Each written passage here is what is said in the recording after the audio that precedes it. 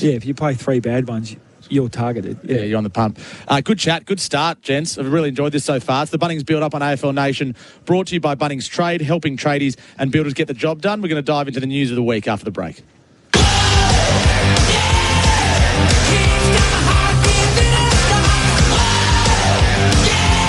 You're listening to the Bunnings Build-Up on AFL Nation, brought to you by Bunnings Trade, helping tradies and builders get the job done.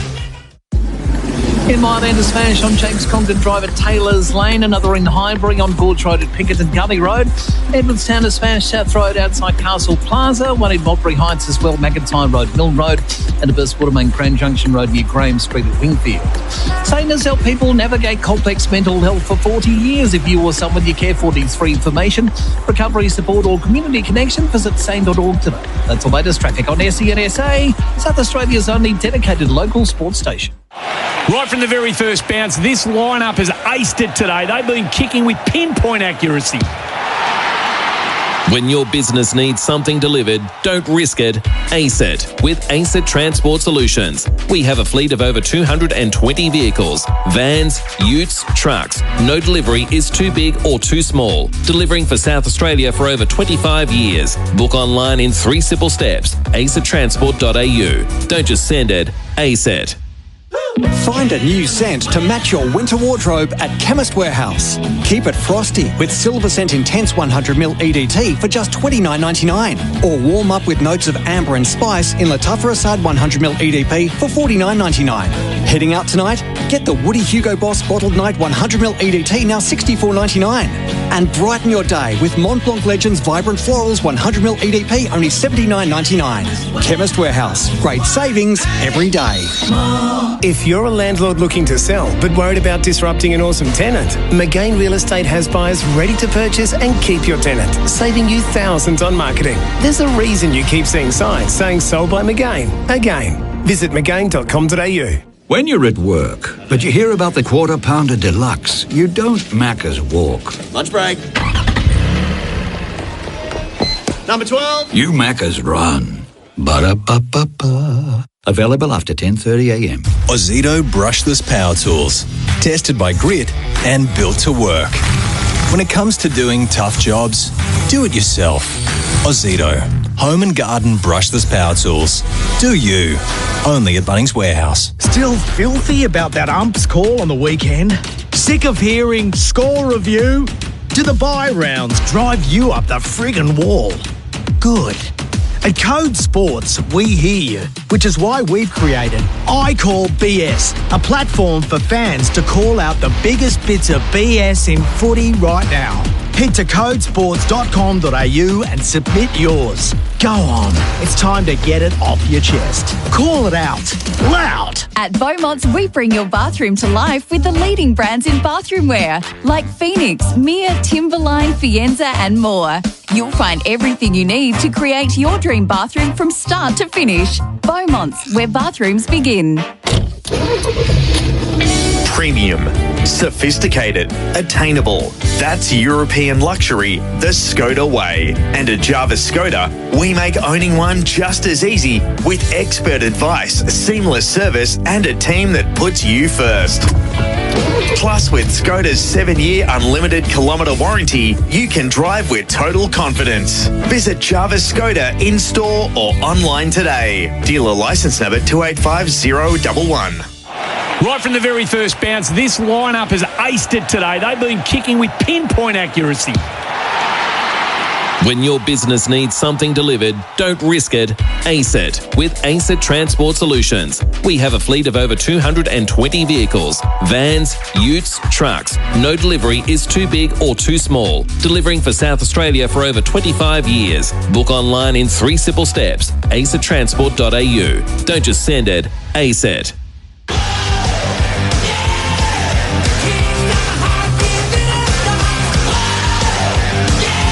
You're listening to the Bunnings Build-Up on AFL Nation. Site ready, site go. Available at Bunnings Warehouse. Welcome back to the Bunnings Build-Up on AFL Nation. Thanks to Bunnings Warehouse. We are at the SCG building up for Sydney versus Adelaide on AFL Nation. Adam White, one of the best callers in the business across a couple of sports, actually, footy and cricket. What else has Whitey called across the journey? Maybe soccer, athletics, tennis. He likes his golf. He loves golf, actually, and he can hit it a long way as well. Jeez, I played with him a couple of times. Did he get you? No, I got him, but he whacks it. He hits it further. I'm just better around the greens. Oh, yeah? No, he's a very good player. And Toby Greene alongside me, Tom Morris with Ken Hinkley here as well. Just sticking with the Saints for a moment. Are you surprised that Max King's looking to come back in and play seniors next week, having not played any AFL footy since round 17, 2024? We've had a few examples this year, haven't we? I'm trying to think someone come back in and played after a year out, and they just... Will Day. He played one game in No, the one VFL? game in the VFL. There was someone else who come back in. Around that time. Who was it? Cody Waitman, yeah. Bevo brought in Cody Waitman from nowhere. No game, no nothing, because I think it was a 5-day break. And he said, if we don't, he misses another game, so they just brought him in. Oh, look, there comes a time where you just don't want him to get injured again before you pick him. Yeah. So don't waste it. Just put him in, and if he doesn't get through, worst case scenario, he gets the best defender. Even first game up, I reckon he still gets the best defender. Yeah. So at least he takes that away, and if he gets through the game and he happens to kick a goal, that's a bonus. If he kicks 2, it's off the charts, great. And if he kicks 3, you're thrilled. And each game he gets through, he's only going to get better, because I think he's the missing piece. If you ask me, for the Saints, a real power forward. We've talked Marshall and DeConey can help out, but there's a couple other blokes there that are just batting above their weight too often, and I think he's a more reliable piece. Yeah. Well, I think we're 23 now. Like, we had Jack off. Sorry? Jack Howe debut. It's spelled off. Offie. We call him Offie. Oh, right, okay. We just realised what you just said. No. Well, he debuted 2 weeks ago, and he played 30% game time, and then and came on and we used him pretty much as a sub. So Max King could do the same thing. He could play 30-40% game 1, game 2 play 50%. With 23, you can actually do that. Yeah. 30 to 40% of game time, and if he gets injured, you still got 4 on the bench. Yeah, well, I don't think... Joffy came on for 5 minutes in the first and second quarter, and then sort of played a normal role the second half. Yeah, okay. Lockie Neal, grand final. Yeah, half-time. Well, he was the sub, but similar thing, isn't that's basically the 5th person now is the old sub. Yeah. So you can do that if you want. So you think Max King is actually the missing piece for the Saints? Well, I think is that significant? Well, I think he could, but I'm thinking back to when he played and was potentially, I knew what he was like as a player and the attention he drew if he was up and about. And if he's got a bit better midfield delivering the ball and, they're a better team through the middle, well, it makes him a dangerous proposition. But, his brother's been Coleman leader, and, well, not quite now, but... and it was always viewed that, I'm not being disrespectful to Ben, but it was always viewed that Max was a better forward. Yep. Ben was probably, I remember going to their house and talking to him, Ben was probably more seen as a centre half-back in some ways, but he felt himself that he could play forward. So yeah. But Max is he was picked 4 in his draft for a reason. It's gonna be hard to be a good player this year, though. Yes. It's just about playing, getting a bit of confidence, and then you can't expect, if he's missed 2 years of footy, you just can't. Yeah, how hard is that to get back? Even if he's training hard for a month beforehand. It's almost, and he hasn't been because he's been injured. So it's just about getting confidence and playing, and then maybe play 3 or 4 games at the end of the year, just to say you've done it, and then you can have a normal pre-season. But I can't see him being a good player this year. What's the risk? Is it collision or is it soft tissue? Well, I think about Johnny Patton. So he's done 2 or 3 knees, and John, by his 3rd time, he was scared to jump for footies. It took him a month to. As you would be, your career's on the line, you do another knee, or, with Ben King, he's sort of had a few different things, but at the same time, he's just worried about getting through games instead of playing well the first couple of weeks. Yeah, he doesn't want to get another injury. He doesn't want to miss the next week. He just wants to find a way through that game. Can you have players in your team that are just finding a way to get through? I mean, how hard is that? Especially as a key forward, collisions. If you're not ready to win, of course you can. Yeah. St Kilda would be smart enough. No, they're not ready to win the premiership. So, but if they get 4 games into Max King between now and the end of the year, then he approaches pre-season having got through that nervousness of, I can't play, I get injured all the time. If he gets a month of footy without an injury, I think that's a pretty big positive. Tell you what, the text machine likes you, Kenny, but more so Toby. Oh. Hi, guys, I'm loving Toby on air. How good. I'm a Collingwood supporter. There you go. Oh, hello. A couple of other text messages which we can't repeat, Kenny, at the moment. From Fly. From Fly. Well, which brings me to my next point. Kenny, did you ever text players from opposition teams like Chris Scott did to Zach Merritt and say, come on join us? As if I'm going to tell you that. Why not? Don't tell us the players. Did it happen? Yeah. Yeah. And did you... Well, not before you had initial contact, though. No. Like, so I'm not saying I haven't cold text and said, hey, listen, Toby Greene, would you love to come and play at Port Adelaide? Did you ever text Toby? 5 times. Every time he's out of contract. Could you please miss this week's game? He didn't know it was anonymous, the text. But you were big at the start of the year, Kenny, on the advantage that the State of Origin coaches have coaching players who are potentially on the move at the end of the year. And Chris Scott coaches Zach Merritt, then he texts him in the last week and says, come and play for the Cats. Do you think that's an unfair advantage or just part of the industry? No, I said at the start of the year, I think it's not so much an unfair advantage, it's an advantage you don't have to get. Yep. Like the AFL make the decision of who's going to be the State of Origin coach. And I said at the time, Adam Simpson could have coached the Victorian side. He was a coach, and he could have just jumped in the seat and coached it. I mean, John Worsfold or Guy McKenna or someone could have coached the Origin of WA. But I don't care who you are. If you're a good coach, you're creating relationships. You're creating connection. And it might only be for 4 or 5 days, but that's sometimes all it takes. And Chris is a genius, I'm sure, at getting to know the players and know what they can do. And he took the advantage. I mean, Sam Mitchell jumped up pretty quick to go. Yeah, didn't he? Sam was pretty keen to get there, and so he's as active as anyone. Yeah, and why wouldn't you? If that's a small advantage you can get, I'm not blaming the coaches. I'm saying it's AFL. What a mistake to give them a leg up like that at the start of the year when they get to go and play with or coach the best. You were there, coach the best 27 or 28 players from Victoria. Was there any catch-ups with people you didn't know, Toby? Just friendly catch-up? Yeah, definitely. Yeah, like I didn't know. Being from Sydney, I didn't know a lot of the boys. Like I obviously played against them for a long time, but I hadn't really spent much time at functions or things that you would if you're a Victorian player. So yeah, I met a lot of guys that I hadn't really met. It's Chris Scott, he was great. Sam Mitchell was great. So you actually had to catch up with them? Oh, not really. We sat at breakfast or lunch or dinner, like with everyone. So not just a coffee, you and them. Nah, but I don't think. I mean, if. I kind of disagree with you a little bit, Ken. It wouldn't come into my thinking. No, it's not in your thinking, mate. I'm not blaming the player. No, I know who's thinking like it. Yeah, coaches. Yeah, mate. I'm looking for an advantage every opportunity I get. Yeah, well, I agree with that. If that's what they're trying to do, but at the same time, I was pretty they built the game up like I was trying to win, like it was a proper game. Oh yeah, they still coach properly. Yeah, like it definitely wasn't a piss take as such. Like it was taken very seriously. And do you want it to happen again? I'd love to, yeah, really? But it sounds like we're not playing. Yeah, it sounds like next year South Australia versus WA. Is that disappointing? Do you think it should be yearly? Well, it is for me because I'm older. Maybe another 180 more games, as you said earlier. Well, how do we get it to NRL? I mean, you've lived in Sydney. How do we get it to NRL-style State of Origin where clubs can accept it?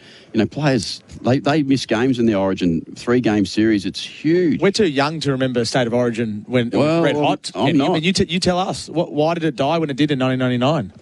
Because it became a national competition pretty quickly, and then players were playing almost an interstate team every second or third week, so it felt a bit much like that. And then you were playing it in the middle of the week. Right. So it wasn't Wednesday night sort of stuff? Yeah, it wasn't. Which is what NRL is. Yeah, okay. So that's probably the reason why it can't work. Yeah, well... It died for a reason 26 years ago in that current format. What happens with the NRL, I think, as much...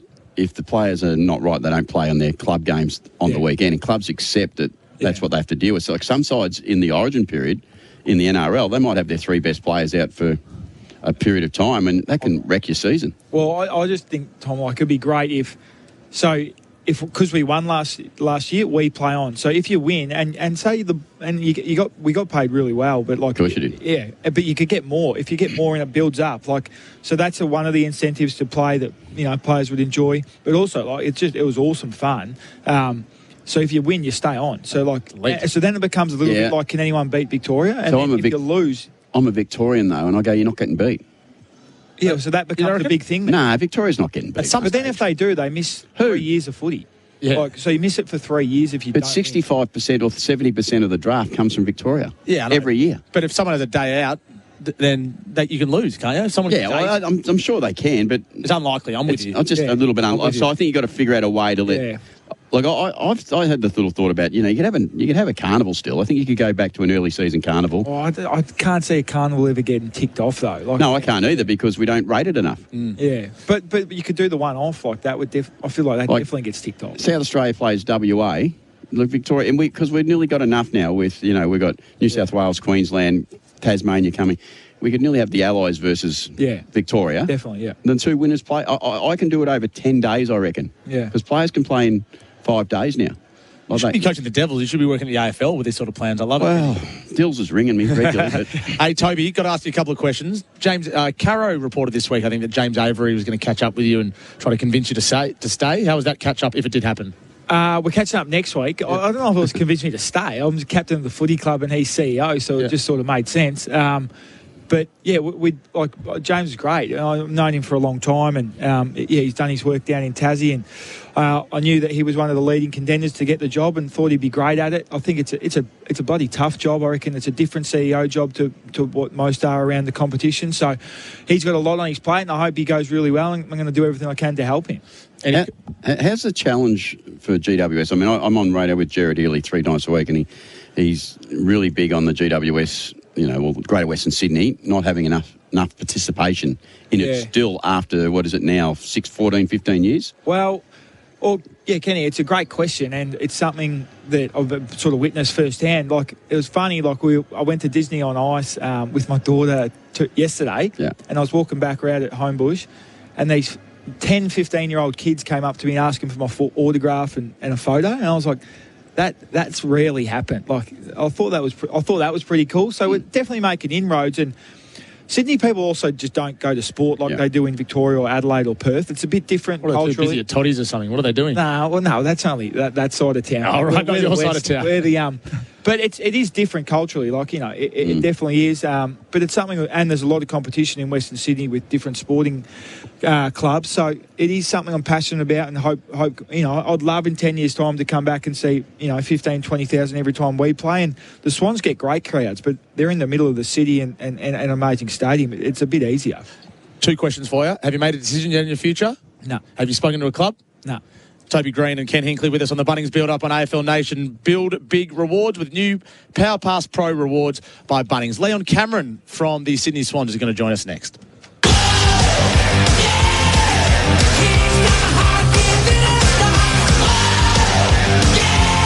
You're listening to the Bunnings Build-Up on AFL Nation, brought to you by Bunnings Trade, helping tradies and builders get the job done.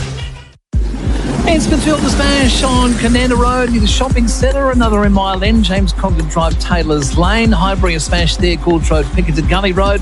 One at Edwardstown on South Road outside Castle Plaza. And a Burst Watermain Grand Junction Road at Winfield near Crane Street there as well. The cat's out of the bag. Aldi prices just got Aldia across the Choco mini range. Now only $4.99 per pack. Aldi, good difference. That's the latest traffic on SENSA, South Australia's only dedicated local sports station. Right from the very first bounce, this lineup has aced it today. They've been kicking with pinpoint accuracy. When your business needs something delivered, don't risk it. Ace it with Ace It Transport Solutions. We have a fleet of over 220 vehicles, vans, utes, trucks. No delivery is too big or too small. Delivering for South Australia for over 25 years. Book online in 3 simple steps. aceitransport.au. Don't just send it, ace it. Since 1912, Australia's seen cars change and change and change. And Morn Team shares that automotive history with South Australia. Proudly SA family owned and operated for over 110 years. They've got dedicated Ford, Kia and Hyundai experts, over 150 pre-owned cars in their lots, a renowned service department and offering obligation-free test drives. That's why everybody's talking about Morn Team. Visit Morn Team Auto Group from 983 to 1013 Port Road, Cheltenham. MVD 182170. If someone tells you the new Quarter Pounder barbecue bacon is here, you don't Macca's walk. Yeah, I'll be right back. Number 43. You Macca's run. Ba-da-ba-ba-ba. Available after 10:30 a.m. If you're a landlord looking to sell but worried about disrupting an awesome tenant, McGain Real Estate has buyers ready to purchase and keep your tenant, saving you thousands on marketing. There's a reason you keep seeing signs saying sold by McGain again. Visit mcgain.com.au. Did you know that groundbreaking treatments come to life thanks to people like you and me? That's right, we hold the power to change lives. Your participation in a CMAX trial today can contribute to discoveries that could pave the way for better prevention and treatment of diseases tomorrow. CMAX values your safety, comfort and time above all. All participants are paid about $400 per night for their contribution. Keen to see if you would be eligible for a CMAX trial? Log on to cmax.com.au. That's cmax.com.au. Ugh, that's enough to send shudders down anyone's spine. Did you know termites cause more damage to Adelaide and Australian homes each year than fire and flood combined? That's over $1 billion. But there's a simple solution. Start with visual termite inspection from SA's leading pest control specialists. Your team from Murray's. No worries. Team from Murray's. Go to murraypestcontrol.com.au. Running towards goal. Whoa, that's holding the ball. That commentary with a little adult twist is brought to you by Sexyland. They get it, now so can you. Right to the final siren. Australia's biggest range of sexy costumes, lingerie, couples toys and fun gifts and games for adults. Sexyland. Open till midnight, 7 days a week in 3 locations, including St Mary's Store. Or shop online for 2-hour delivery at sexyland.com.au.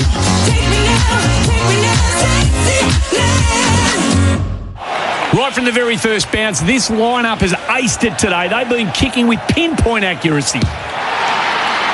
When your business needs something delivered, don't risk it. ASET with ASET Transport Solutions. We have a fleet of over 220 vehicles, vans, utes, trucks. No delivery is too big or too small. Delivering for South Australia for over 25 years. Book online in 3 simple steps. asettransport.au. Don't just send it, ASET.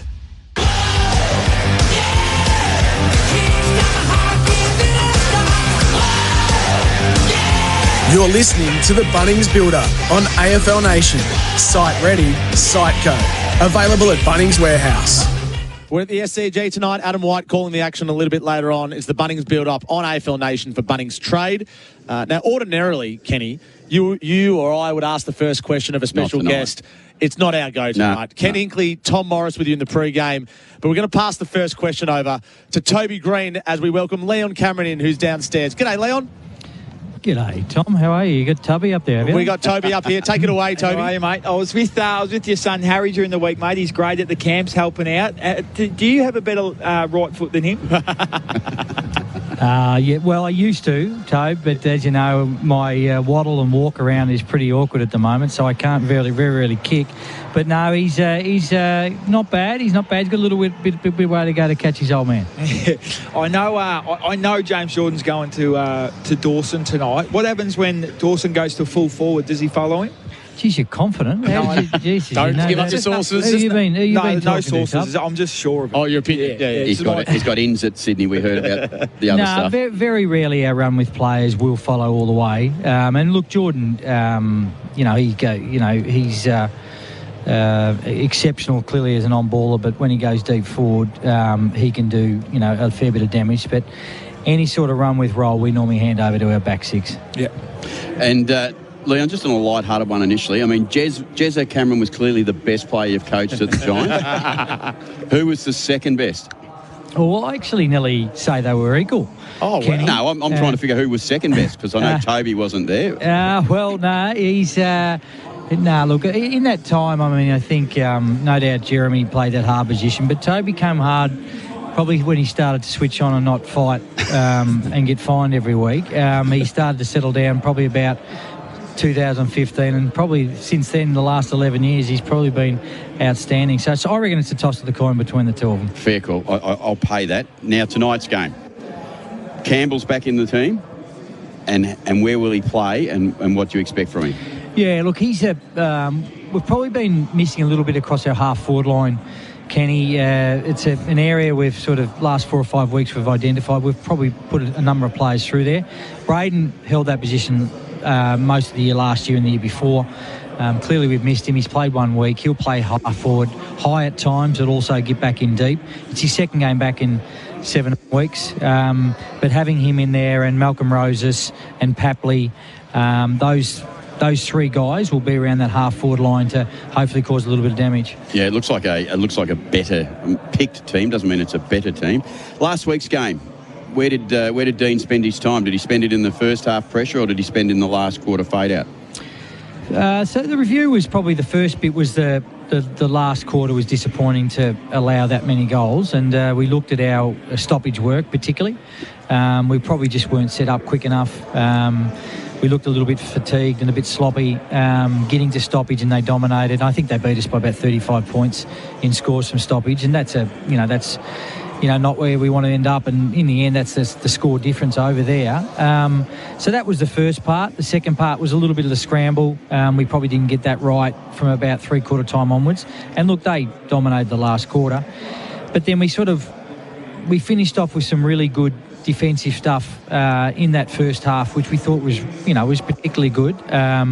And to sort of keep them to 9 or 10 points in a half of footy was probably our best effort. We probably just didn't cash in ourselves. But then flip side, we were disappointed with the way we ended. Yeah, Leon, I've got the Grundy versus McAndrew battle tonight. I reckon that's huge, and it might be a bit slippery and a fair few stoppages tonight, maybe more than usual. How is Grund's body going? Is he, I know he does a whole heap of work for you boys throughout the year, and is he still feeling good running on top of the ground?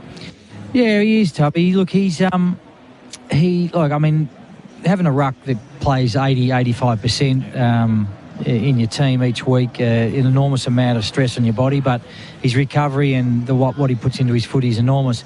But it's going to be a huge battle, and young Lockie McAndrew, he came through our academy and then found himself probably stuck behind Grundy, Laddams, and we brought in a young Will Greene, and so when he finished up a couple of years ago, he went over and played Samford for a year, and now he's found his spot, as the number one ruck at the Crows. So there's no doubt he's going to, want to prove a point. Grundy wants to make sure that, he bounces back, even though they had, him and Jackson had a really good duel for probably about 2.5, 3 quarters last week. So it's intriguing for us. Hopefully, Brody, and we're really confident in his follow-up and taking the ball forward, and we can come out the front a little bit more and put a bit of forward half pressure on the Crows defence. Last one from me, Leon. Just injury update. Can you give us a snapshot of where Amadi, McInerney and Wicks are at? And they're probably the three that are not in the team. Would that be fair? Yeah, you're right there, Kenny. So Wicks is 2 weeks away. He won't play this week or next. He'll play, I think we play St Kilda. McInerney's 4 weeks away. He'll play the last couple of home and aways, and Amadi will be ready to go the week of the bye in the finals. So they're coming along. Disappointing we've got a couple out, but to be totally honest, out of our probably best 25, 26, we've got 19 to 20 of them running out there now. Leon, last one from me. Did you ever think that Toby would have a future in the media when you first started coaching him?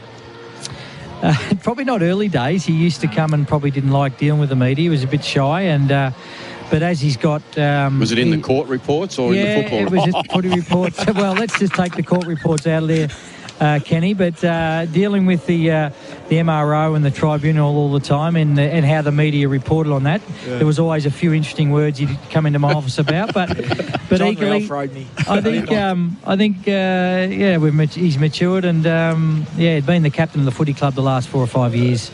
No doubt has helped him, and I think it's a path he's probably looking forward to when he finishes his career. Yeah, it's, he's doing a great job, and it's interesting. It's sort of traded places with you, Leon. I think a couple of years ago you were doing crunch time, weren't you? Now you work at the Swans, and now Kenny and Toby are here as well. So we appreciate your time on AFL Nation tonight.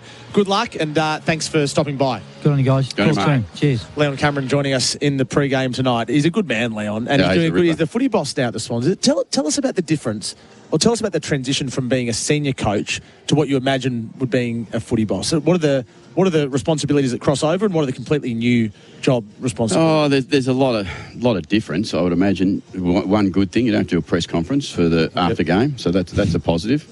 You've still got, as a footy boss, you've still got relationships you've got to keep. I think from my experience with Chris Davies at Port particularly, he was really important with communicating with the players, and he was like another coach in some ways, because players feel a bit safer sometimes with the footy manager than they do with the coaches, because it's, he can be coming at them from a slightly different angle. So Leon would still do a lot of work with the the relationship side of things with players. He'd be the sounding board. He'd be given the feedback that some players won't give the coach directly, and he'll be able to get it from them and deliver it back because he understands what a coach needs to know. That would be the critical piece. So do you think some players would give feedback to Chris Davies to then pass on to you? Yeah, I have no doubt. Is that quite normal in a footy environment?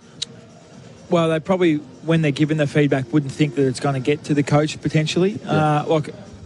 Yeah. It'd be interesting because our ones are set up a little bit where Jace is sort of list manager / GM, so it'd be a bit. I think it's a little bit different to what it is at most clubs. Ours was more around. It mightn't be exactly Toby Greene said this. It would be Ken. This is something that's a little bit of a concern or an issue, and something you can actually fix up here.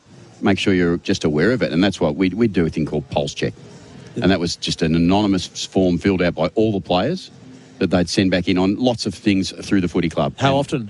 Every quarter almost, because we wanted to know how they felt before the season. Because if you get before the season, you get halfway through the year and you've lost, you've gone 0-8 or something like that. You go, well, it's going to be a different report.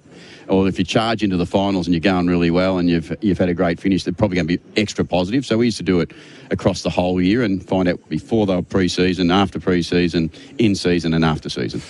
How close are the Giants playing to best footy at the moment, do you reckon?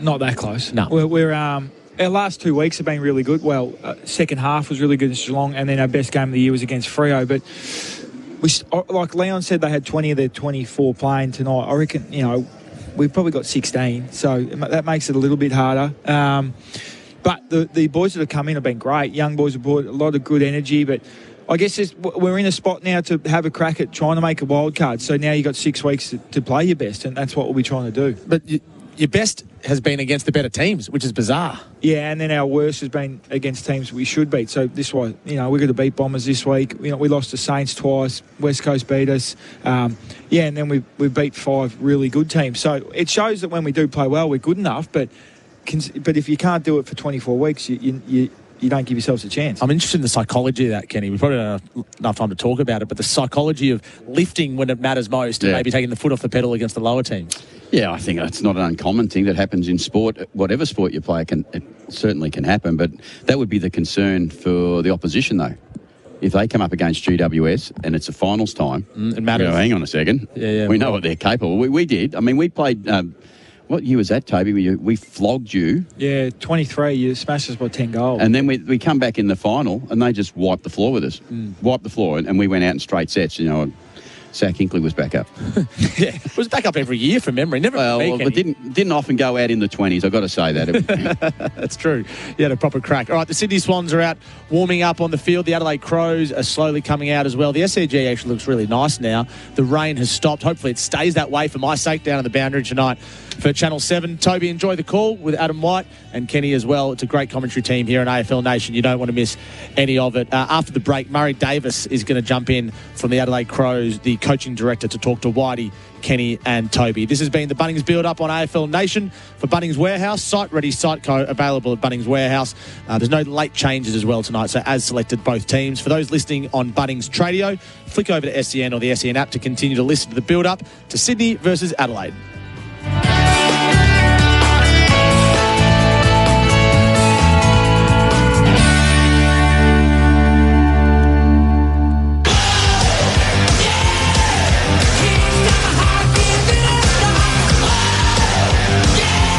You're listening to the Bunnings Build-Up on AFL Nation, brought to you by Bunnings Trade, helping tradies and builders get the job done. Ed Smithfield is smash on Cananda Road near the shopping centre. Another in Mile End, James Congdon Drive, Taylor's Lane. On Highbury as well, Gorge Road, Pinkerton, Gully Road. Smash in Edwardstown being cleared. South Road outside Castle Plaza and a burst Watermain Crane Junction Road, Graham Street at Wingfield as well. Power up Android at Telstra. Discover great deals on the latest Android phones on Australia's best mobile network. Visit Telstra today.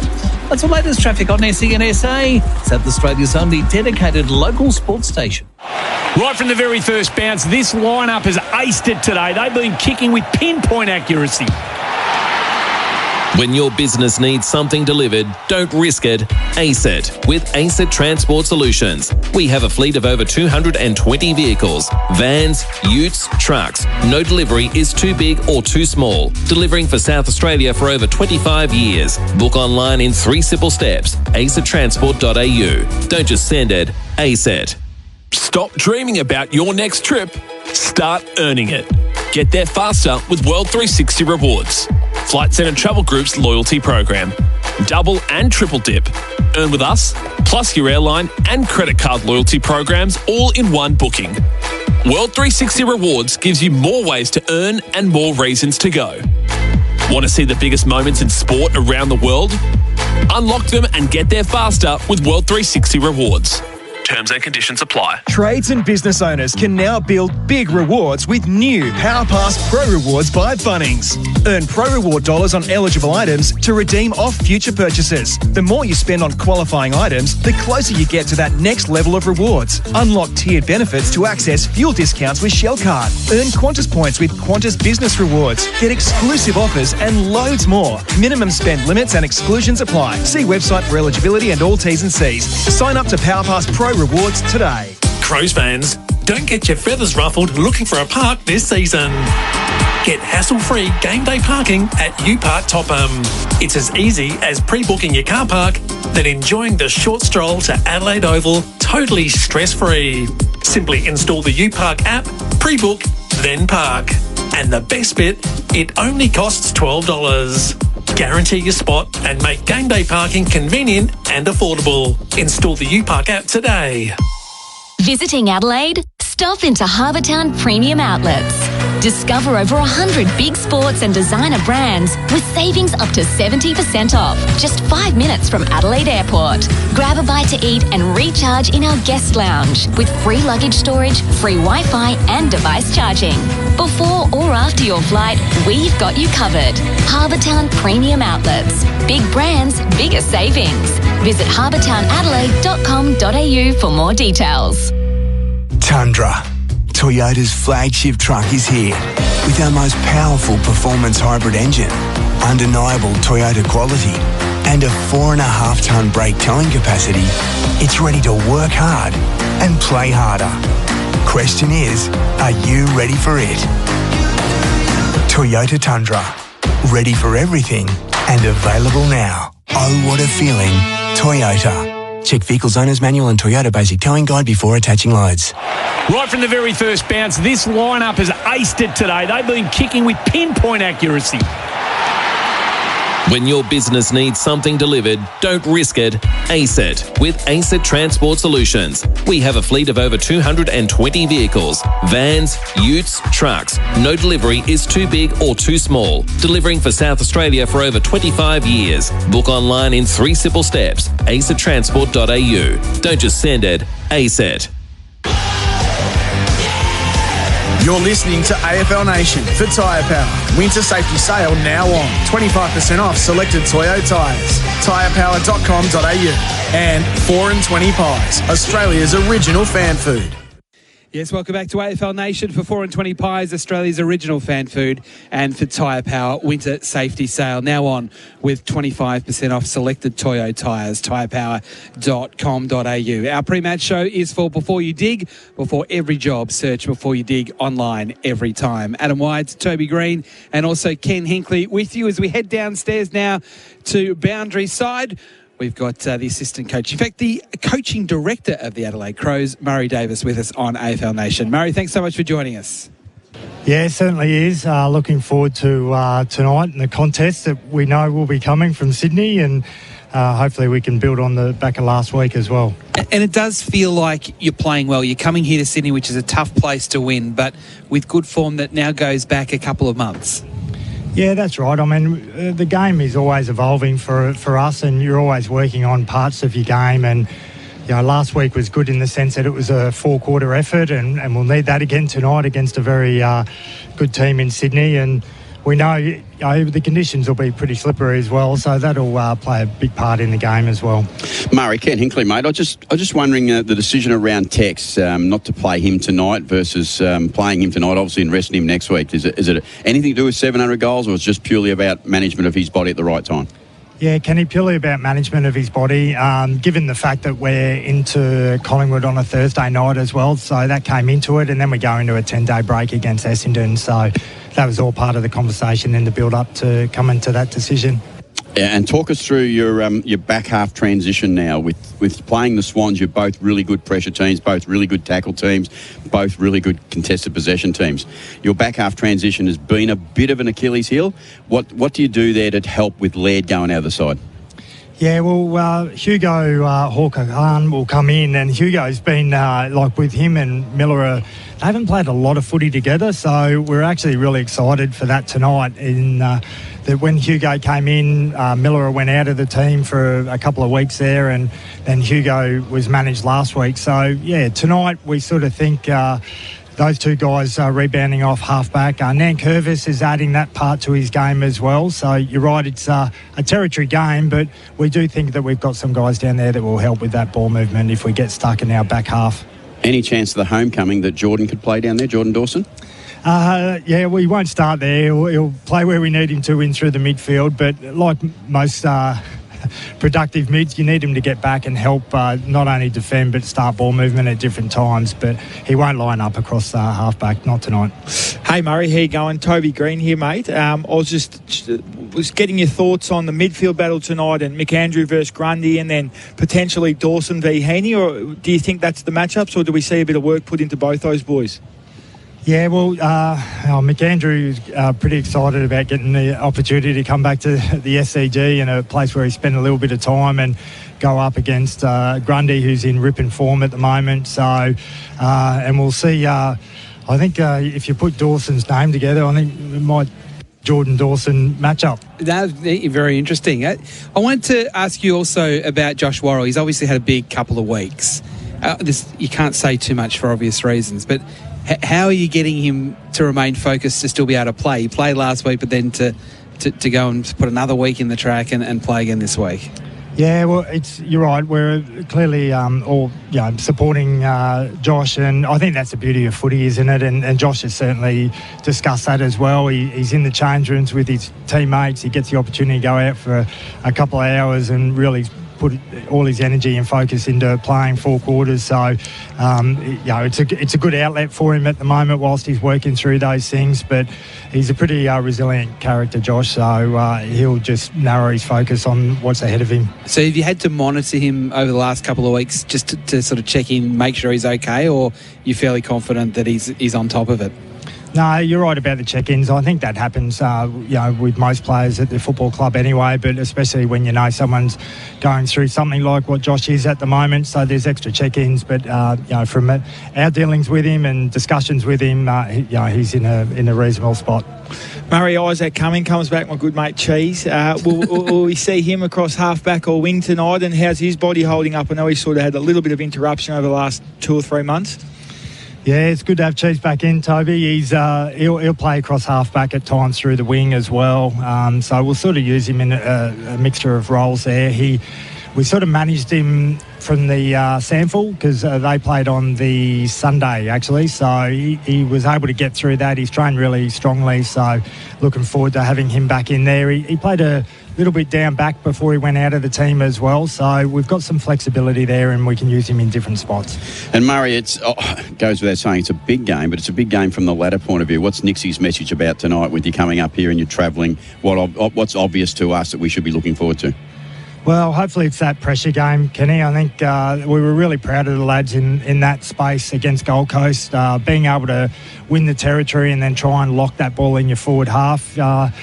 I had a good look at my old mob in Brisbane that played Sydney at the Gabba, and Harris Andrews, he spoke about it after the game where he talked about you have to be fearless and you have to be able to come forward and chase from behind, and that's what hopefully you're seeing tonight. Numbers in the screen, if you like, and we've got to be able to rely on that chasing pressure. And if the ball gets out the back at different occasions, we have to be prepared to live with that. But the pressure is the good starting point for us tonight. So, Murray, the last question I've got for you is just around the conditions and how much that impacts the way the game's played. You're one of the toughest teams in the competition with the ball in contest. Do you see that as an advantage tonight, or Sydney are pretty good at it as well? That's the reality. Yeah, I think that's why it's such a good game. Hopefully that's where it ends up. I think both teams are pretty good in that area. But there is also an element, I think, because of the conditions, and I mentioned about chasing from behind and getting that frontal pressure. You've also got to hold some shape behind the ball as well, because you know that some of those Sydney forwards, if they're even, they're leaving. They'll get out the back on you pretty quick. So we've got to bring that pressure, but we've also got to make sure we hold some shape behind the ball. So there'll be a game within a game, I'm sure, from both teams in that aspect. Well, all the very best tonight. We're looking forward to it up here. All right, have a good call. Thanks, guys. Thanks, Murray. Murray Davis joining us at boundary level. Both teams are out on the ground at the moment doing their warm-up for Ream. Steady, hot and strong. We're going to take a break. It is the pre-game show for Before You Dig, before every job search, Before You Dig online every time. But as we go to a break, let's get a market update with all the latest odds, thanks to PointsBet. An odds update brought to you by PointsBet. It's like hot sauce, but for footy. Jules the Soup here with an odds update for PointsBet. Friday night footy, it's second hosting fifth at the SCG. The Swans off a loss and the Crows certainly building form at the right time. But at the SCG, the Swans are $1.50 favourites. Adelaide, $2.60. The line just 12.5 points at $1.88. Remember tonight, apply your Pullum token, build out your same game multi, minimum 4 legs and $5 total odds. If a leg's not firing by halftime, remove it via the bet slip before the start of the third quarter. So here's tonight's multi.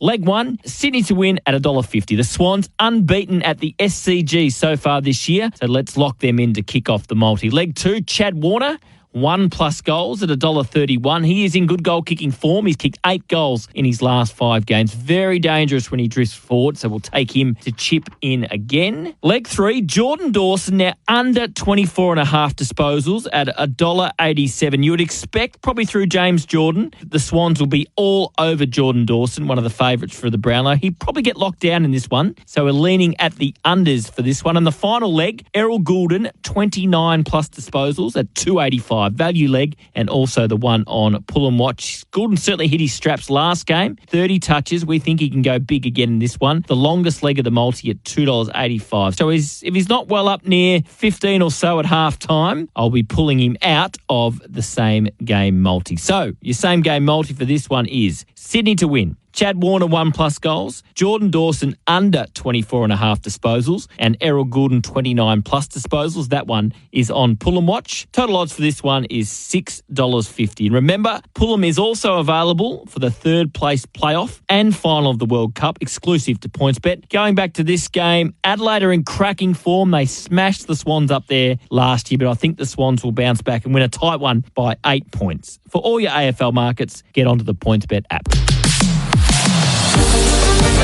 Brought to you by PointsBet. It's like hot sauce, but for footy. PointsBet, built different. Imagine what you could be buying instead. For free and confidential support, visit gamblinghelponline.org.au. You're listening to AFL Nation for Tyre Power. Winter safety sale now on. 25% off selected Toyo tyres. Tyrepower.com.au. And 4 and 20 Pies, Australia's original fan food. Right from the very first bounce, this lineup has aced it today. They've been kicking with pinpoint accuracy. When your business needs something delivered, don't risk it. Ace it with ACET Transport Solutions. We have a fleet of over 220 vehicles, vans, utes, trucks. No delivery is too big or too small. Delivering for South Australia for over 25 years. Book online in 3 simple steps. acetransport.au. Don't just send it, ace it. Hello, Frank Walker from National Tiles. The National Tiles famous annual half price clearance is on now. Right now, rush into National Tiles and pay half price for hundreds of beautiful National wall and floor clearance tiles, all with our exclusive lifetime guarantee. Yes, right now, rush into National Tiles for our famous half-price annual clearance on beautiful National wall and floor clearance tiles. But you'll have to be quick, so rush into National Tiles or go online now and save. Conditions apply. Pop into into your local servo with a smile where happiness is served daily. If you need to fuel up, grab a lunch on the road, buy chocolates to say sorry, or just a clean place to pee, they've got you covered. Look out for Sunny to find your local Sunrise store. It's the place we can all play respectfully at nighttime. The Palace, Adelaide's premier gentlemen's club. Whether you're out for a couple of drinks or you're booking the Bucks party he'll never forget, The Palace is Adelaide's best. Undressed. Good times, great vibes. The Palace is Adelaide's premier gentlemen's club for a reason. Come along. Upstairs, 111 Hinkley Street. Open from 8 p.m, 7 nights. So much fun. thepalace.com.au. Did you know that groundbreaking treatments come to life thanks to people like you and me? That's right, we hold the power to change lives. Your participation in a CMAX trial today can contribute to discoveries that could pave the way for better prevention and treatment of diseases tomorrow. CMAX values your safety, comfort and time above all. All participants are paid about $400 per night for their contribution. Keen to see if you would be eligible for a CMAX trial? Log on to cmax.com.au. That's cmax.com.au. Ever tried online dating? But when they show up, it's not quite what you expected. That's exactly what digital staging feels like for home buyers. In today's AI world, don't let your first impression be an oh no moment. Kixo Home Styling create real spaces that deliver an oh wow feeling using the latest furniture and styling designed to impress. Even better, there's no upfront cost. It's all settled when your property sells. When you're selling, tell your agent you want Kixo. That's KIXO. Crows fans, don't get your feathers ruffled looking for a park this season. Get hassle-free game day parking at UPark Topham. It's as easy as pre-booking your car park, then enjoying the short stroll to Adelaide Oval totally stress-free. Simply install the UPark app, pre-book, then park. And the best bit, it only costs $12. Guarantee your spot and make game day parking convenient and affordable. Install the UPark app today. When you're at work, but you hear about the Quarter Pounder Deluxe, you don't Macca's walk. Lunch break. Number 12. You Macca's run. Ba-da-ba-ba-ba. Available after 10:30am. Right from the very first bounce, this lineup has aced it today. They've been kicking with pinpoint accuracy. When your business needs something delivered, don't risk it.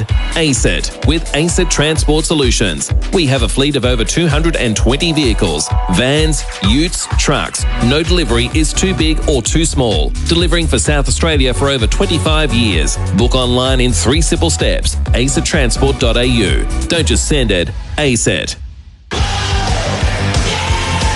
You're listening to AFL Nation for Tyre Power. Winter safety sale now on. 25% off selected Toyo tyres. Tyrepower.com.au. And 4 and 20 Pies, Australia's original fan food. Yes, welcome back to AFL Nation for 4 and 20 Pies, Australia's original fan food, and for Tyre Power Winter Safety Sale, now on with 25% off selected Toyo tyres, tyrepower.com.au. It is all part of the pre-game show for Before You Dig, before every job search, Before You Dig online every time. The good news here at the SCG is that the rain has pretty much stopped. Not quite, but nearly. If you were playing golf, you wouldn't have the umbrella up, Kenny. You just play through this, so that's good news. But there was not many golf courses with lights, though, is there? No, that's true. That's very true. Driving ranges, but not courses. 34 mils of rain fell here yesterday, and there's been another 4.5 today. So you're probably best. In fact, you are best, Toby, to talk about the weather over the last couple of days. It hasn't been great. No, it hasn't been great. It's been a little bit wet. Certainly the last 2 days, and SCG can get slippery. So the centre bounce is that it's really hard to change direction, and then outside of that it'll be a bit dewy. So, well, there isn't really long stops anymore. But I want to ask you exactly that question. Well, you mentioned it. Do you wear the same boot irrespective of the conditions, or do you have different sorts of boots? I reckon I'm the only one who pretty much has long stops. But you can't wear the metals anymore, so you have to wear like these plastic special ones, which I've got.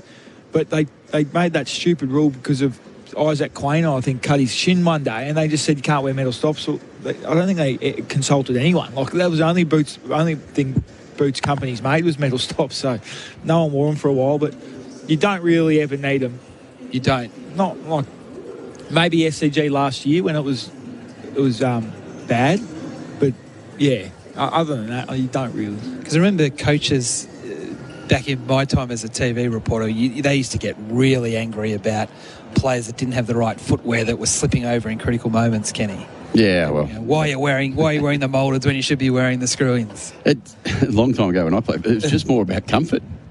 They were too hard on your feet, so you'd better off to have comfort in your feet. And not to say, well, you slip over or you fall over almost anyhow. And if it's only greasy, it's not going to really help you because it's going to be just like skates. Whereas if it's old-fashioned footy and it gets a bit muddy, and maybe then they can get a bit of purchase. But on these decks that they play on now, they're just beautiful. They're rarely, and that's why when you see a really wet game, you're not like Hawthorn and Carlton last week when they've seen the sideways rain. So you don't normally face those sort of conditions. And if you were sitting at home watching on the TV and listening to us on the app, you'd be sitting there going, well, there's nothing wrong with that ground. And that's what happens when you're out there playing. These boys go there and play, and it's really slippery, and people are going, they fall over. They shouldn't be falling over. They're professional footballers. They don't realise how actually wet it is. So tonight will be one of those nights. Someone will slip over the inconvenient moment, and hopefully it doesn't cost them too much. Toby, I was an old Fitzroy supporter, so I remember watching Kenny play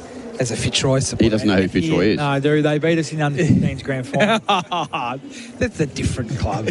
No, he was on this ground. You remember everything. You kicked a check side on the run to the end that we're at the moment. Look, if you want the facts, Paddington end, I think. If you want the facts, it was 5.5 off the bench when you didn't come off the bench. Toby, I'll point you out. There's a left-hand goalpost down there. Siren's gone. Mark the ball. Have to take a shot. We weren't doing snaps. We weren't doing the snaps, Left foot banana. Straight through. Yeah, that's hard to do. Oh, you do it easy. And then you broke Fitzroy fans' hearts like me. Well, I did what Toby might do, and that's I went to Geelong. I did. I went to Geelong. You did go to Geelong, and you played in grand finals. And lost them. Yeah. You have to bring that stuff up all the time. Why do you do that? Because I was talking about Fitzroy. You talked about Geelong. That wasn't me. No, you did that because you're talking about Toby, not me. No. The game that you've got on Sunday against Essendon, I'm not sure how much you spoke about it earlier with not a lot. Not heaps. It is a big game for you, and we can sort of joke about, it's just it's got to rock up and win.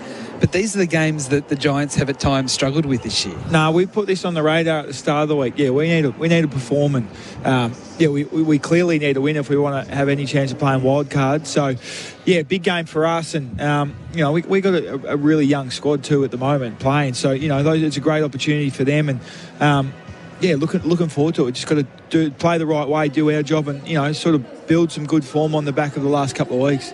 I think it's been understated how well you've been going, considering how many players you've got out of your team that you would say is in your best 18.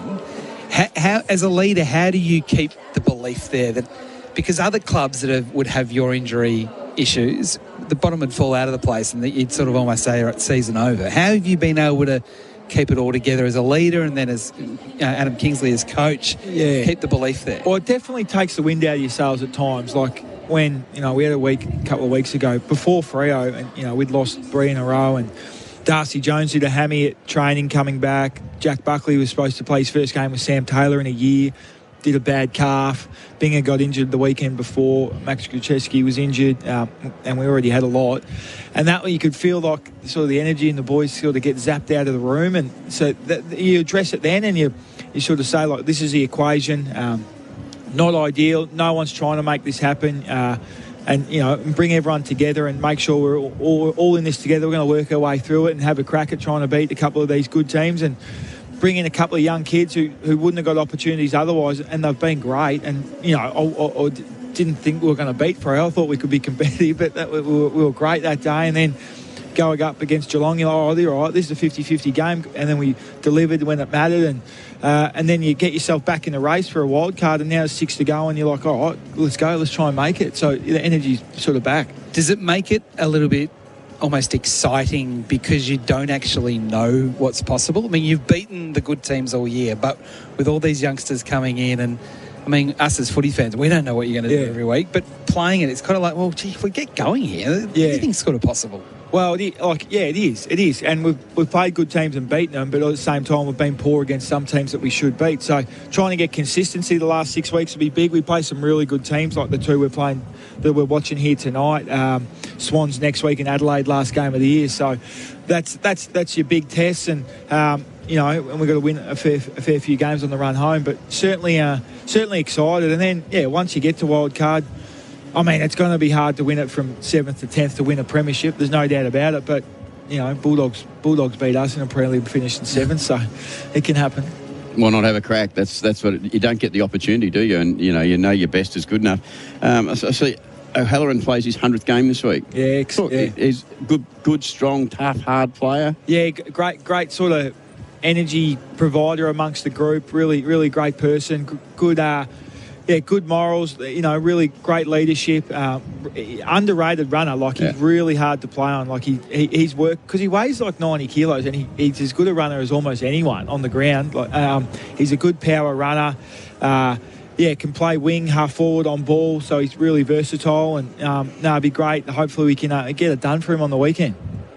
He's a good story with what he's been able to do. Yeah. Nothing's come easy for him. No, he's sort of been on the fringe for his whole career, really. Yep. And I think he spoke about that during the week in an article. So, he certainly had to earn it. And hopefully, when he has a kid one day, it's a baby giant now. That's right. Exactly. That's a good call. Very good call, actually. Right. But the Bombers have made a few changes too. So I won't go into it in too much depth. No, we haven't got time now, but we might a little bit later on. Darcy Parish has been dropped by the Bombers. You predicted that. Well, he's I think 17 disposals and 15 in the last 2 weeks. So I think he's carrying a bit of a knee issue, but that's a big statement to have him out of the team as one of the leaders of the side.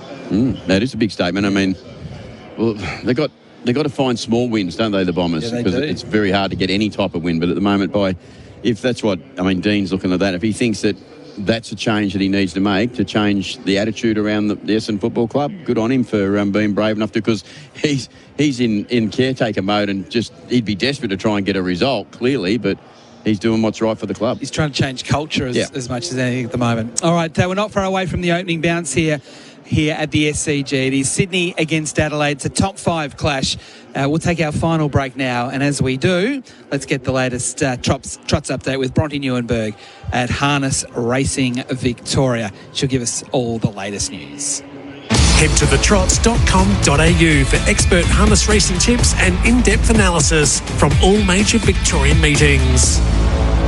Thanks, guys. Well, it's the biggest night in harness racing in Australia this weekend. We get to see the Inter-Dominion finals at Albion Park. The champion, Leap to Fame's got one of the biggest tests of his career, Barrier 11.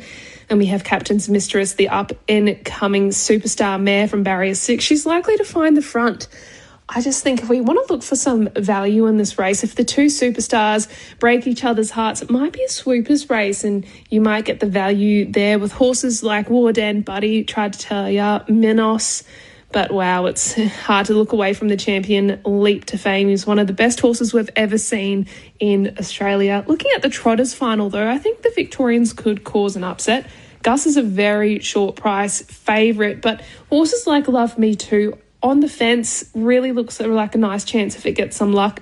Or a horse like Rockin' With Attitude, that blistering gate speed might be the mare to find the front here. We also have the Ace Barrier for I'm Bobby, who's one of Victoria's best trotters. So that's exciting action there at Albion Park. But looking at Melton, my best bets, let's combine two of the Emma Stewart runners and try and find some value there. Race 3, number 9, Fair Play, and race 6, number 2, The Art of Success. They both look nearly unbeatable, and I think if we combine them together, we are going to get some value. So I'll be out on track hosting. You can get all the behind-the-scenes action there on Sky Racing 1 or the Sky Racing Active app, of course, at Trots Vision as well at thetrots.com.au. All those behind-the-scenes questions with the drivers really help us shape those last-minute market moves. So good luck to everyone involved this weekend in harness racing. Head to thetrots.com.au for expert harness racing tips and in-depth analysis from all major Victorian meetings. You're listening to AFL Nation for Tyre Power. Winter safety sale now on. 25% off selected Toyo tyres. Tyrepower.com.au. And 4 and 20 Pies, Australia's original fan food. Right from the very first bounce, this lineup has aced it today. They've been kicking with pinpoint accuracy. When your business needs something delivered, don't risk it. Ace it with ACET Transport Solutions. We have a fleet of over 220 vehicles, vans, utes, trucks. No delivery is too big or too small. Delivering for South Australia for over 25 years. Book online in 3 simple steps. acetransport.au. Don't just send it, ace it. Adelaide, meet your new obsession. It's the world's fastest growing sport. Fast, social, addictive. Welcome to PaddleFit, Australia's first dedicated paddle facility. Think tennis meets squash, but way more fun. Close to the city with on-site parking, it's so easy to get involved. You can play casually, join social sessions, or book coaching. PaddleFit. Go on, give it a shot. Download the PaddleFit app and book online. PaddleFit, Adelaide's new home of fun and fitness.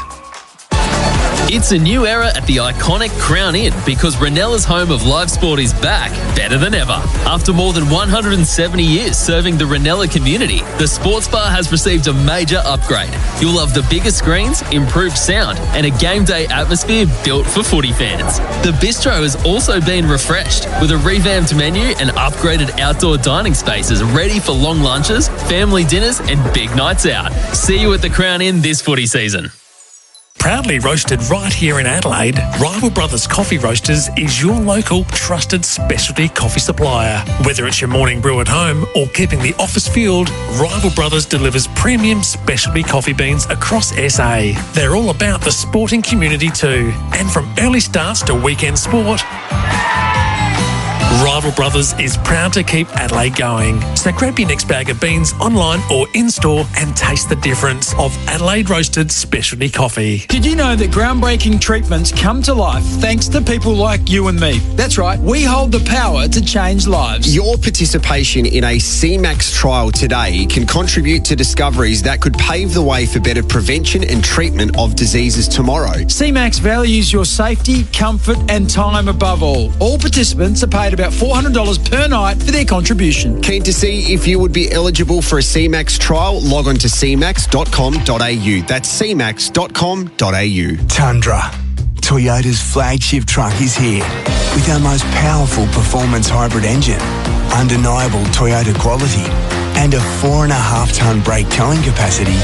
It's ready to work hard and play harder. Question is, are you ready for it? Toyota Tundra, ready for everything and available now. Oh, what a feeling. Toyota. Check Vehicles Owner's Manual and Toyota Basic Towing Guide before attaching loads. The rising cost of living is being felt by almost everyone. For many families, it's making it even harder to put food on the table, pay rent, and cover other essential items. As the pressure grows, more people are turning to Uniting SA's emergency assistance for support. With your help, they can provide food, warmth, and everyday essentials to people doing it tough this winter. Make a tax-deductible donation to the Uniting SA Winter Appeal. Visit unitingsa.com.au. Right from the very first bounce, this lineup has aced it today. They've been kicking with pinpoint accuracy. When your business needs something delivered, don't risk it.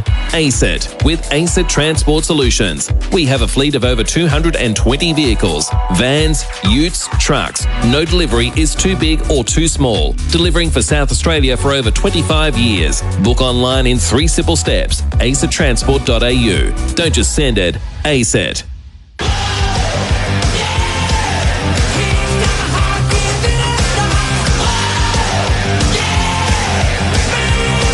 You're listening to Crows Nation for DD. Say yes to going out after the game with DD.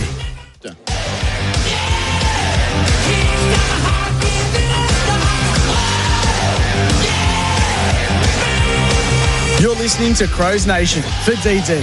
Say yes to going out after the game with DD. Good evening and welcome to Crows Nation for DD. Say yes to going out after the game with DD, and this is the pre-game show for Toyota. GR Corolla, the hot hatch, That's made untamed. Miles Fitzner with you for the match between the Sydney Swans and the Adelaide Crows here on Crows Nation. Well, a man that used to dominate in the Adelaide Crows jumper, 149 games, 296 goals, the 200-centimetre man mountain, Josh Jenkins joins me for Crows Nation. JJ, hello to you, my friend. Good evening, Miles. Massive game, this one. Top two potentially at stake for the Swans, and any hopes of the top four for the Crows certainly go on the line tonight. I think the loser certainly loses touch and grasp of that position, and the winner is in the box seat to finish top two or top four, and we know how important both are. What about the form lines of these two teams leading in? And we're going to get to the key matchups very shortly. And, of course, our major partner is CMAX. Help advance tomorrow's healthcare by joining a paid clinical trial at CMAX, registered today at cmax.com.au. The form of these two teams, you've got the Crows, so they beat Gold Coast by 79, West Coast by 25. They lose to Port the Showdown. They roll the D's, which is massive. They smash the Dogs, which is massive.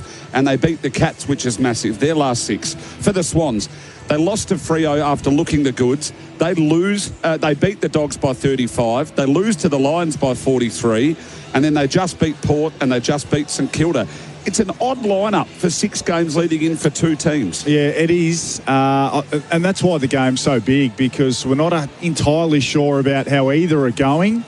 Look, Sydney played fairly good footy last week. They just got completely upended and steamrolled in that last quarter against Fremantle. And the Crows I don't think have really got to their absolute best. They haven't really resembled last year's team at any stage, except for maybe the game against North Melbourne and one or two other performances. For the most part, they've really had to grind away.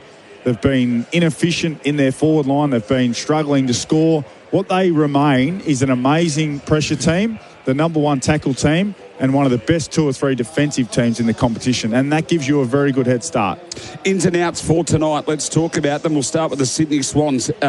In comes Riley Bice, Braden Campbell, Logan McDonald and Malcolm Roses. Out, Harry Kyle omitted, Hamling omitted, Hanley omitted and Caden Cleary omitted. No late changes there. In for the Adelaide Crows tonight, Hugo Hall-Kahan comes in. We're going to talk about this shortly.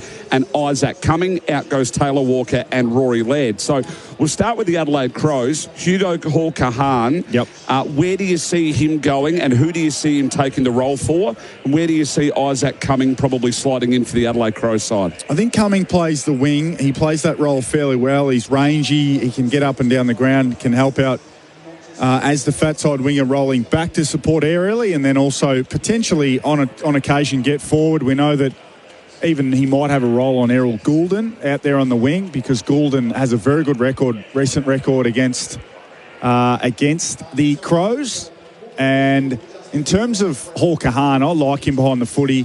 He'll play half back. He might be prioritised a little bit more with no Laird. So wouldn't surprise me to see Miller get the attention from Campbell. It's his first game, Campbell, in a long time. He's had one VFL game. But Campbell was a very good shut-down half-forward flanker last year. Did great jobs on Jordan Clark and others. Miller is the one, because Adelaide struggled to move the ball out of their back half. And if you take Miller out of the way, how do they move the ball? So it wouldn't surprise me to see Campbell or someone else play a shutdown role on Miller. Errol Goulden, of course, had 35 and 24 touches, respectively, against the Crows last year. Last time these two teams met was round 12, 2025. The Crows 131 to Sydney 41. It was 21-5 to 5-11. Sydney won by 90 points, but the Swans have won 4 of the last 5 against the Adelaide Crows. These two teams, when you get second playing fifth, the way that the ladder's shaping up at the moment, I mean, the Cats then stay in touch after what happened last night. The D's are sort of, no one really knows yet. Hawthorn look to have gone maybe that step above. These are the two teams that really could decide where the ladder sits and how the finals shape up for everybody else. Yeah, and for themselves, the beauty is this is a game where you get to determine your own destiny. This is a game where this is the game for Adelaide to announce themselves on the season. I mean, they're yet to really. I think they've been grinding away. They've been chipping away. They've had Rankin in great form and out of great form, out of the team and then in the team. Rochelle looked like he was going to explode as a midfielder. Then they needed him forward.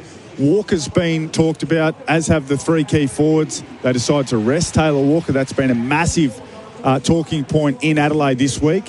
What it does do is put the absolute onus on Thilthorpe to get going tonight. Now, he's not going to have an easy night up against Tom McCartan, but he is a player that can do the job for the Crows. Darcy Fogarty has finally found some form kicking goals in his most recent 3 weeks. So the stage is set for the Crows to, I think, get their first genuine signature win of the season. So let's get into the key matchups then. You've mentioned one of them, probably in regards to Thilthorpe, but it becomes a battle maybe, JJ, between Thilthorpe and Curnow at either end. But one of the ones that I'm thinking that you're going to find fascinating, and hopefully the listeners find fascinating and viewers, is McAndrew v Grundy. And look, McAndrew had been at Sydney. We heard in the pre-game before that came through. He was picked number 12 in the 2021 mid-season rookie draft to Sydney from Manly Warringah. It was 4 years for 2 games before being delisted. Adelaide get him in the 2025 pre-season SSP. He's 210 centimetres, and now he faces up against a side that essentially said, we want Grundy, we want Laddams, and not you. Yeah, and that's as much motivation as anyone would need. So McAndrew has been absolutely spectacular for the Crows. For a man that is 210 centimetres, he follows up really well. I just wonder whether he's running out of gas. It's a tough thing, first season as a ruckman. I think the giveaway and the telltale sign is the fact that they continue to pick Toby Murray as the genuine backup. They don't want to expose Thilthorpe in there, so they continue to back a specific or pick a specific backup for him. So it's going to be a big matchup, and I think the matchup of the game. If Grundy gets off the chain, and we see Grundy getting on his hands and knees and farming the ball out and getting clearances and then starting to physically overwhelm McAndrew, the Swans will get going. So just on that, Grundy averages just over 6.5 score involvements this season, ranked second in the AFL for all ruckmen. I wanted to talk to you in regards to game time too. Grundy plays 87% game time. So how much time can McAndrew spend on him throughout the game, and then how much time does, say, Toby Murray get at a crack at the big fella? I think you want to plan it so that McAndrew and Grundy play, say if Grundy does 18-minute stints and then has a quick break and comes back, I think you want to expose Murray to him at the end of that 18 minutes. When he's most tired. Yep. Because if Grundy comes back in the game, he's had a bit of a break, I think he'll overwhelm Toby Murray. So it's going to be a really interesting matchup, because Grundy is a player that can really get things going. You talk about those score involvements. Often he's the source. He's the one who gets down on his hands and knees, feeds out the handball to Heaney and Warner and Gould, and off they go. When you're ready. All righty, we're not far away here from the toss of the coin. Heads is the call as we see. It's tails. Thanks, guys. Callum Mills chooses to kick to the Randwick end. So Sydney win the toss. They kick to the right of your radio dial, your television screen. And that will be the Randwick end of the ground. Just as they decide to spin around there, I wanted to make sure he's pointing the right way. But the Randwick end, the Crows will be kicking to the left, or the Paddington end of the ground. This is Crows Nation for DD. Say yes to going out after the game with DD. And this has been the pre-game show for Toyota GR Corolla. The hot hatch that's made untamed. Our major partner is CMAX. Help advance tomorrow's healthcare by joining a paid clinical trial at CMAX. Register today at cmax.com.au. Who wins and why? Like last night, I think we leave here tonight with strong views on the winner and the loser. I think Sydney will get back to their best form, or get back to something like their best form in Sydney. And I think if that's what happens, we'll say, okay, Sydney, top 2, they're going to be a handful on the run in. Adelaide, you're good, but you're not quite good enough. Now, conversely, if the Crows win it, hello, here's a signature win. And Sydney, are you the real deal or not? So I think Sydney get the job done, but either result will not surprise. One other quick one before we get to the bounce. Is it just as simple as Jordan to Dawson? Yeah, that's what I'd do. Yeah. Or Jordan to Rankin, because I don't know Rankin would be able to tolerate it yet. Yeah, Rankin averaging 24, just over 24 disposals his last 8 games. It's the best 8-game run of his career. There we go, right on cue. There's the answer. A big matchup, nice and early. And that is Jordan has gone to Dawson. And of course, Jordan v Jordan. We've got Warner v Rankin. We get underway. Sydney have won all 8 matches at the SCG this season. It is 2nd v 5th, and away they go. McAndrew with the chocolates this time. Down to Heaney though. Jordan James Jordan gets a clearing kick out to right half forward. A nice intercept mark taken there by Millerer. So Lloyd on Millerer there. That'll be a defensive role for Lloyd on Adelaide's most dynamic ball movement as they try and get the ball straight back to Millerer. Millerer to Neil Bullen towards left half forward. Fogarty was the target. The ball came off his hands, went to Cook. Fogarty with a little snap away. It got smothered back there by McCartan. Chain of handballs through Rampy, now in the hands of Blakey. And just an ugly wobbly kick out towards Sarong at left half back. Sarong with a loopy handball over the top. Tried to find Campbell. And then to Papley, now through left half forward. Coming over the top, Keane, big spoil. McLean was there for Sydney. Heaney just got it shallow on his left boot. Ends up in the hands of Millerer. Looks out towards centre wing far side of the ground, or the Bondi side of the SCG, and Fogarty was there. Now Campbell having an impact nice and early. Blonde-head Campbell, solid size. Handballs over to Edwards, sidestep one way the other. Edwards, he didn't know what he was doing. Back to Rampy. Back now to McCartan. And McCartan kicked around the corner, put Blakey under a lot of pressure. Wrapped up by Neil Bullen. Jordan first to get to it. Spilled out as well. Sarong, nice handball, but he just missed it. Coming across Lloyd to help out. They're away here, the Crows. Neil Bullen through centre half forward. Kicks it out in front of Rochelle. Big fist came over the top from Rampy, who go out of bounds. What a hot first minute or two of footy. It went end to end, Josh Jenkins. Yeah, and I think Rampy has got the role on Rochelle, and I think Adelaide, once upon a time, you don't want to be isolated on Rampy, but I think they'll be pretty keen, Rampy versus Rochelle, as Rampy gets first honours and gets the spoil, but if that ball hits the ground, I think Rochelle will have it all over Rampy. Crows Nation for DD say yes, I DD McAndrew tapped it down to the front. Roberts first to get their ball over the boundary line. We'll have a boundary throw in again, and this is at left half forward here for the Adelaide Crows. Just a light rinse through the hair of Errol Goulden. Looks a little bit different. He's normally got the dark brown hair. He has too. Just a light rinse. That's well spotted. That's a stylish moment for Kixo Styling, turning oh no inspections into oh wow moments. Couldn't be any better. Grundy just went the underhanded tap, handball to no one. Heaney over to meet it, and Cook. Well, we'll just keep an eye on that. Is sort of Cook maybe the guy that they might try to run with Heaney, whether he goes forward and or on ball? Yeah, I haven't seen enough from Cook aerially to think that he could cover Heaney, but we got to look at Grundy, front position, taking the ball out of the ruck. I think that's the big watch for McAndrew, as these two big ruckman fatigue as he gives away a free kick. So already a big watch this matchup. So McAndrew and Grundy, and you see Berry is really tightly checking Goulden. Right half back here for Sydney. Kick manages to find Roberts. Roberts on his left boot. Towards right half forward it goes. Big pack of players. Fist came from Keane. Coming up to meet the footy though with Saligo. Left-handed handball to Nankervis. He's looking backwards. Tough little kick. And up to the tasso was ball ace. This is where you want to see Adelaide continue to go fast. This is why they get bogged down in their back half as Dawson gets his first look at the footy. Again, slow here. You want to keep speed on the game if you can. They've called play on Dawson. Left half back. Out towards interchange. Cook. Mark's there in front of James Jordan this time. They managed to get that little match up.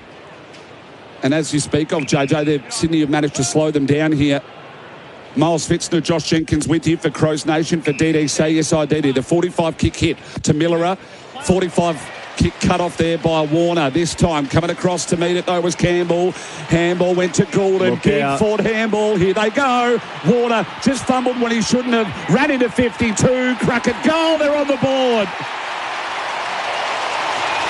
He had that little fumble, didn't he? You called it once they get the Ford handball going, and it just started. They tried to pinpoint the kick at half forward, did the Adelaide Crows. They got a hand on it. It got in the hands of old Rince Goulden. And then Ford handball, little fumble there from Warner, and away he went. Sydney 1 goal straight to the Crows, no score, and that is on the Tyre Power scoreboard, your trusted tyre experts. So it cost you a goal on the rival brothers replay screen, keeping Adelaide going. It costs you a goal, but you've got to go for those kicks. You just have to. You cannot compete with the best teams in the competition if you're not willing to go for those kicks. Miller is going to complete that kick 7 or 8 times out of 10. That was the one he missed, and it cost him a goal against. But if you continually go long down the line, if you continually go slow, you're not going to win big games of footy, and this is a big game of footy. It's not a bad start from Adelaide. Just got to continue to go for those brave kicks. Called perfectly by you. Josh Jenkins, 149 game at Grundy. With a clearance, Miller first to meet it. Cook was good at ground level. He feigned inside and then ran to the paint of the square. Towards left half forward he went. Fogarty to target. Mills up to it, hit the 45, going back inboard. They play on straight away to James Jordan. He's got runners, doesn't use them, looks long and deep. Getting back there's Campbell, back at the side. He just used his body, edged out Joshy Worrell, and Campbell's going to go back and have a look at it's his first game for the year, so it'll be his first goal for the year. Game number 95, this will be goal number 33. Yeah, they got on the run again there, the Swans. Two contrasting game styles tonight. Good body work from Campbell. He was in a really good position, and got to wonder about Worrell. He's had a big week with everything that happened around the car accident, whether he's in a great frame of mind to play footy. In he comes Campbell, makes short work of it. Sydney out by 12. On the Tyre Power scoreboard, your trusted tyre experts. Tyre Power winter safety sale is now on with 25% off selected Toyota tyres. Go to tyrepower.com.au. But again, it's almost slingshot play, isn't it? Yeah, they'll be happy with those turnovers, the Swans. And I mean, a lot gets made of front half turnovers, and they are valuable. But I even think those sort of back third turnovers, you've got a lot more space to attack with. And Braden Campbell, a good first stint from him, involved in the game, 4 disposals and a goal, if you don't mind. So he comes to the boundary for a rest for Green Door Pathway. So he just shows his importance. Got out the back, sliding down the fat side of the ground, playing half forward. Leon Cameron in the pre-game spoke about his ability to get up and back, the fact he's a prodigious long left foot kick, and he's made a great start. Oh, it was a beautiful tap down to Warner, who spun full 360. Just got a handball away to Grundy. Slippery little footy. We're expecting rain later. Handball over to Mills. They go inside 50 once more. Peppering here are the Swans, and really nice mark there taken on McLean by Keane. Yeah, they'll be disappointed in McLean there. Should be getting that ball to ground against the undersized Keane. How many times is Keane and McLean going to get me tonight? Out they went to Miller. Now Saligo. This is a better build-up, Dawson. They need runners, but it can't be Toby Murray on his left. It is this time. Kick was good, though. McAndrew marks in front of Grundy. Forward handball. They're going to beat them in their own game. Over to Keezer. Runs into the paint of 50. Has a crack and just misses to the offside. I wish he had have hit Thilthorpe there. I mean, he's within his rights to have a shot, but Thilthorpe's given the little short hit up. He's your big All-Australian forward who you need to get back into form. Just give him an easy one early. Get him in the game. Hang on. Hang on. Whoa. They've called this a goal. It's missed by a mile. It's missed to the left by a long way. The scoreboard's gone up with a goal. Then they've taken it back. This goal umpire has just had a howler. That missed by... Oh, this is one of the biggest howlers of the season. Oh, internally right now he is. Look at that. So there's that little hit up. I mean, they've gone straight back to the arc. Why are we looking? It goes the wrong side of the post. This will be played. See, I don't understand the positioning of the goal umpire there. Well, the ball's obviously faded late to the left on him. It's missed the post completely on the wrong side. This goal umpire... Get under the post, son. I actually feel sorry for him. That's how bad it was. Feel sick for him. That's how bad it was. That is going to be played everywhere all week. We've seen it on the rival brothers keeping Adelaide going replay. That is as big a goal umpiring howler. What about these two teams? They've got a history of it. Yeah, they do. And that man, Keys, was on the... bad side of it last time. He almost got given a goal. That was a strange... I can't believe what we just saw. Well, at least we got the right result. McAndrew to Cumming. Kick inside 50. Goes over the boundary line. They grit this one. Honestly... This is the little... Just firstly, the little hit up to Thilthorpe in the pocket. He's torched him. And just it gets him in the game. It gets him an easy shot at goal.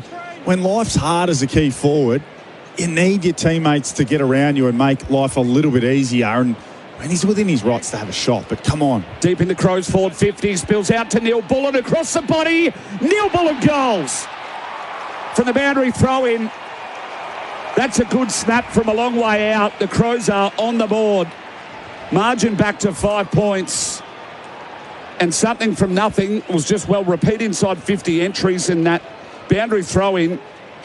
It got flicked out to Neil Bullen. That's a big snap from a long way out to go across the body. Great goal. Yeah, he got great leverage on the footy there. Got a great piece of it. He's never really been a long kick of the footy, but he was just camped off the back of the stoppage. So he's a forward that's come up and played defensive side of the forward 50 stoppage, allowed the mids and the other forwards to go to work. And the Swans was Papley, who it's a difficult role for Papley there because he wants to hold his structure so that you've got numbers if you win the ball, but you're also instructed, okay, if Neil Bullen gets that, you need to hit him straight away. You need to strike him straight away, and he was just half a step slow. Josh Jenkins with the expert comments. Heaney, middle of the ground to Blakey, being hard-held there by Keys. Getting across to it, though, Peatling banged it on his left boot towards centre-half forward. Mills wrapped up straight away by Soligo. Umpire says, I'll have it. Ball up. We've gone nearly 11 minutes here in the first quarter. Crows Nation for DD. Say yes, I DD. Looks like Keys straight to Blakey. Taylor, Peatling across his body. Inside 50 again. Thilthorpe came out. Edwards up to the task with his fist. McCartan handballed over to... Well, that went to Riley Bice, and he fumbled it over the boundary line. Now we're nearly at the right-hand, right forward pocket junction for the Crows. Riley Bice has had the rinse as well. Yeah, a couple of the Swannies boys have gone in for the rinse, and Riley Bice had a very, very difficult game the last time we saw him. Got left out of the team. He's back tonight. Grundy again tried to bring it to ground right at his feet and dropped the ball right at his feet. We've seen that a few times already, but there must be something going on at Sydney. There's three players that have all got the same rinse. Yeah, it's... we try to get votes off Heaney. They all want to be blonde-haired and blue-eyed, but this is good for Adelaide. Building pressure here inside 50, just continually making life hard on Sydney to get it out. Blakey from the throw-in, tried to clear 50, only made it centre wing far side, and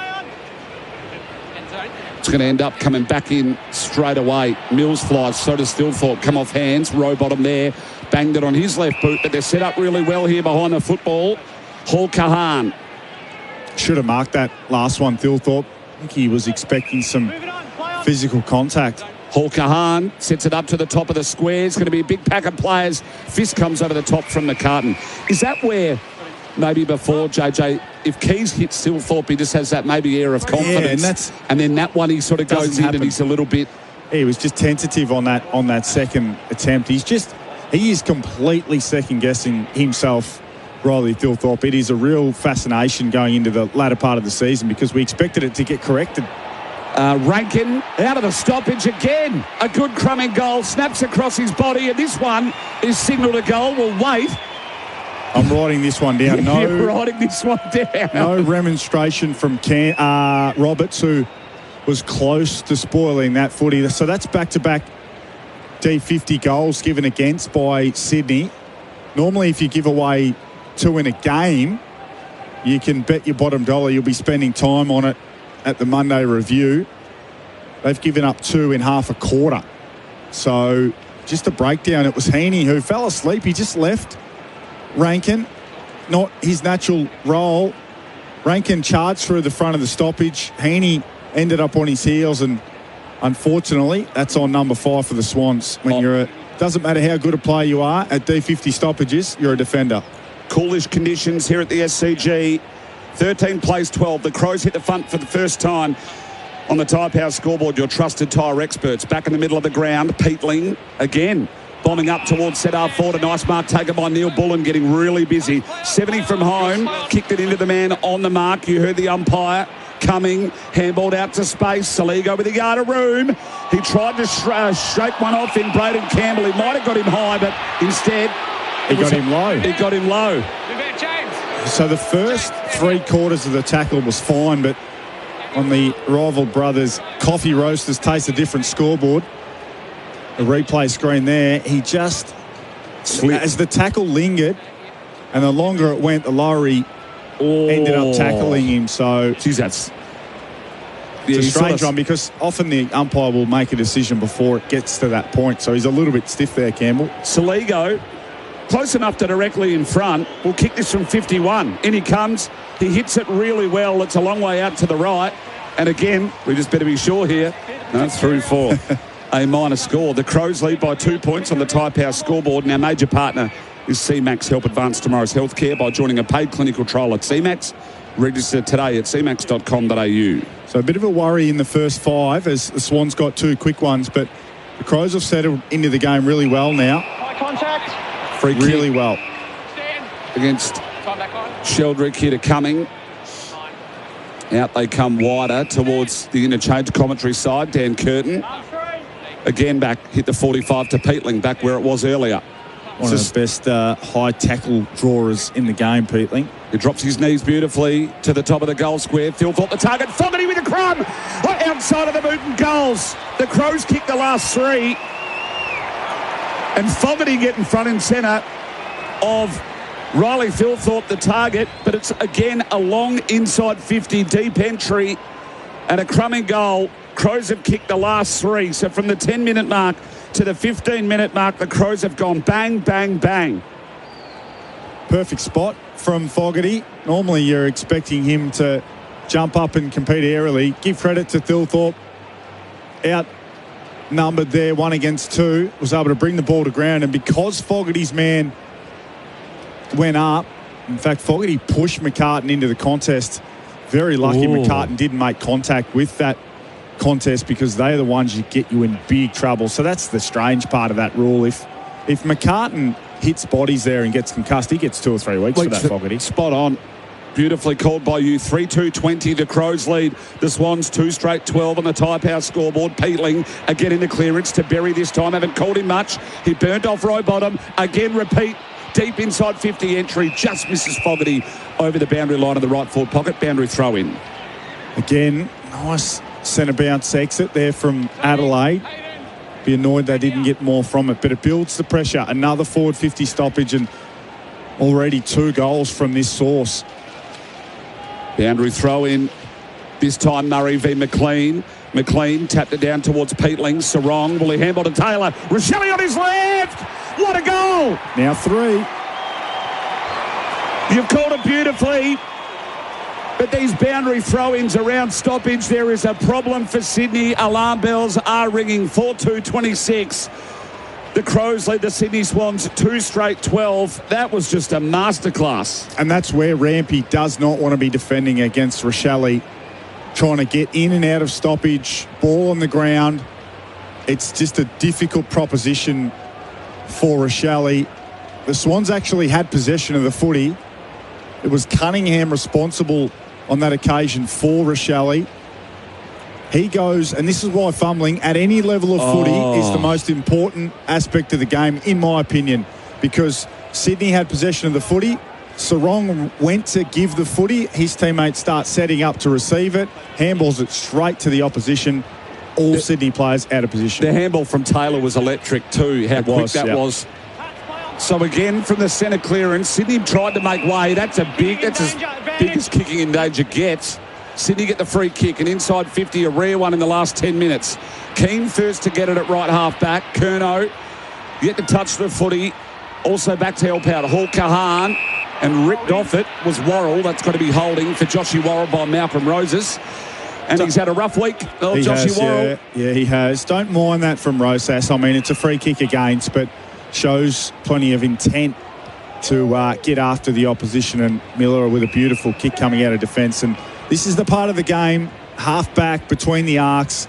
Then Curvis just slide up, just continue to try and find these uncontested marks so you don't have to bomb it down the line. Ball in the hands of Cumming. Again, goes back. It's Michael Annie. Now the run comes from Nankervis. He's going to run into trouble. Good sidestep though. Inside 50 he goes. Still thought the target. And he's grabbed it. He had that's a longer time as you can have between first touch and second touch. He's played on and missed. I reckon that was a mishit pass to Cook down the fat side. I'd love to again. That's another sign of a player who's just not fully confident in his own abilities. I mean, he's in the right pocket for a right footer there to step around and snap the footy. Just love to see the runner get out to him and say, mate, you can take over this game for us. Also the 2-touch. I mean, it was the time between the first touch and him marking it was an eternity. It just doesn't look like he's just clunking them, does he? He's just second guessing everything. Holding the footy against Campbell. They've told him to stand, so Berry with the switch on. They're moving the footy pretty brilliantly here, the Crows. Millerer. So if they repeat what they've been doing, over to Cook, and then this should be long, inside 50, and it is. So go in again, target Phil Thorpe, but he clunked it this time on the other side, the right-hand side. So tougher than where he had it before, but hopefully, JJ, he won't be passing this. No, it's very, regardless of how difficult a shot this is, I just want to see the big fella go back and have a shot at goal.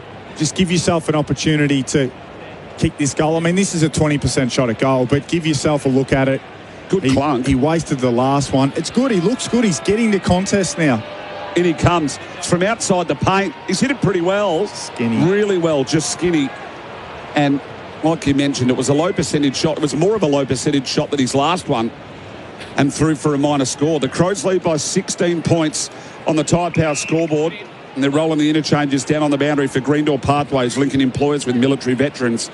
Shout out to the team at Greendor Pathways. Curnow, well, he didn't manage to bring the mark down. We're interchange side, centre wing, row bottom. Soccer off the ground came from Heaney to right half forward. No one home though but Keane. In pursuit, Logan McDonald. Keane feigns the handball, then gives to Millerer. Millerer just burns away from McDonald, then switches the footy to the outer side, and coming right up was big Riley Philthorpe at right half back. Kicks over the top, finds Taylor, Michaelani, should I say. Michaelani to right half forward. Fly came from Keys at the front. Dawson, he got stripped of it, tried to fend off. Holding the footy, Mills with a free kick left half back. That's that kick that goes, it lands 55 from goal. You want to see one more short kick or more run and carry by hand before you go in, because you don't actually get in and you kick it to the easiest part of the ground to defend. Short option to Bice on the Bondi side of the SCG. Expecting rain a little later too. Around 8:30, 9 o'clock. So McAndrew couldn't gather. Roses wrapped up in a really nice tackle back there by Millerer. For left half forward here for the Swannies. Been very good. Millerer up to 8 disposals, 5 marks already in the game. Rankin, really nice from the stoppage to Cook. Banged on the boot from Hall Kahan. Centre wing far side. Fist over the top from Edwards. High contact. Gave away a free kick to Fogarty. Just on that too, might be a chance for the best defender for your trusted pest experts at Murray's. Yeah, no shortage of gun-running defenders in this game. Nick Blakey yet to really get involved in the game. Ben Key's doing a good job on him. Heaney, Papley, Blakey, they're all Curnow for the Swans. And even Dawson for the Crows is not really having Dawson's an impact. Got the hard tag. He's gone forward. Heaney's had plenty of the footy, but nothing really of any note. Worrell up the line. Nice mark taken by Cumming, just near the interchange. Commentary side. Long way from home. Pulled the kick beautifully. Hit Phil Thorpe on the hit up. Phil Thorpe lowered the eyes, went inside 50. It was a daisy cutter. Off hands and out the back to Lloyd, the boy from Horsham. And he's just bombed it up. Chad! The Chad Warner with a screamer. Oh, man, Curvis was a specky bag. Nate Curvis is going to be put on a poster. But that's as good as we've seen with the Swannies all year. Not sure about the kick. The kick was awful, but he'd still be grinning. Wait for the replays. Rochelle, they've gone back inside 50. Over to McAndrew. He's going to score on Grundy here. Could have played on. He'll get a crack at the footy. But on the replay for the rival brothers keeping Adelaide going, your call about the screamer bag, that's exactly what Nankervis was. He was stuck under the footy and the Chad went up. That's his second big hanger for the year. Oh, no, he turned around too. He knew it was coming. We won't spend any time on the kick because the kick was one of the more bizarre kicks I've seen this season, and it's going to cost them the maximum, you'd imagine, as the big ruckman gets a look at it from 20 out directly in front. This is what you want from the big fella against his old side who didn't want him. To push the Crows further forward, and he puts it straight through the middle. Lockie McAndrew, game 20, and they go and get around him too. They know what it means to him to score on Big Grundy. 5-4-34. The Crows, they lead the Swans 2 straight 12. Gee whiz, it is happening here at the SCG for the Adelaide Crows tonight. It took them a while, but they have piled them on from the 10-minute mark. We've got 24 gone, JJ. They've stacked them on. They've gone 34 unanswered because Sydney kicked the first 2 through Warner and Campbell. And you thought to yourself, from an Adelaide perspective, a few nerves here. Look at this run up. Yeah, there's a little bit of that Josh Kennedy about it, isn't it? From West Coast. There's not as much stutter stepping, but he's been an absolute find for the Crows. Still 25. He's got a lot of footy in front of him. He's been magnificent this season and putting up a good fight against Grundy. And he won the tap back in the middle of the ground. More importantly, Warner, forward handball. Rankin didn't quite get there. Gordon came out to meet it. Dawson at ground level. Handball went out towards row bottom and everyone just crashed like Skittles. Bit of space for Papley. Bit of room. Papley round the corner goals. One of the goals of the day. You give him an inch at ground level and ease his run and let them all know. And said, let's go. He's nearly broken 4 hands running through here, the little man. He's an absolute firecracker. He's got the fresh haircut as well. Friday night footy. He means business and just needed that, the Swannies. He's the perfect player to get a goal too. If it can't be Curnow, your big spearhead, I reckon you want it to be Papley or Heaney because little Tommy Papley just gets them up and about. He's going to get better and better and hopefully he can stay on the park for the remainder of the season because he's a genuine barometer. It was good work from Sydney, just forced it forward by hand and Papley read that a lot quicker. Not sure who was responsible for him. Maybe Michael Annie's got the job, but he was a bit too sharp. He read the play quickly, took the opportunity to get forward, and it was a beautiful finish across the body. That's, as good as it gets. Yeah, Group 1 finish. Clearance again to Sydney. We'll touch on centre clearances here shortly too because it's been a big factor nice and early. Miller a tap to himself. Been super clean at half back. Tried to hit up Rochelle. Off hands there though. Went to Roberts. Inside 50 for Sydney. Off the hands of Borlase. Socket off the ground from McDonald across the face of goal. We'll have a boundary throw in. Thought he was Nestori Irankunda there against Turkey, but was off target.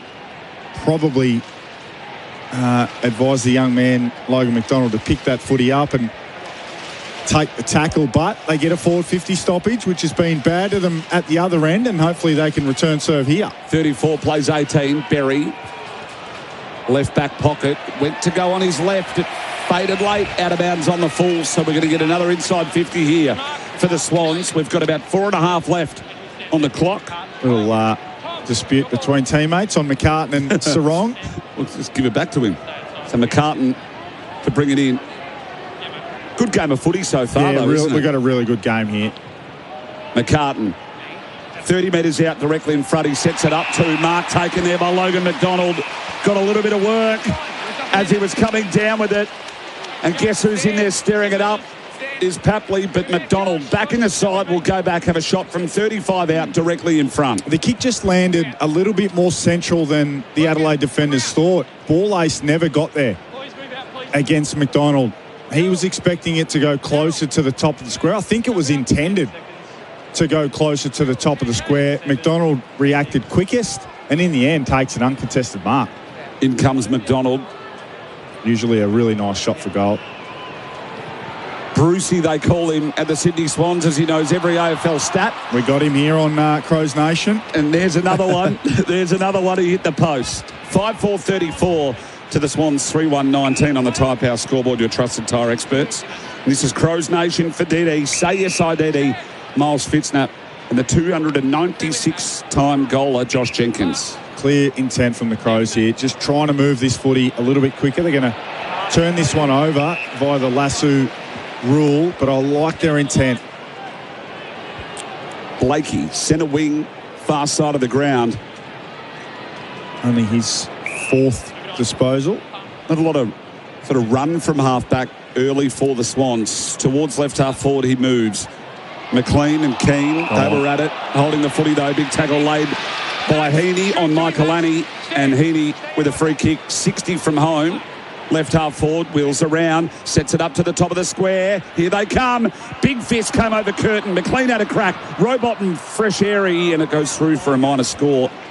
Jesus, I've seen a few of these kicking in dangers tonight. It almost looked like someone's going to get kicked in the head. Yeah, Rowbottom went to flick that footy through, almost took out Curtin's jaw. Would have been Curtin's for Curtin. It connected. Sydney having a little period here, so it's been a momentum game of footy thus far in this first quarter. Hawker Hahn out to Curtin, who takes a nice grab at left half back. I like him on the wing, Curtin. I don't think he's an inside mid. I think he's a big winger. 197 centimetre winger. Yeah, I like him. Blakey with a bit of run. In it comes again. McLean out of position. Keane had it better. And a nice intercept mark, contested intercept mark. Twice now, Keane. That one was very difficult for McLean, but he can charge back at Keane and offset him there. He might force him to drop that mark. I like this ball use from Adelaide. Just continually working the 45s. Ooh, that's nearly 50 against Pat Lee. So Hawker Hahn had got it back, right half back. Long down the line, Dawson in the air, in front of Jordan. That's where he can maybe get him, JJ. Spot on, yeah. Dawson to the right forward pocket. Coming out at it was big Toby Murray. Rochelle first to get there, trying to keep the ball in. He's got the really pink boots. Does Joshy Rochelle. Boundary throw in, 35-40 around, right forward pocket. Yeah, I like the call on Dawson. So he might only have 18 disposals, but he can still have 8 to 10 score involvements, maybe kick a couple himself because he's got the aerial advantage over Jordan. Grundy to the front from the boundary throw-in. It's been dangerous for the Swans so far. Goulden, long up the wing, getting there McLean, off hands, punch out of nowhere. Ends up in the hands of Mills. Dawson was straight into his back. No free kick. Rankin getting across. Taylor. Toby Murray tried to tackle McCartan. They're under pressure here, the Swans defenders. Rochelle over. Now Dawson on his left. Bombs towards goal and just misses. Through for another minor. 5-5-35. The Crows lead the Swannies 3-2-20. Very cold at the SCG tonight. Barometer plummeting too. And as mentioned, in probably sort of the next 20 minutes time to half an hour, there may be some rain here too, so any lead. Yeah, well, we hope not, because it's been a sparkling game of footy thus far. The kick was ordinary from McCartan coming out of half back, cut off by Cumming, back inside 50 they go, hit up, target Murray! And I thought I heard the double whistle. So Toby Murray will go back and have a look at it. It's a good lead up from the young man. Yeah, it was. And you could tell he was nervous about a slippery footy. He was really keen to mark that on his chest. It was a beautiful kick. It was actually the kicker that drew him into the footy. He hadn't led at all. And Cummings said, well, there's the space. I'm going to put it there and you go and get it. And the 22-year-old playing game number 12 tonight. He is on the end of it, and hopefully, I mean, anything you get from him in forward 50 is a bonus. And he comes, the boy from Wang, Toby Murray, in the side, his brother not. And it doesn't matter, they get goal number 6. And 6 individual goal scorers for the Adelaide Crows as well. 33 minutes gone on the clock.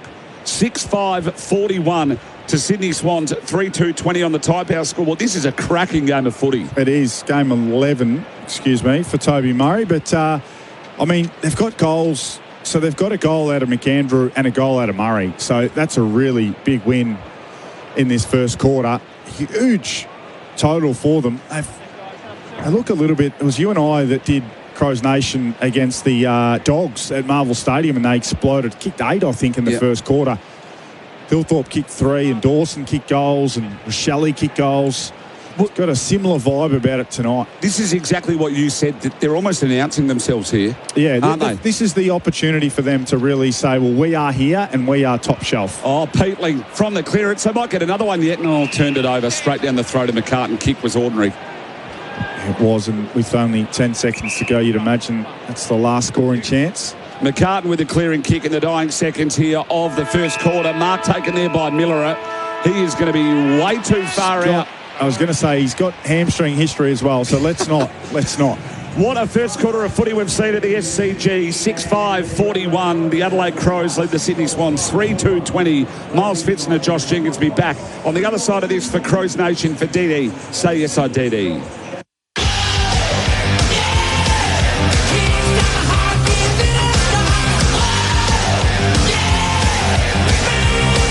You're listening to Crows Nation for DD.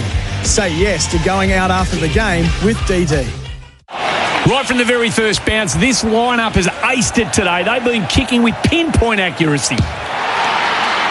When your business needs something delivered, don't risk it. Ace it with ACET Transport Solutions. We have a fleet of over 220 vehicles, vans, utes, trucks. No delivery is too big or too small. Delivering for South Australia for over 25 years. Book online in 3 simple steps. acettransport.au. Don't just send it, ace it.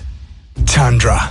Toyota's flagship truck is here with our most powerful performance hybrid engine, undeniable Toyota quality, and a 4.5-tonne brake towing capacity. It's ready to work hard and play harder.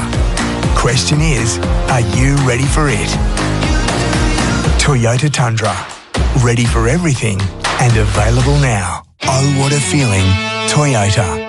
Check Vehicles Owner's Manual and Toyota Basic Towing Guide before attaching loads.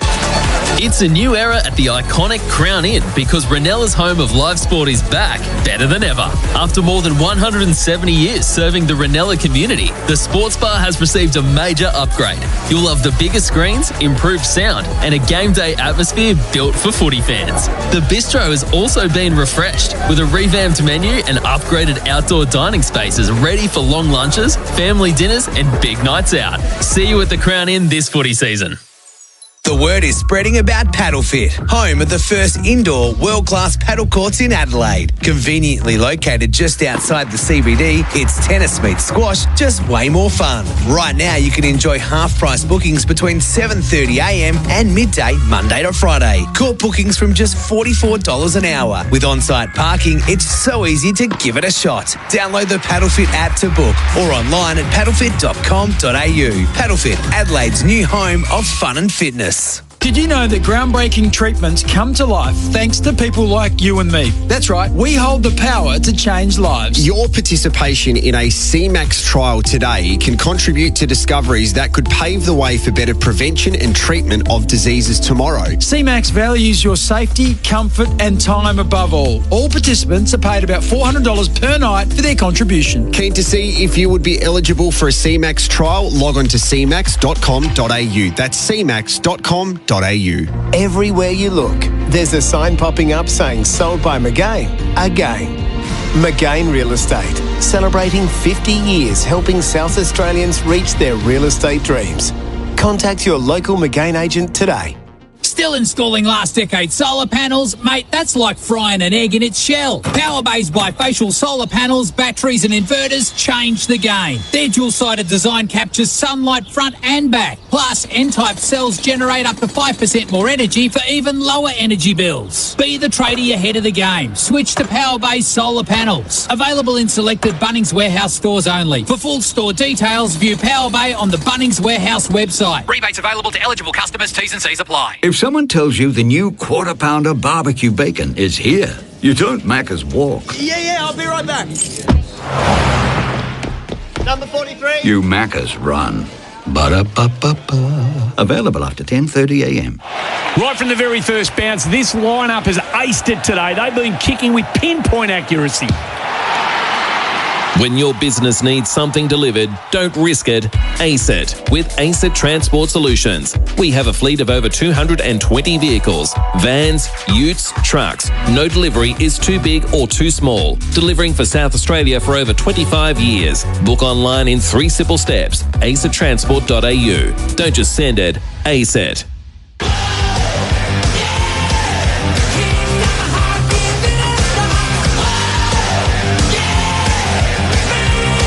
You're listening to Crows Nation for DD. Say yes to going out after the game with DD. Hang on. Whoa. They've called this a goal. It's missed by a mile. That's going to be played everywhere all week. Spills out to Neil Bullen across the body. Neil Bullen goals. Still got the target. Fogarty with a crumb. Outside of the boot and goals. The Crows kicked the last 3. Roselli on his left. What a goal. And he's just bombed it up. Chad. The Chad Warner with a screamer. Tapley, bit of room. Tapley around the corner goals. One of the goals of the day. Macca's, I'm loving it moments. This footy season, never miss a moment with McDelivery. And the Maccas, I'm loving it moments. They're out of the break and 6-5-41 to 3-2-20. The Adelaide Crows lead and lead comfortably too. 21 points. It hit 22 points at one stage. Miles Fitzner and Josh Jenkins with you for DD. Say yes, I DD for Crows Nation. JJ, this is a really good game of football here at the SCG on a Friday night. Yeah, sensational game of footy. And the Crows, they were jumped, conceded the first 2 goals of the game, and then went on to kick 6 of the next 7. So emphatic response from them. Maybe even left 1 or 2 on the table. And just been watching the Swans. There's a bit going on. Goulden and Rowbottom were getting into each other at one point. They're a very vocal group. They are very demonstrative. That's not always necessarily a negative. Some of the big numbers in the first quarter. Miller has had 11, took 6 marks. Peatling's started well, 9 disposals, 3 clearances, and Braden Cook 7 disposals and 4 marks for the Swans. I reckon Isaac Heaney has had the quietest 11 of all time. Blakey's had the quietest 8 of all time, and then Tommy McCartan was 7 as well. Certainly has felt like that. You've called it beautifully. Josh Jenkins with you. The clearance this time for Chad Warner on his left. Sydney to the left of your radio dial. Coming out to meet at McDonald. Went over to Campbell. He got met heavily there. Adelaide defence standing up. Nankervis to Keane. Over his shoulder towards centre wing, and the interchange spills over the back. Warner was there first. Chad, sidestep was beautiful. Banged it back inside 50. Set there was McDonald. He's going to get a free kick here. Yeah, just the right arm held by Keane there, or at least restricted. Just maybe the positioning he started to run at it. He got nervous when McDonald went to run and jump. He can't tackle Chad Warner in a phone box. And as he went to jump, Keane just grabbed that right arm. Just got nervous because he wasn't about to jump, and McDonald was about to jump up off one leg and probably take a mark. Like you said, this man is normally a pretty good kick. He hit the post earlier. Brucey, 45-degree angle, will kick from 48 metres. Left half forward, and he comes, and it holds. Sydney with the first on the board, only a minute in to the second quarter. And the margin back to 15 points in favour of the Adelaide Crows.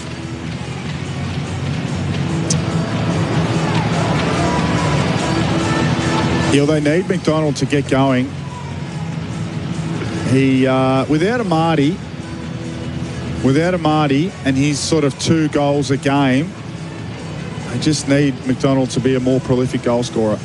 Yeah, sorry about that, mate. I went to read the credit and I just couldn't find it. Host Plus, that's a plus scoreboard. Named Best Super Fund by Money Magazine. Finder and Mojo, that's a plus. Issued by Host Plus Proprietary Limited. Check the PDS and TMDs at hostplus.com.au. 41 plays 26, and that's what Sydney needed.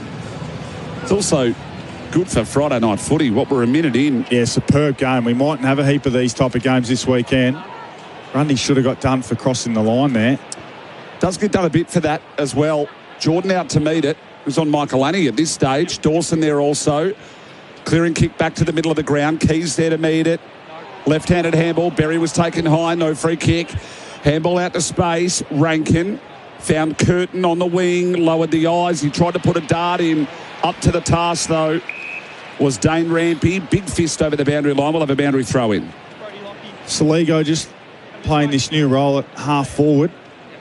I don't know how natural it comes to him, but he's giving it a go. I've been really enjoying this McAndrew and Grundy battle.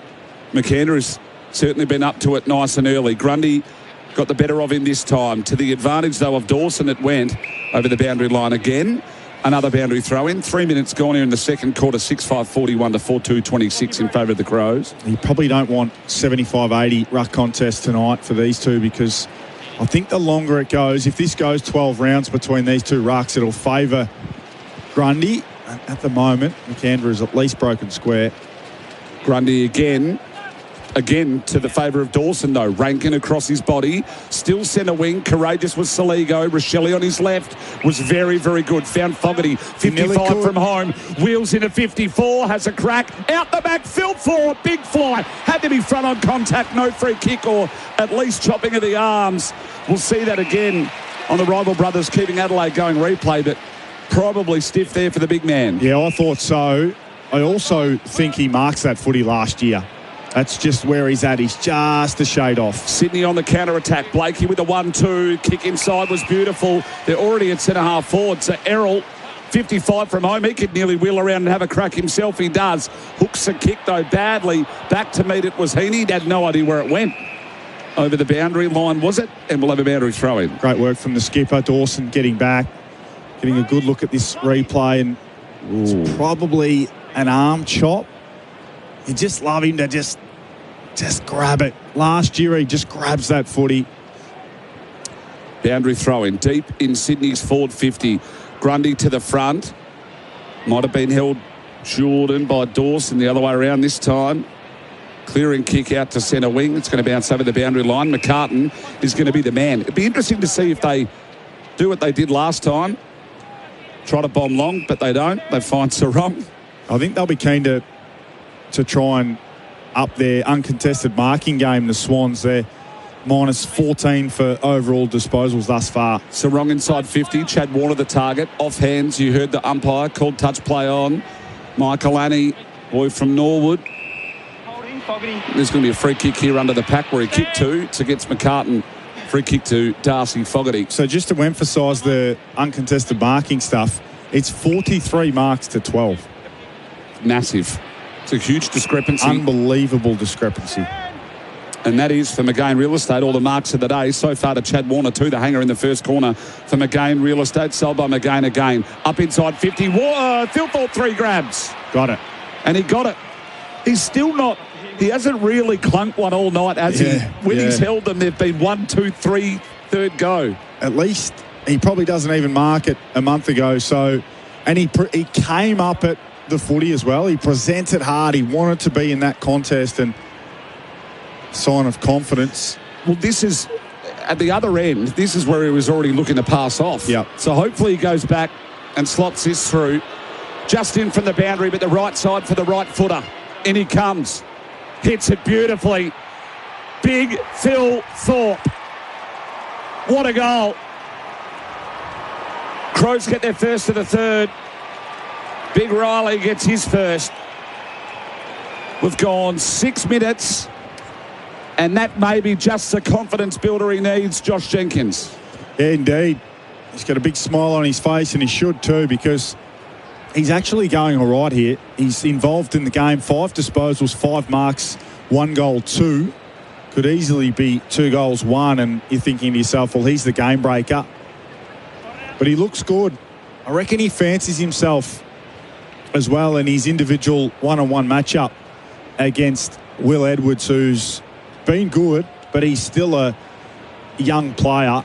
Thilthorpe last year, All-Australian, one of the best key forwards in the game. I think so. A little wry smile. I think Dawson had first hands on the mark, so I think that's what sort of has him a little with a little cheeky grin on his face. 7-5-47 plays 4-2-26 for host plus. That's a plus inside 50. The Crows go again. Kick just overcooked from Cook, heading towards Taylor over the boundary line. We'll have a boundary throw in right forward pocket here for the Crows. Swans just rolling Goulden forward, and then he's coming up as an extra mid. So they're keen just to try and get some more bodies around the footy at the moment. Losing clearances to Swans. Well, they've been good here so far. Punch to the front. Berry has got rid of Sheldrick. Over the boundary again. We'll have a repeat. -3 clearances. Sydney have already given up 3 goals from defensive 50 stoppages. And that's an update for Greendale Parkways. Lincoln employs with military veterans. Boundary throw in again. Grundy sort of made room for Sarong, who tried to run through traffic. Handball. Cork gets run down by Campbell. He got a handball away. Back now. Peatling. Worrell. Off the side Shanked of the boot. And it was intended really not for Curtin, but he tried to make up for it. Back now to Nankervis. He snaps across his body. It goes deep. Fogarty and Thilthorpe were there. First one to meet it, though, was Goulden. Look away handball. Wasn't really good to the teammate in Sarong. Cunningham. They look under pressure here. Do the City defenders, and the kick ends up in the hands of Ben Keys right on the junction, and this is the wrong side for the left footer, but it's where Thilthorpe kicked the goal from moments ago. He hasn't got the trip, Keys, for mine. I'd be disappointed if he has a shot, or he might kick it and make an absolute fool out of me, but I just don't think he's got the journey. And you called it beautifully. Sets it up for Fogarty. Big fist over the back. Came from McCartan. Getting there, Soligo. Couldn't gather. Over to meet it as well. Keys again over the boundary line. Nearly set up for the perfect play, but that one was just beyond him after, as you mentioned earlier, he torched Thilthorpe earlier in the first quarter. He doesn't mind a shot at goal. I won't knock him because Goulden, did he get a knee in the head there? He looks okay. Wait and see that on the replay. Goulden with the clearance this time for Rival Brothers, keeping Adelaide going. Just bombs it out to left half back. The Lizard, well, the neck is fully frilled. He's first one to meet it. What's he going to do? He's just calling for someone to run for him. Stops and props and kicks to a 2-on-1. Backing back, though, bravely was Worrell. Ends up in the hands of Papley at the junction. On his left, squares the footy up back inside. Then Curvis, Millerer, across now to Curtin. They've done really well. The Adelaide defenders, they'll clear out the centre wing far side. Yeah, great ball, clean ball takes from a couple of defenders there. Worrell's first take was excellent because they were under immense pressure. Any cough up there, and it would have been advantage Sydney, and they get out to centre wing. Do a really good job, the Crows there, under a bit of pressure. McAndrew, short again to Dawson, just controlling the tempo. Dawson up the line. Sarong has been a good find. Yeah, it has. For Sydney. Yep. Hawthorn, obviously, we're happy to let him go in a trade deal. Sydney defenders looking to switch the footy in the hands of Edwards. Blakey is there. He has room to take off. Only runs his 4 or 5 and chips up towards the interchange. Kick was electric. Finds Campbell, who's getting busy in his first game for the season. Long up the line, just inside the paint to Tommy Papley, 65 from home. Lowers his eyes, inside 50, turnover to Berry. I like it from Papley, trying to bring Curnow into the game. He has barely been sighted, Charlie, after single-handedly carrying the Swans last week. Only one disposal. Rosas yet to touch the footy. These marks, these uncontested lead-up marks, there's, 4 again in a chain. Clear game plan from Adelaide to, I think, allow them to improve their offence, but also keep the ball out of the hands of Sydney. Dawson had his kick partially smothered, so that touch play on was the call. It ends up back in his hands and bombs it long up the line. No one at home, though, except for McCartan, centre wing far side. 48 marks to 17 here. Sorry, 53 marks to 18 as it just resets there. So, I mean, I haven't seen a discrepancy like that in a long time. 53 marks to 18. Goulden bombs it deep off the hands of McDonald. Went to Jordan, kicks it out of bounds on the full. So the Crows will have the ball, left back pocket. This is Crows Nation for DD. Say yes, I, DD, Miles Fitzner and Josh Jenkins with you. But as we're seeing, Miller are already up to 13. Interesting to see whether the Swans coaches are on red alert here for all these marks that they're coughing up, or they're happy thinking, we don't mind how the game looks. You can't have everything on your terms. Is this where they may then look, JJ, to say, righto, you've got to be tighter, then we've just got to go man on man rather than trying to zone them off? And that's the interesting part. Are they super worried about all the marks they're giving up? Or are they thinking, we don't mind how the game looks, we just got to win a bit more contest, or maybe keep the ball in our forward half a little bit more? These are the decisions. Sometimes, like to me, I'm thinking, well, get up on them and take the marks away. But the Swans coaches might have a different perspective on it. Still centre wing. Peatling shrugged a tackle and then got taken high by McLean. But Peatling will get a free kick, and he gets more of those in the AFL than anyone. Up the line he went. Curtin punched it only as far as Edwards. Sheldrick put his head over the footy, as did Toby Murray. Tackled straight away by Sarong. Ball up centre wing far side. 12 and a half gone here in the second quarter. 7-5, 47 to 4-2, 26. McLean needs to get into the game. Been outmarked twice. He's in the ruck now. Peatling at ground level. Sheldrick on him. That was a throw out from Errol Goulden, not picked up. Getting across to it, Bice with a new rinse as well. Neil Bullen did really well with a 360 to Soligo. And there's some room. It's Keys again. This time a better angle and a fraction closer, but he will pass off. Sets it up for Thilthorpe. Kick wasn't great. Fist came from Edwards. Berry over to meet it, though, and he ran into a really heavy Callum Mills. Got sat clean on his backside, and with that beak, you don't want to be running into anyone. It's going to come straight back, though. fair contest from Mills and Berry, two tough players. In it comes Curtin to Miller, 60 from home. He is a man that you want the ball in his hands. Up to 14 now, Miller sets it up to the top of the goal square. Coming across Roberts, off hands coming. Oh no, that's a horrible mistake from the Swans defenders. They are at sea. They are at sea. McCartan and co are all looking at each other. Cumming was out the back. It would have spilled off hands. It fell in his lap. It had a bow wrapped around it with a card saying, "Dear Isaac, slot this." Yep, have this.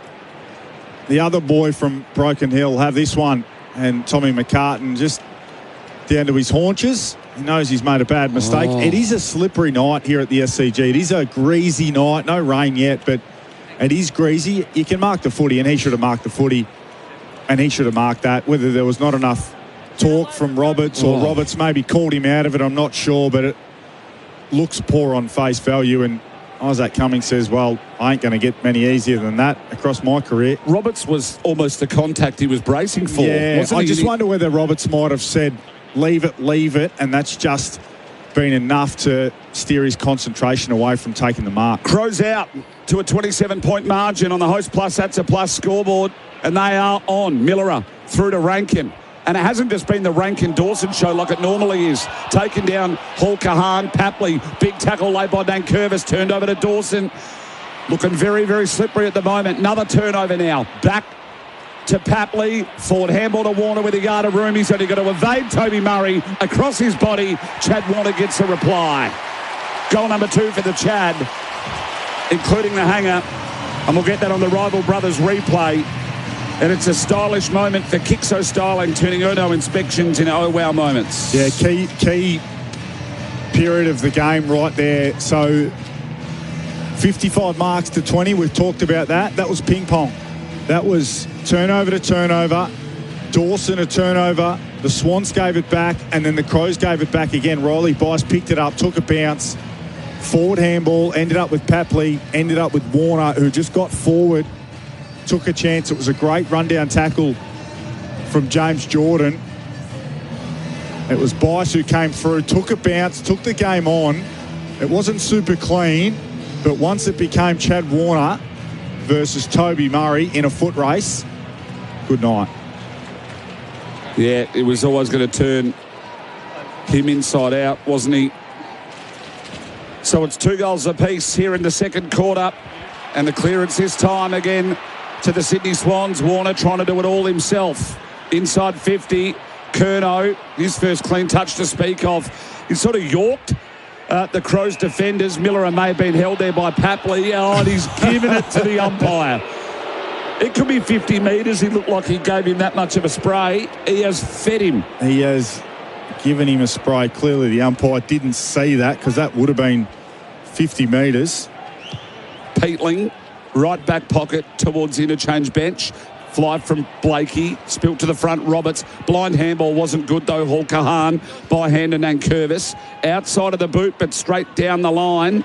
Overcooks a few. Sarong and McCartan back there. Left half back. McCartan turned on a dime. Found Roberts with a short kick. Roberts hit another 45. Better here from Sydney. Finds Goulden. Left half forward is intent. Coming across ball ace. Roses unsighted nearly for the entire game. Handball was awful from him. There to help out as well. Ball ace again. Oh, I believe ball ace would nearly have one of the best shaped rigs.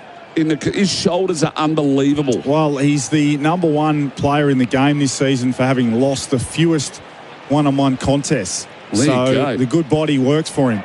Oh, Miller met heavily by Charlie Curnow. Rankin, forward handball, out to its bit of space, back to Rankin. Just turns, tries to steady, and these uncontested marks and their execution by foot, except for Miller right on cue that time. Now they turn the footy over. Roberts tried to go underground, cut off now by Cook. Cook, just a dink over the top to Rankin. Then took the 60 degree and lob wedged it to Neil Bullen. Their execution's been fantastic, the Crows. Yep. Yep, they're on tonight, no doubt about it. They come with a clear plan and they're executing it beautifully. Rankin, forward handball to Taylor, banged it on his boot and ended up in the hands of Heaney. Turnover, this is where they want it, in the hands of Blakey. He's got Ruin the Lizard. 1 bounce, 2 bounce, down the line of the wing to Curnow. Curnow drops the mark, he's going to get a free kick. Yeah, just a little arm over the shoulder. I mean, Blakey's ability there, running flat out to kick with touch, is incredible. He is on the flyby. He's running flat out, bouncing the ball, skidding it off the grass, and then he can just go dab and drop that footy in a bucket. It's amazing, that ability. So Charlie with his first real look at it. Just a hint of rain. A little bit of spillage here at the moment. Just starting to get a bit wetter. So this goal enormous in the scheme of the game. In comes Charlie. He's hit it okay. Umpire moves a long way right and misses. Through for a minor score. Crows by 20 points on the host plus. That's a plus scoreboard. And of course, our major partner is CMAX. Help advance tomorrow's healthcare by joining a paid clinical trial at CMAX. Register today at cmax.com.au. Can I ask you, while they're coming out of defence here, the Crows, should they be further in front? Maybe, if anything? Yeah, you'd love to be. They've certainly dominated the game. Turnover here. Lloyd. Handball. Papley across his body. This would be unbelievable from Papley. Spreads his arms. Well, look out. They may not be done with yet. The Crows now back to 14 points. They got out to 27 at one stage. But the rain's starting to fall heavier, almost on cue. You talk about these uncontested marks, JJ, the dominance of the Crows, the execution of their plan. But then when we really look down at it, you sort of go, hang on a minute, it's 14 points. Yeah, and the key element for me is in the last 10 minutes, only 4 or 5 marks from the Crows. So the rain. Whether the rain's played its part or the message has got out, let's stop these marks. I mean, Adelaide are on target to take about 130 marks. You don't win very many games when you give up that many marks. So I think a combination of the two. And if the game becomes harder to mark the footy, I would think, given Adelaide's game plan coming in, it favours the Swans. Well, let's see what happens. Grundy down to Warner, to Heaney, inside 50 again here for Sydney, sitting under it McLean, off hands. Trying to crumb was Sheldrick, really good at ground level, but that's holding the pill every day of the week. Good tackle. Good tackle from Worrell. He's been rock solid tonight, particularly defensively. Good in all conditions. Worrell. Saligo. Hit Fogarty. Can't be that wet. Well, he does have buckets for hands, though. Does Darcy Fogarty. Centre wing as he led up. Long way from home. Right half forward. He journeys. Rochelle over the top. Thilthorpe and McCartan were there. We'll have a boundary throw in. 60 metres around, right half forward here for the Adelaide Crows. 8-5-53 to 6-3-39. Crows by 14 for host plus. That's a plus. Big 6 minutes this. If you're Adelaide, you'd be very disheartened if you go in without a lead at half time. Grundy, perfect tap to Sarong and just punches it long up the wing. Nankervis zigged, zagged, forward handball. Managed to find ball ace towards a junction. Fogarty under it. Edwards, big fist over the boundary. We'll have the boundary throw in from right half forward again here for the Adelaide Crows, as most players here are wet. We've got about 6 minutes, as you mentioned, remaining. Just keeping an eye on Dean Cox's lolly jar. It's probably 3/4 full. I reckon it'll be empty by the end of the game.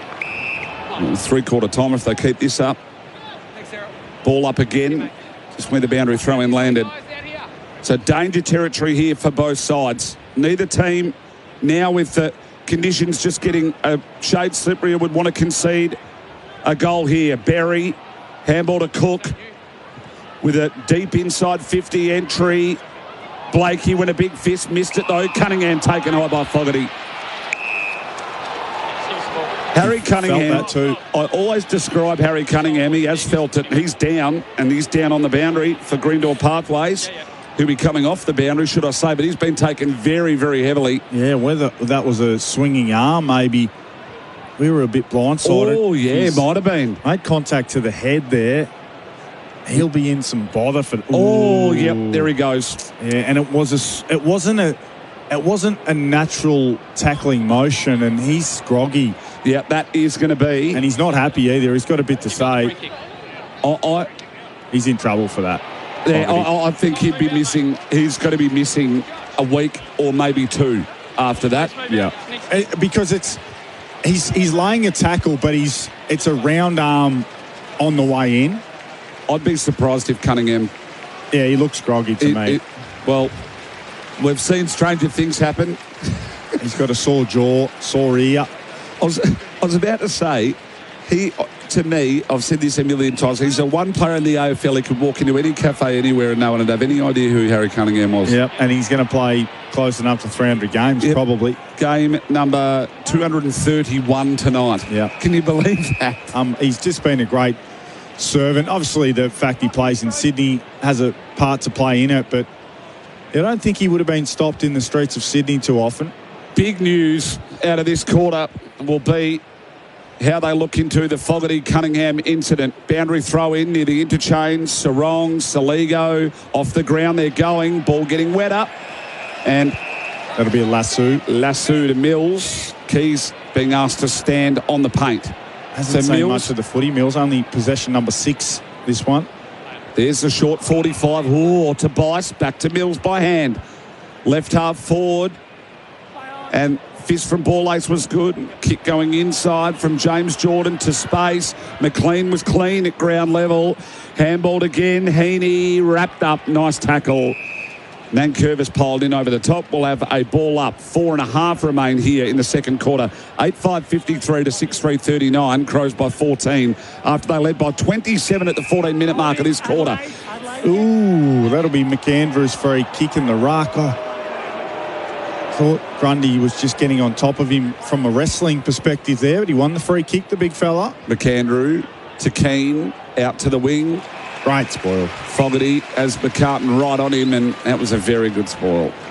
Boundary throw-in. Fogarty just deciding to have to take the mark on the chest, and that was a difference for McCartan. His ability to get a hand in there, and again, 4 minutes to go. Crucial 4 minutes for Adelaide to maintain most of this lead. Curtin picked the ball up, tackled by Rowbottom. Might have been in his back in the end of that tackle, but umpire quick on the whistle and quick to throw it up too. That's what we want to see. Grundy tapped down only as far as Curtin, smothered by Rowbottom. Handball back to Jordan.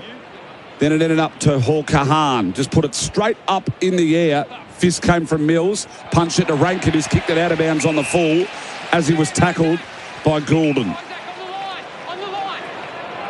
So no one there to take the kick. Oh, Rowbottom ran off and then had to come back on to take the kick. Rowbottom, left half forward. I just saw Errol Goulden's hair, and after the rain, it's got darker. He's gone from sandy blonde to back to what it used to be. It's subtle, but not so subtle. Danger territory here for the Crows. Big couple of minutes. Grundy, McAndrew, go at it. Neither in position. Rankin was there to Cumming. Kick smothered. Jordan may have been taken high. Rochelle should have picked it up. Socket off the ground. Didn't go very far. Unclean here at the moment. Except for Campbell, who handballs straight to Michaelani. To Fogarty. Now to Dawson. With his right-handed handball. Only went as far as Mills. Happy for the boundary. It's come off Michaelani's foot, I think. And he's going to get it. It must have rained a bit at ground level significantly more than we thought, because this ball's very, very slippery now. Yeah, it is. Yeah, it was already quite slippery without the rain, and now it's genuinely slippery. Mills deep. Heaney the target. Ends up in the hands of Campbell, but over the boundary line. Boundary throw in. 3 minutes to go. Crows by 14. This is Crows Nation for DD. Say yes, I DD. Miles Fitzner. And the 296 time goal up. 200 centimetre power forward, Josh Jenkins. So free kicks are the issue here. Slippery, arms over the shoulder, high tackles. Grundy did well to Michaelani, to Ball-Ace, to Rankin. Just blind kicked over his shoulder. And it ended up in the hands of Roberts. Now, he can thump a footy, but a wet one. I'm not sure. It'd be 60 from here, wouldn't it? 55? Yeah, he could pinch a metre. He's not going to worry about it. Sets it up. to the 25-metre mark. Coming across, though. McAndrew, touch play on. Oh, no, he doesn't know. Heaney tackles him, holding the ball. Oh, no. Advantage play on. Tapley gets 3. Wow, what have we witnessed? Crows fans will be vomiting. Well, he marked that. I can't wait to see it again. And we will shortly on the rival brothers, keeping Adelaide going replay screen. But to my eye live, yes, it was a pack of players. It looked like he had first hands on it. I mean, he's 210 centimetres and he's filthy. Did you heard the umpire? He's marked that. That's a terrible decision. You heard him call touch play on straight away, but it just looked like a clear mark. Well, it is, isn't it? Or did Curnow get a left hand on it? And then the tackle from Heaney, the crumb from Papley, he snapped that because everyone stopped. Yeah. He snapped it from directly in front. He said, I'll have me third. And he's just gobbling him up. And with 3 minutes remaining, margin back to 8 points. Can you believe that? Game on here on Friday night. Crows Nation for DD. Say yes, Eddie on the Host Plus. That's a plus scoreboard. It is game on. 29 and a half gone. There's going to be a free kick here for crossing the line. So who's he paid this free kick to? Because neither ruckman jumped. Grundy, wasn't it? He ran across it. I think he's Ping Grundy. Yeah, he's notorious for crossing that line. See, I thought McAndrew, I'll have to say it again, I thought McAndrew was in there first. So, look, this is the part of the ruck contest that they just didn't bargain for. You toss the coin and I'll call it. McAndrew bombs it inside 50. Get into the front. Saligo couldn't mark. Roses wrapped up by Berry. What are his numbers? He has been, I don't think has he had an actual disposal? Sam Berry? No, Roses. That was his first. Well, I don't think he even got rid of it. Well, he's had one, sorry. Well, he's had one. So one touch back in the side. It's a small forward on a wet night or / half back. So, bit of holding there. Blindsided to the umpire. Ball pinging around. Saligo fighting for the free kick. Maybe should have got it. Taylor just urges the ball forward. Bounces away from McCartan. And it is out of bounds. We'll have a boundary throw in at the left behind post. Left forward pocket here for the Crows. Minute 50 remain. This is really, really important for them here. Yeah, you got a hold here. 8 points. Probably a goal less than you'd like to go in at halftime with if you're the Crows, based on what we've seen thus far. Grundy brought the ball forward. Fogarty there, wrapped up by Rowbottom. Ball up. So if the Swans kicked another one here, that'd be filthy. Yeah, and it wouldn't probably justify what we've seen in the game. Grundy with a big punch. Warner with a fend off. Just got a boot to it. Heaney managed to gather and bombs it out to centre wing. Mark taken by Curnow in front of Worrell. Probably his best act so far tonight. Yeah, no doubt about it. Big contested mark. Played himself on there. Rain continues to fall. Roses. Sidestep one way or the other. On his left, impactful kick up towards Papley. The difference. He's everywhere. He is everywhere. Nice mark, and he marked it overhead also. So danger here. Danger. For the Adelaide Crows, Papley inside 50. Target was Curnow, nearly marked it one-handed in front of Worrell. Worrell handballed it out to space. Saligo sat over the footy. McLean tapped it to the advantage of Curnow. It's tight, it's wet. Cook wrapped up. Saligo tried to torp it out of defence, getting across Rowbottom over the boundary. We'll let the boundary throw in. Oh, red alert for the Crows defenders. Still is. Now the forwards are going to get up. Fogarty might even be going behind the ball here just to protect them late in the game or late in the quarter. You can't score, so you may as well stop a score. Guarantee stopping a score. Grundy, McAndrew, I haven't seen them have any time off it. Papley again, tried to fend off 1 and 2, got done holding the bill, and they let him know about it too. Great pursuit by Hall Kahan there. Just stayed on the chase and got the job done. But he's certainly been the barometer for them. 3 goals and the number 1. So the impact player on the ground so far. Off hands of Fogarty, out towards centre wing. Rochelle, Berry, Fogarty. Oh, he sidestepped, managed to get a handball away. He was being tackled. Sitting under it, Rochelle. Can he gather? Not quite. Keith threw it out to Toby Murray, who's banged it up and out of bounds on the full. It's one of those ones where Rankin tried to tap it off the shoe of the Swan and win a lasso free kick. But I think late in the quarter with the lead, you probably just want to take that out of bounds and get to half time. 8 points the margin. Rampy, right half back for the Swans. Long down the line, the Bondi side or far side of the ground. Roses with a crumb. Is there time to Curnow? Back to Roses. 70 from home. One bounce. Outside of the boot kick. I've never seen anything like it. To Sheldrick. Now to Heaney. Across the body mark taken by Keane. I've never seen a bloke kick a footy like that. That is unbelievable. How he got that across his body. But all's well that ends well for the Crows. They'd love to be a goal further in front, but they're not. But a lead's a lead. We're going to run through all the stats, all the goal kickers in our halftime show coming up very shortly. 8-5-53. The Adelaide Crows with the Sydney Swans 7-3-45. This is Crows Nation for DD. Say yes, I Deddy. Back right after this.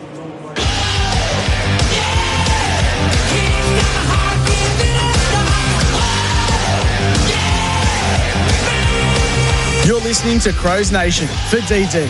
Say yes to going out after the game with DD. Whether it's chocolate from Sydney to Perth or milk from Melbourne to Brisbane, if it's in your fridge or freezer at home, chances are -1 Transport had something to do with it. As Australia's leading family-owned refrigerated logistics business, -1 operates a full company-owned fleet of vans, rigids, semis and road trains with cold storage facilities in every state, delivering true end-to-end cold chain solutions right across the country. Because in refrigerated logistics, every degree matters. -1, the degree of difference. The rising cost of living is being felt by almost everyone. For many families, it's making it even harder to put food on the table, pay rent, and cover other essential items. As the pressure grows, more people are turning to Uniting SA's emergency assistance for support. With your help, they can provide food, warmth, and everyday essentials to people doing it tough this winter. Make a tax-deductible donation to the Uniting SA Winter Appeal. Visit unitingsa.com.au. It's the fitness activity taking Adelaide by storm. Grab some mates or join a social event and play paddle at Paddlefit, Adelaide's first paddle courts. Think tennis meets squash, but way more fun. 4 indoor courts in Thebarton open daily from 7:30am till 10pm, with lessons for all levels and equipment hire available. Play Monday to Friday before 4pm and get 25% off court hire. The world's fastest growing sport is finally here in Adelaide. Paddlefit. Go on, give it a shot. Download the app and book online. It's a new era at the iconic Crown Inn because Renella's home of live sport is back, better than ever. After more than 170 years serving the Renella community, the sports bar has received a major upgrade. You'll love the bigger screens, improved sound, and a game day atmosphere built for footy fans. The bistro has also been refreshed with a revamped menu and upgraded outdoor dining spaces ready for long lunches, family dinners, and big nights out. See you at the Crown Inn this footy season. Crows fans, don't get your feathers ruffled looking for a park this season. Get hassle-free game day parking at UPark Topham. It's as easy as pre-booking your car park, then enjoying the short stroll to Adelaide Oval totally stress-free. Simply install the UPark app, pre-book, then park. And the best bit, it only costs $12. Guarantee your spot and make game day parking convenient and affordable. Install the UPark app today. For ultimate braking performance on your off-road adventures, fit Bendix Ultimate 4-wheel drive brake pads.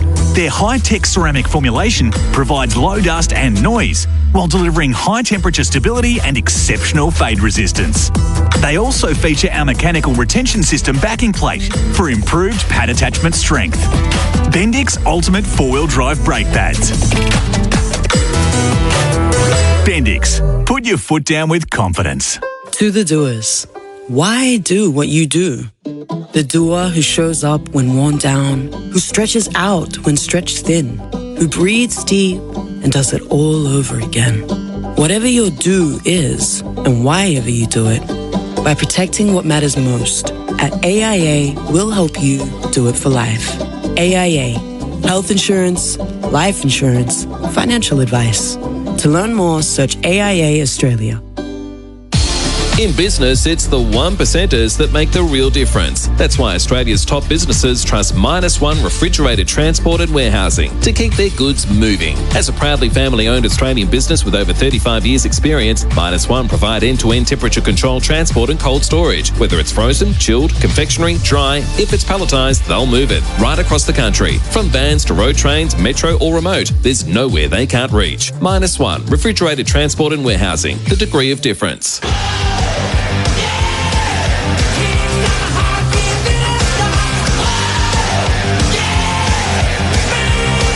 You're listening to Crows Nation for DD. Say yes to going out after the game with DD.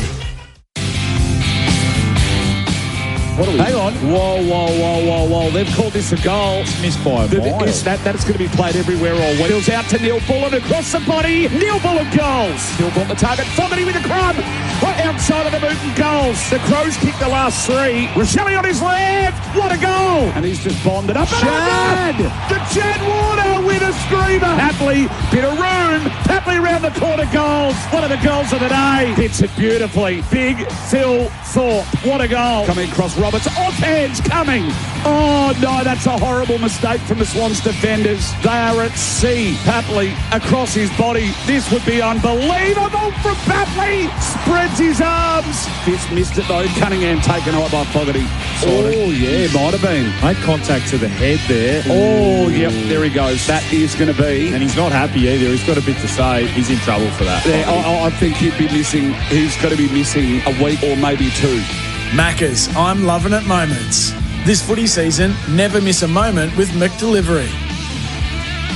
The highlights out of the break for Maccas and I'm loving it moments. Miles Fitzner, Josh Jenkins with you. 8-5-53, the Adelaide Crows. They lead the Sydney Swans 7-3-45. Let's get into the halftime floor show for Choices Flooring. The halftime floor show for Choices Flooring.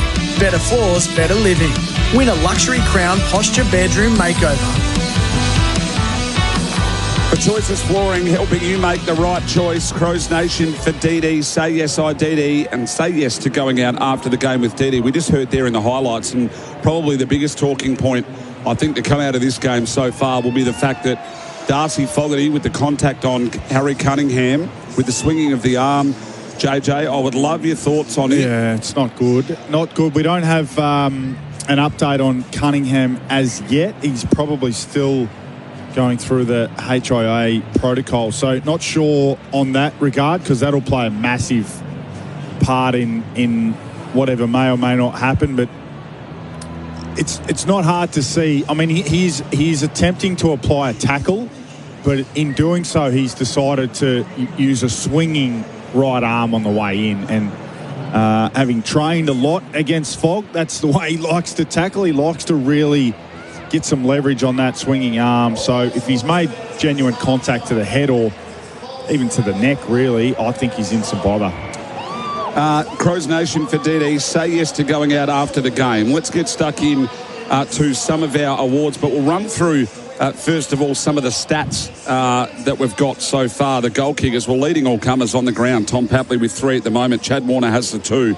And Adelaide Crows were all singles. So to Phil Thorpe, Rankin, Rochelle, Neil Bullen, Toby Murray, Lockie McAndrew, Darcy Fogarty, Isaac Cumming, and singles for Sydney to Campbell and to Logan McDonald. So Papley leading all comers there. But an interesting one is probably where the disposals are going at this point of the game too, and where some of the clearances are. And Isaac Rankin getting really busy, JJ, isn't he, with some of the stats from him? Yeah, 5 clearances for him. He's had an equal game high 18.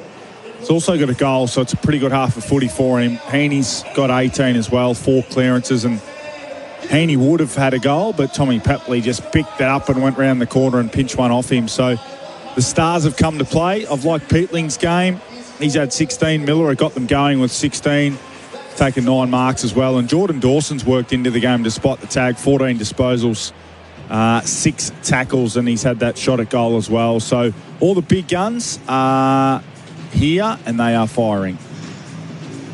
Who's been the best defender for Murray's Pest Control? And with the team from Murray's, probably there's a pretty few difficult sort of one in this way this game's been played. Yeah, it's a high-scoring game. from an attacking defender's perspective, it's hard to go past Wayne Miller and the rebound he's given. He's right up there when it comes to metres gained, as is Nick Blakey with 14. He's got the most metres gained on the ground.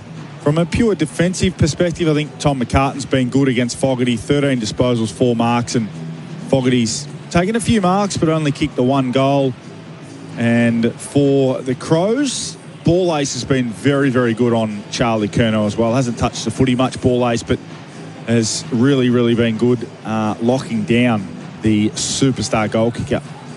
And that if you have a pest problem, I've certainly had them before, no problem with the team from Murray's, give them a call. Who's made it look simple for Revo Fitness Training made simple? Well, if you had said to me, look, at halftime, Isaac Rankin's going to have 18 5 clearances and a goal, I'd say, well, he's easily the best player on the ground. But he's probably made it look simple, but he's also gone under the radar to an extent in the way he's gone about it. So I think there's still upside in what he's done so far. Can I ask you on this? It's not really his normal. Would you consider that his normal style of game? He's had 11 of those of handballs, 5 clearances, but only 118 metres. I mean, it's almost like if you read that stat line, he's doing it fully inside. Yeah, it's a pretty high handball game for some of those mids at the top of the stat sheet. Rankin's had more handballs than kicks. Isaac Heaney's had more handballs than kicks. So it's just a game where there's a lot of pressure inside the contest, and some of those guys getting first hands on the footy are having to handball the ball because of the pressure around them. Are we going to see that change, maybe with the weather and with it getting wetter? Just looking down at some of the TV broadcast on the boundary line, and there are no umbrellas up at the moment, so I wonder whether it's just cleared up ever so slightly. I hope it does, because the game was really set up to be an offensive shootout, and the Crows haven't really engaged in those types of games this year. So I'm keen to see what it looks like for them if it remains high scoring, and if the Swans get it going and it becomes a genuine shootout. Keen to see Adelaide engage in that style of game. Well, this one might be pretty straightforward. McGain Real Estate Mark of the Day contender. Yeah, the Chad easily. He'll probably win Mark of the Week, and he might even have 2 contenders on the night for Mark of the Year, and he'll be pretty happy, because that'll mean he picks up $50,000 and 2 million velocity points with Virgin, so he'll be very happy. I'm not sure how far 2 million velocity points gets you, but it gets you. They've told, they have described, it does get you a long way in business. In business, yes. Hey, how have you seen the Grundy-McAndrew ruck battle so far? I think a fair bit of credit too. Shout out, we just saw on the replay screens, of course, and with the replays for Rival Brothers keeping Adelaide going. We've seen on the screens there before too the ruck group led by Sam Balderstone, former Norwood ruck. There in state ruckman for a long time, but the work he did is done with McAndrew there at the Adelaide Crows. I mean, he's been fantastic, I think, against one of the best rucks in the comp. Yeah, developed him beautifully. Grundy's dominated the overall hit-outs, and he started the game well, but so it's 24 hit-outs to 8, as in Grundy versus McAndrew. Hasn't felt like that, though, has it? It hasn't been super clean, and there's been a lot of throw-ins where Grundy's got to front spot and bashed it back toward the boundary, and they haven't really got much from it. In terms of disposals, Grundy's had 9 and McAndrew's had 6, but he did kick that goal and he's taken 3 marks. So I'd say at the moment it's probably a 1-1 draw.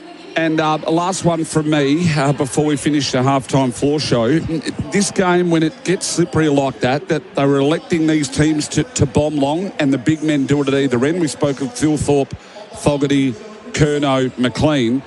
We've seen Papley kick 3 goals, which has brought the margin back in the first half now. Kicked the last 2 goals of the game at the 20-minute mark and 28-minute mark there at the second quarter. Does this game now sort of transition into which small can step up? We've seen Papley on one side, but who's the small that can do that for the Adelaide Crows? Well, we haven't seen heaps from Rochelle. He kicked that really good goal inside forward 50. He's always a threat.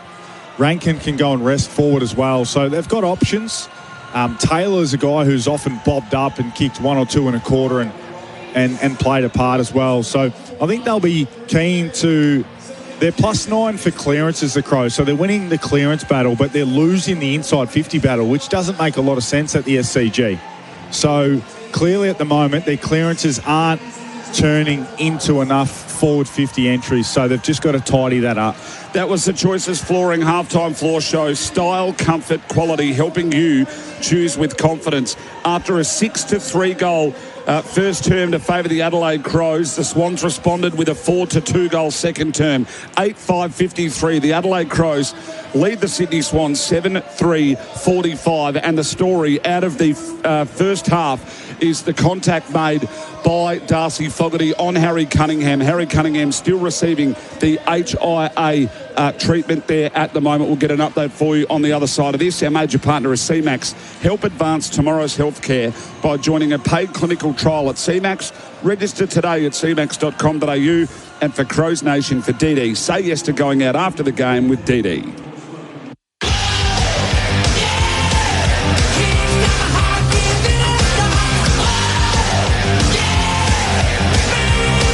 You're listening to Crows Nation for DD. Say yes to going out after the game with DD. Right from the very first bounce, this lineup has aced it today. They've been kicking with pinpoint accuracy. When your business needs something delivered, don't risk it. Ace it with Ace It Transport Solutions. We have a fleet of over 220 vehicles, vans, utes, trucks. No delivery is too big or too small. Delivering for South Australia for over 25 years. Book online in 3 simple steps. aceitransport.au. Don't just send it, ace it.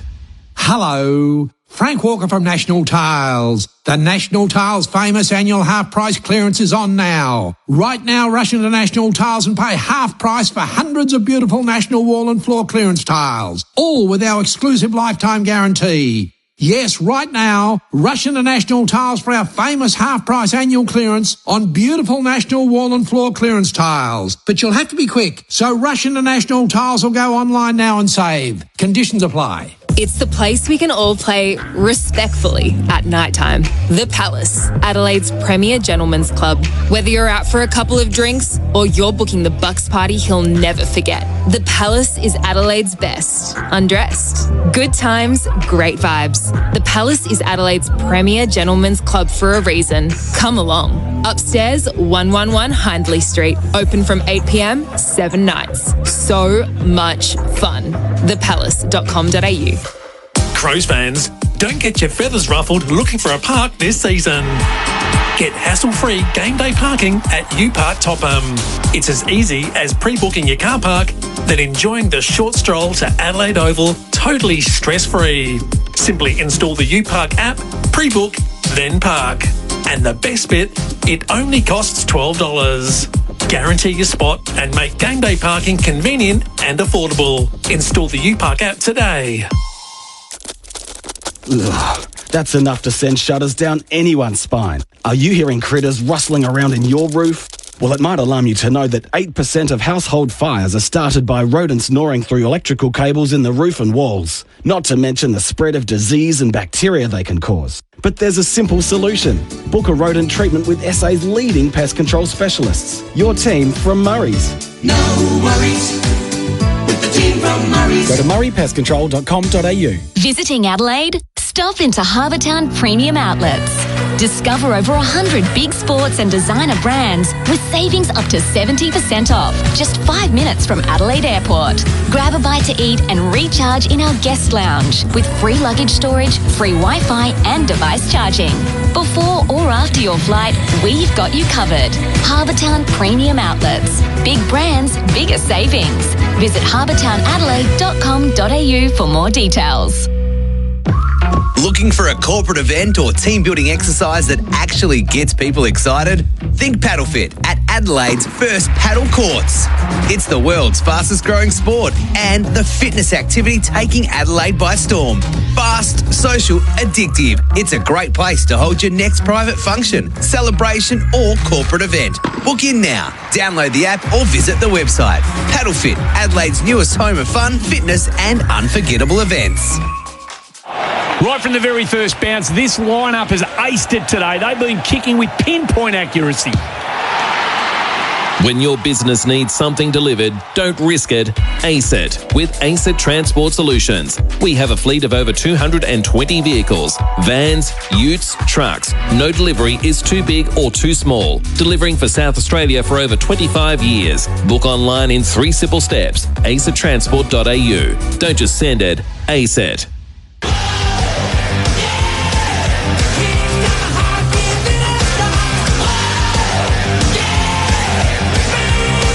You're listening to Crows Nation for DD.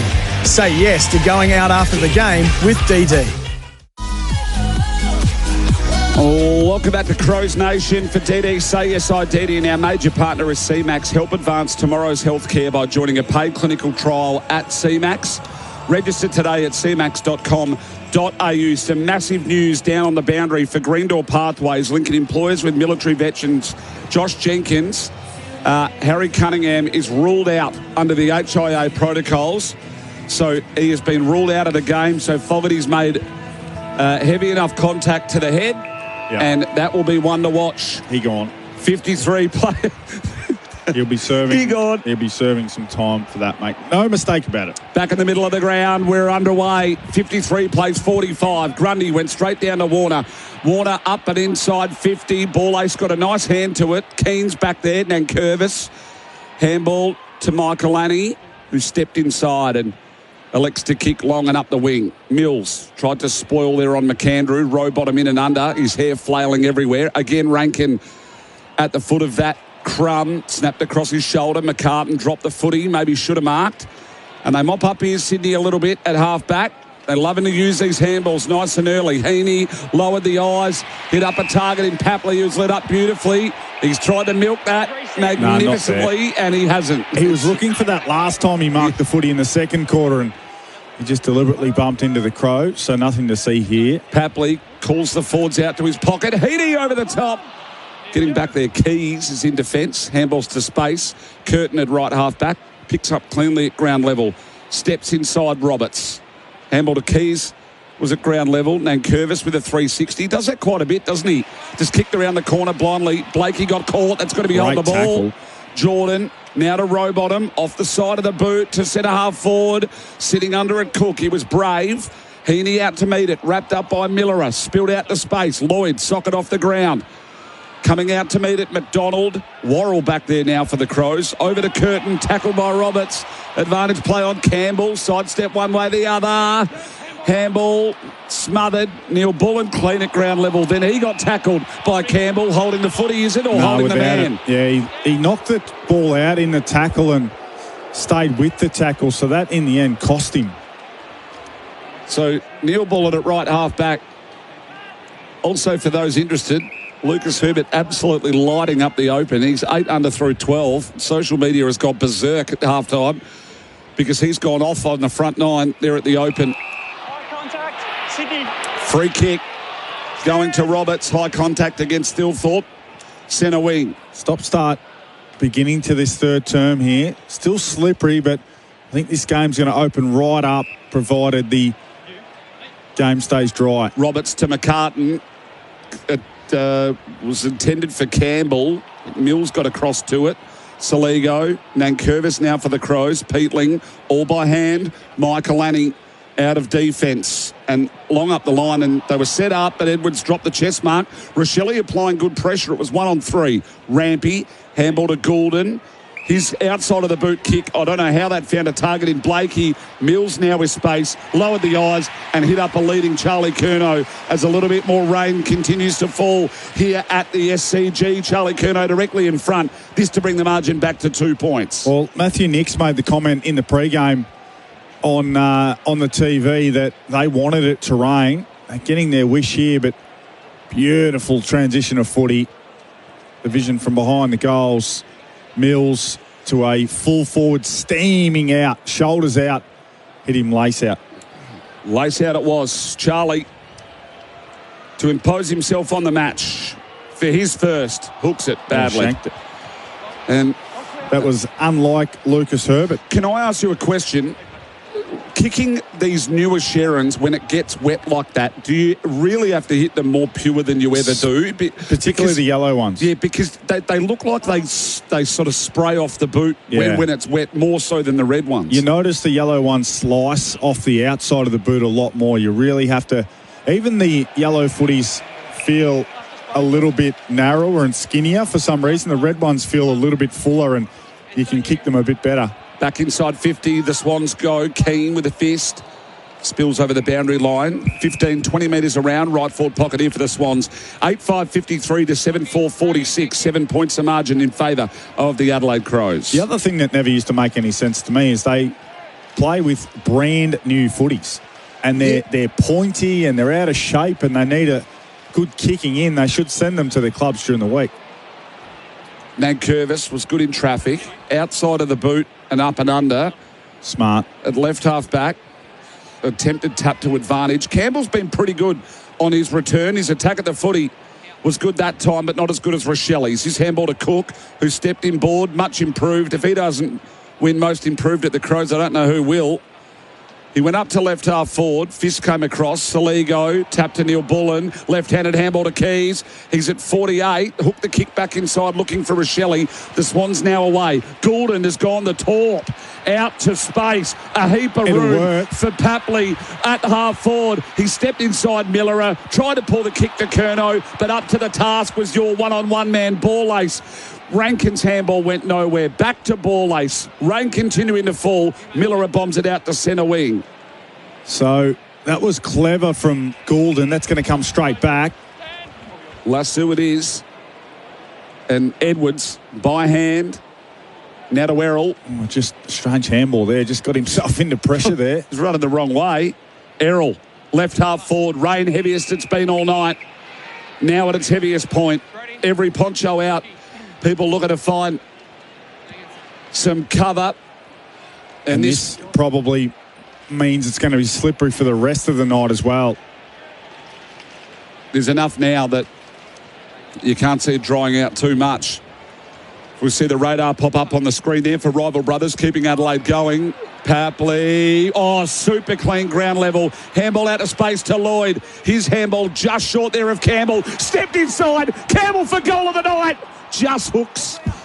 He's been exceptional. He's a good player. Yeah. I don't think they realised how much they've missed him until he's been out of the team and how good and how valuable a player he is. He can run, he can kick the footy, and it's one of those left footers that seemingly not enough of the opposition know he's a left footer. 6 points, the margin in favour of the Adelaide Crows, and that's on the Tyre Power scoreboard, your trusted tyre experts. This is Crows Nation for DD. Say yes, I DD. Miles Fitzner and Josh Jenkins with you. Neil Bullen, if he just had a tap on it, it would have gone well, but Rampy, a torp back now, inside 50 for Sydney. It's ping-pong footy. Michael only did well. Now to Keane. Keane out to right half back. Good mark taken out there by Curtin. By hand to Michaelani. Still at right half back. Out towards centre wing. McAndrew let up Grundy. Did well. Good work, yeah. Just got to find another mark here. This is where centre wing, wide. The SCG is a super wide ground. It's hard to get the ball inside 50 from this point. McAndrew through right half forward. Edwards with a fist at the back of Thilthorpe. In and under Mills. Looked like he threw it out. No free kick. Heaney was there. Wrapped up by Thilthorpe. Ball up right half forward here for the Adelaide Crows. It's a different ball game now. It's contest to contest. Kick it off the ground if you need to. First quarter we saw the Crows take 54 marks. I doubt we'll see that many combined in the second half. So still scrappy out of this stoppage. Rankin tried to tap the ball to himself and keep it in front of himself. Rowbottom was there also. Wrapped up another stoppage. Just again, the update on the interchange for uniting SA's winter appeal. Help those in need. Cunningham is out of the game with an HIA after a swinging arm with an attempted tackle. No malice in it from Fogarty, but he's going to be missing some time. He is. That's a free kick. The inside hold on Thilthorpe.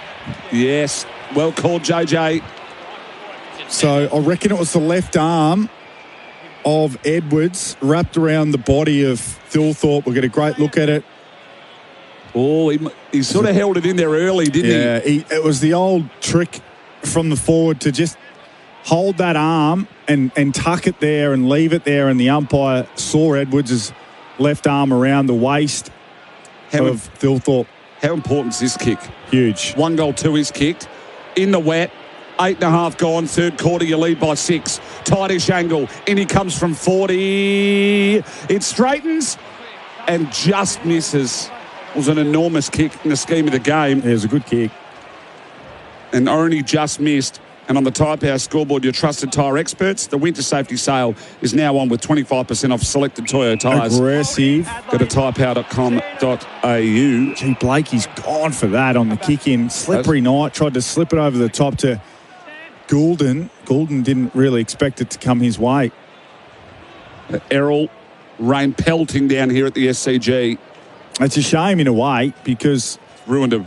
The game was airborne offensively. Peatling, he's even attempted to kick around the corner and long, and that's shanked. Now to Mills. So this is an up and under, sort of between the arc battle, getting across Logan McDonald. Great contest. Papley ducked back into it. Got a high free kick. Play on advantage. Errol from 70 misses. That would have been enormous.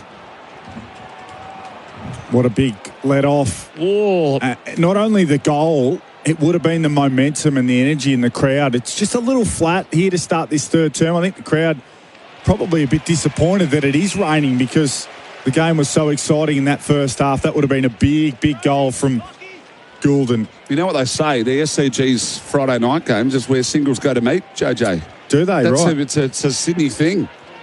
Yeah, swipe right at the SCG. Well, they tried that in the races, didn't they, with the green and the red and the badges? Certainly did. I've just been red my whole life, unfortunately, but that's whether there was someone around or not.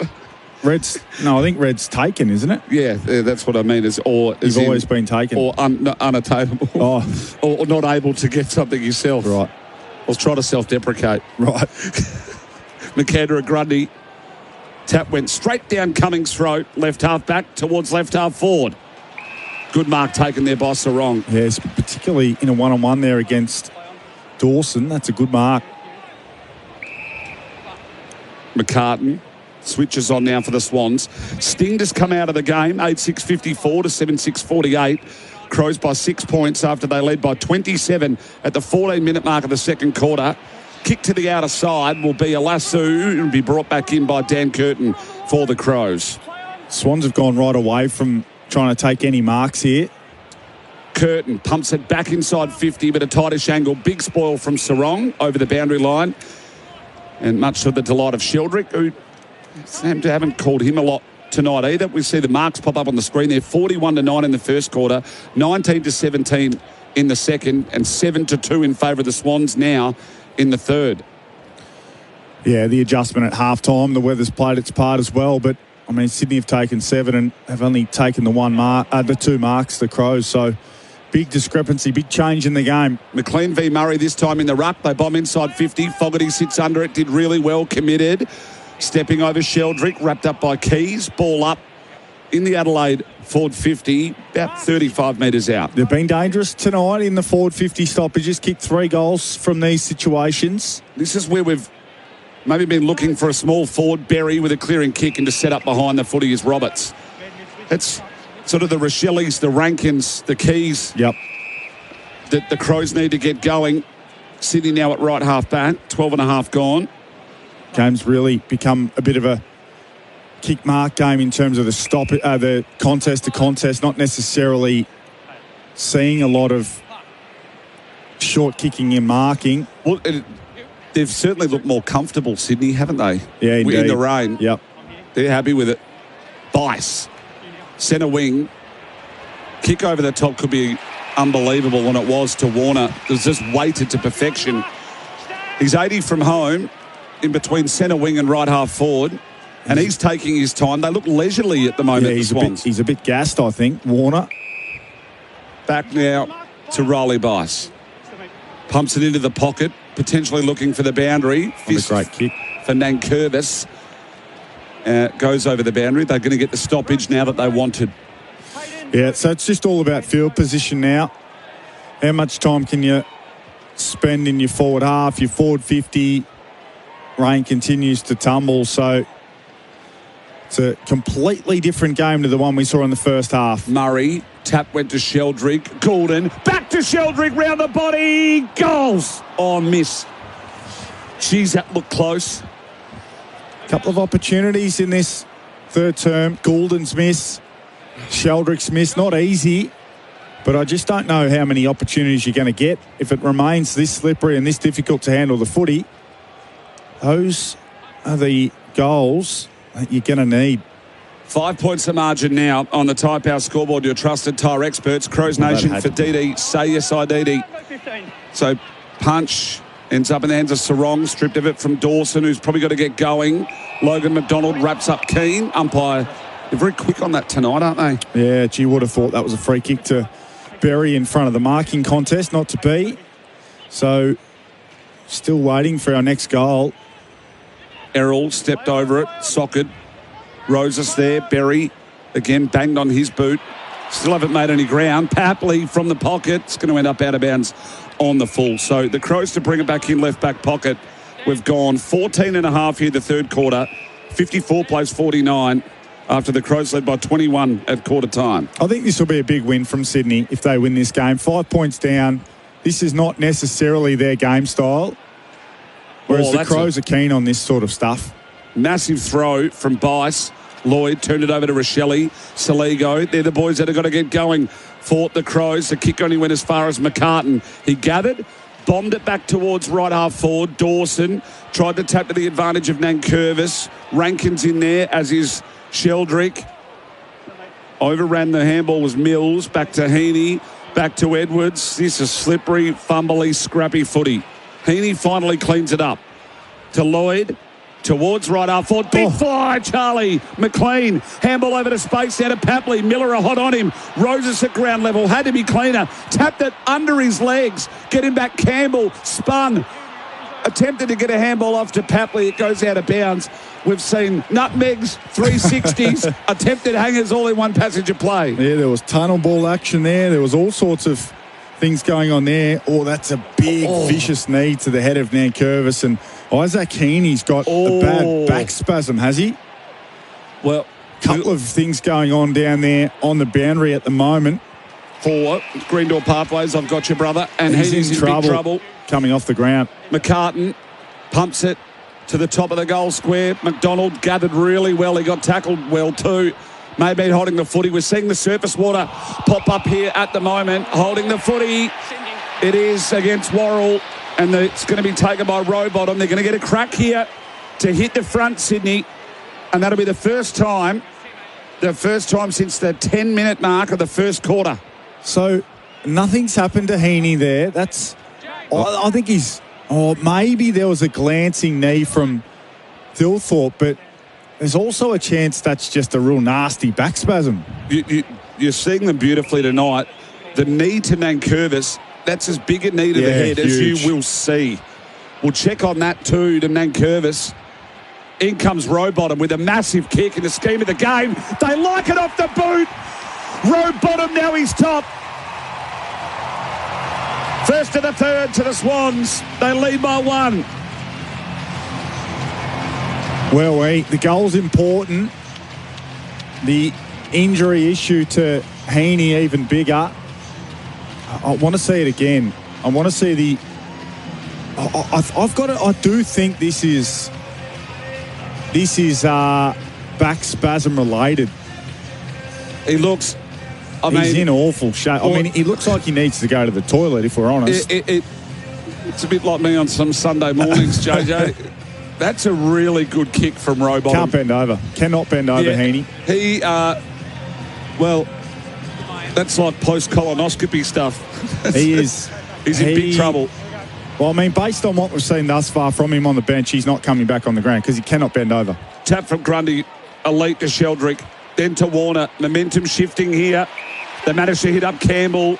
I've been so impressed with him. Campbell from 70. Pumps it again inside 50. It's set there for McLean off fist and off hand, so from Nankervis. I have no idea how Nankervis is still standing. The knee to the back of his head. I don't think how is he not off the ground? A blow that significant, I think he should be getting tested off the ground. That's what it was brought in. Rowbottom, snap from the stoppage. He's kicked 2 in a minute. Back to back. Game is turned on its head. Sydney lead by 7 on the Tyre Power scoreboard, your trusted tyre experts. Well, it's been the issue of the night, hasn't it? Goals from forward 50 stoppages. The Crows kicked 3 in the first half, and now the Swannies get one through Rowbottom. Their previous goal was from forward 50 pressure and a holding the ball call as the Swannies physio, she's got the most important job in the stadium right here, right now, trying to get Isaac Heaney back in some sort of shape. It was Grundy against the backup ruckman, and that's the difference. That's the difference. Grundy laid it down unbelievably with the left hand, and I've been in that position where Toby Murray has been, where you're up against a better ruckman and you're almost powerless to stop them. She's charging off the line was Keys against Warner. Rankin through traffic on his left boot. Through centre half forward they go. Edwards first to meet it in front of Phil Thorpe. Handballs to Roberts. Roberts lowered the eyes, attempted to hit Campbell.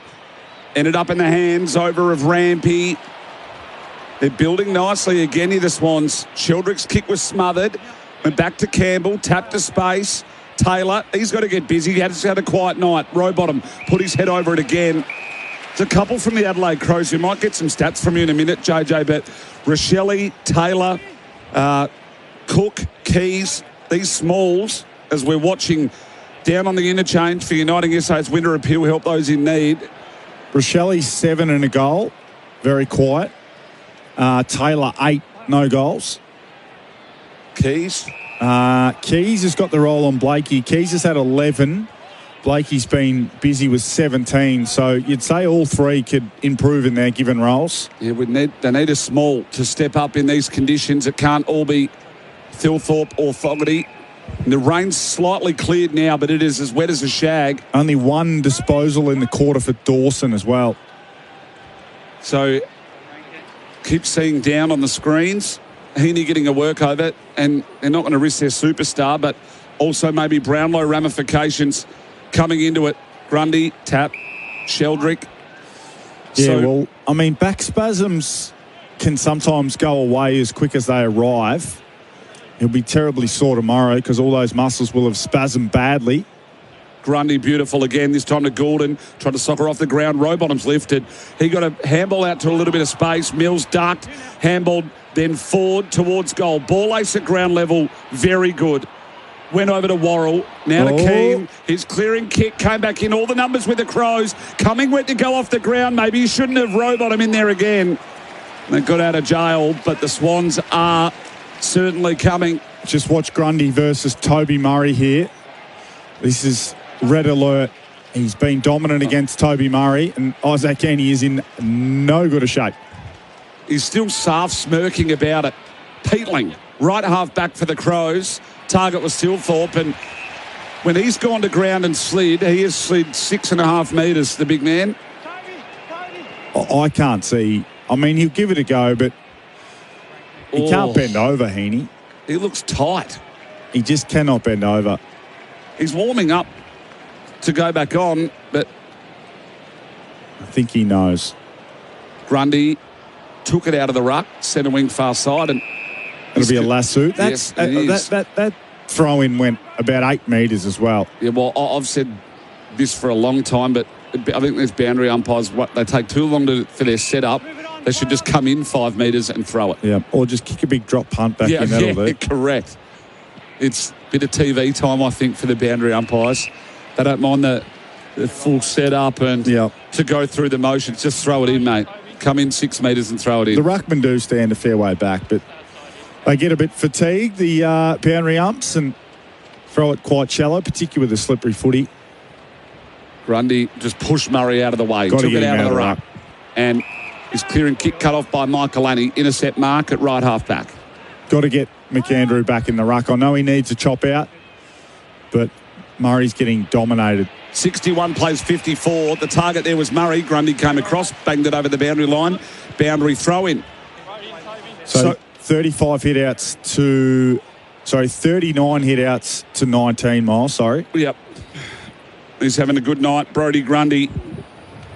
For Kixo Styling, turning oh-no inspections into oh-wow moments. Grundy just dropped it at the feet. Rankin was there, though, to Cumming. Inside 50, the Crows go. Bounces over the boundary line. Right half forward boundary throw in here inside 50 for the Crows. We've gone 23 and a half, not many goals this quarter. Only the 2 to Rowbottom from the 17-minute mark and the 19-minute mark. But the Crows lead by 27 at the 14-minute mark of the second. It's now the Swans by 7. One behind in the quarter for Adelaide only. Fogarty sidestep, snap from the pocket to the top of the square was really good. Thilthorpe and Keys off hands. Now 2 behinds for the quarter. Margin back to bang on a goal. 6 points in favour of the Sydney Swans as we get into the last 4 minutes of the third term. Good effort there from Cook. Double-fisted spoil on the kick-in. Trying to go fast there, the Swans. Just pinch a bit of field position from a kick-in. You're not trying to score from kick-ins. Only 5% of your scoring comes from kick-ins. So it's all about... Is that right? Just trying to get some field position. Boundary throw in. Left half forward for the Crows.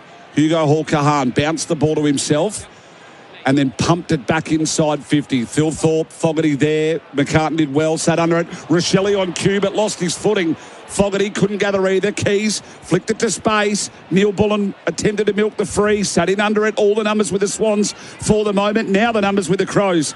Keys tapped it back to Rochelle. Handball went to Cook. Cook now to Berry. Berry has a crack. Snap across the body. Berry!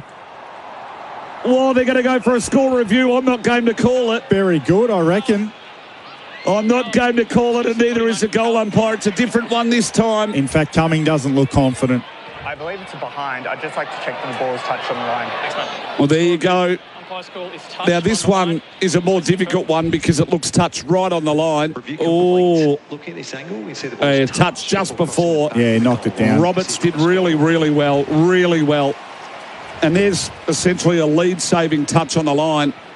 So another minor. 5 points the margin in favour of the Swans. And that's a chance for the Murrays, your trusted pest experts. Best defensive effort. Just going to get the exact percentage of scores from kick-ins for you, Miles. There you go. And on the replay for Rival Brothers, keeping Adelaide going, we saw that score review. Miller from the kick-in. Banged it back inside 50. Rochelle's got to get busy. Mills has held him well. Soccer off the ground, went to Sheldrick, not 15, play on. You heard the call. Out they come towards the interchange gate. Warner's got some space. He couldn't gather cleanly, though. He got tackled very, very well by Peatling, holding the footy. Incorrect disposal. Peatling squares the footy up straight away to Michaelani. Michaelani back to left half forward. They've got numbers here, the Crows. Neil Bullen, it off hands to Cook, who crumbed it beautifully. He's 70 out from home, looking towards goal. Get in the front, Edwards. Punch went to McCartan, coming across Fogarty on his left, outside of the boot, straight up to the top of the goal square. Big fly coming, had 2 goes at it. Kick away came from Mills. Dawson, he couldn't mark. Left half forward here for the Crows. Roses good at ground level. Here they go. To Sarong through the middle of the ground. Up towards centre half forward. McLean, he tapped it over the back. It was really smart from McLean. He tried to build the contest. It's a foot race. Getting back, Nankervis, he'll rush it. And there was no one on him. And they're going to ping him. They're going to ping him. They stayed off him on purpose. They stayed off him on purpose. They knew he was running blind. You watched the replay, JJ, for Rival Brothers. They stayed off him on purpose. And Nankervis, nervous Nankervis. Gee whiz. On a slippery night, I thought he would have gotten away with that. Papley is going to go around for 4. And hits the post. Well, they might be footy gods. And that's normally his bread and butter. But look at this, they stay off him. Look, Papley sits off him, sits right off him on purpose. That's genius. Yeah, gee, I thought he'd get away with that, but it was smart from the Sydney forwards not to put pressure on him. Got away with it. Oh, well, they have got away with it in the end. Margin back to 6 points. That could have been a massive moment in the game. So, left half back for the Crows, Peatling. And up and under. Up towards centre wing. McAndrew. Tap to the advantage of Saligo.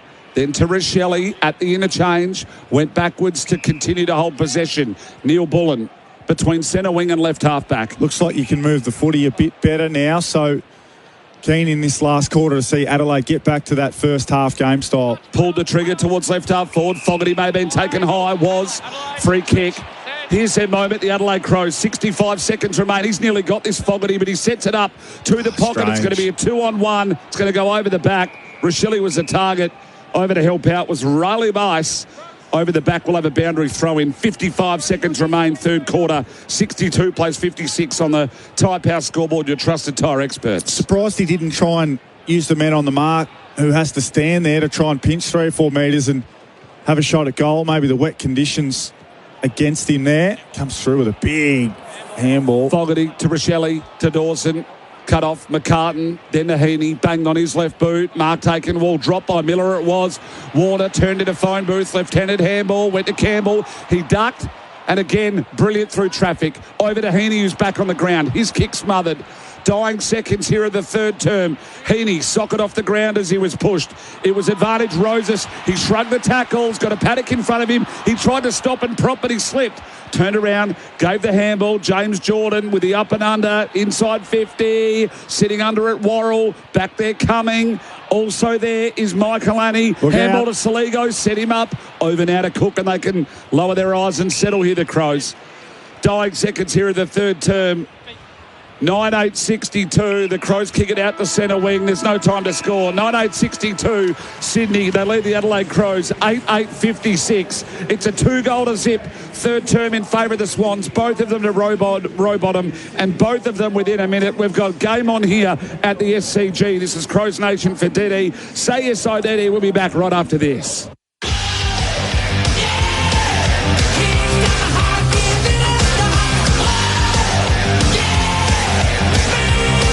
You're listening to Crows Nation for DD. Say yes to going out after the game with DD. Proudly roasted right here in Adelaide, Rival Brothers Coffee Roasters is your local trusted specialty coffee supplier. Whether it's your morning brew at home or keeping the office fueled, Rival Brothers delivers premium specialty coffee beans across SA. They're all about the sporting community too, and from early starts to weekend sport,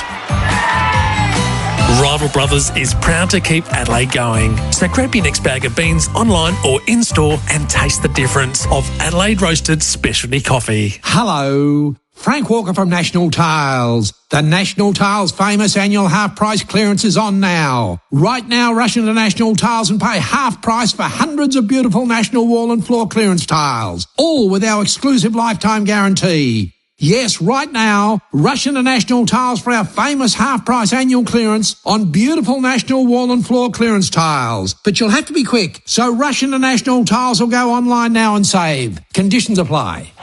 Right from the very first bounce, this lineup has aced it today. They've been kicking with pinpoint accuracy. When your business needs something delivered, don't risk it. Ace it with Ace It Transport Solutions. We have a fleet of over 220 vehicles, vans, utes, trucks. No delivery is too big or too small. Delivering for South Australia for over 25 years. Book online in 3 simple steps. aceitransport.au. Don't just send it, ace it. Adelaide, meet your new obsession. It's the world's fastest growing sport. Fast, social, addictive. Welcome to PaddleFit, Australia's first dedicated paddle facility. Think tennis meets squash, but way more fun. Close to the city with on-site parking, it's so easy to get involved. You can play casually, join social sessions, or book coaching. PaddleFit. Go on, give it a shot. Download the PaddleFit app and book online. PaddleFit, Adelaide's new home of fun and fitness. Did you know that groundbreaking treatments come to life thanks to people like you and me? That's right, we hold the power to change lives. Your participation in a CMAX trial today can contribute to discoveries that could pave the way for better prevention and treatment of diseases tomorrow. CMAX values your safety, comfort and time above all. All participants are paid about $400 per night for their contribution. Keen to see if you would be eligible for a CMAX trial? Log on to cmax.com.au. That's cmax.com.au. Visiting Adelaide? Stop into Harbour Town Premium Outlets. Discover over 100 big sports and designer brands with savings up to 70% off. Just 5 minutes from Adelaide Airport. Grab a bite to eat and recharge in our guest lounge with free luggage storage, free Wi-Fi and device charging. Before or after your flight, we've got you covered. Harbourtown Premium Outlets. Big brands, bigger savings. Visit harbourtownadelaide.com.au for more details. Running towards goal. Whoa, that's holding the ball. That commentary with a little adult twist is brought to you by Sexyland. They get it, now so can you. Right to the final siren. Australia's biggest range of sexy costumes, lingerie, couples toys and fun gifts and games for adults. Sexyland. Open till midnight 7 days a week in 3 locations, including St Mary's Store. Or shop online for 2-hour delivery at sexyland.com.au. Take me now, Sexyland. Crows fans, don't get your feathers ruffled looking for a park this season. Get hassle-free game day parking at UPark Topham. It's as easy as pre-booking your car park, then enjoying the short stroll to Adelaide Oval totally stress-free. Simply install the UPark app, pre-book, then park.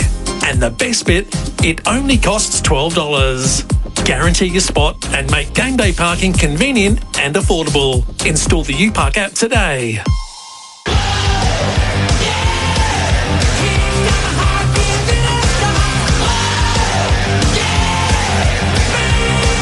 You're listening to Crows Nation for DD. Say yes to going out after the game with DD.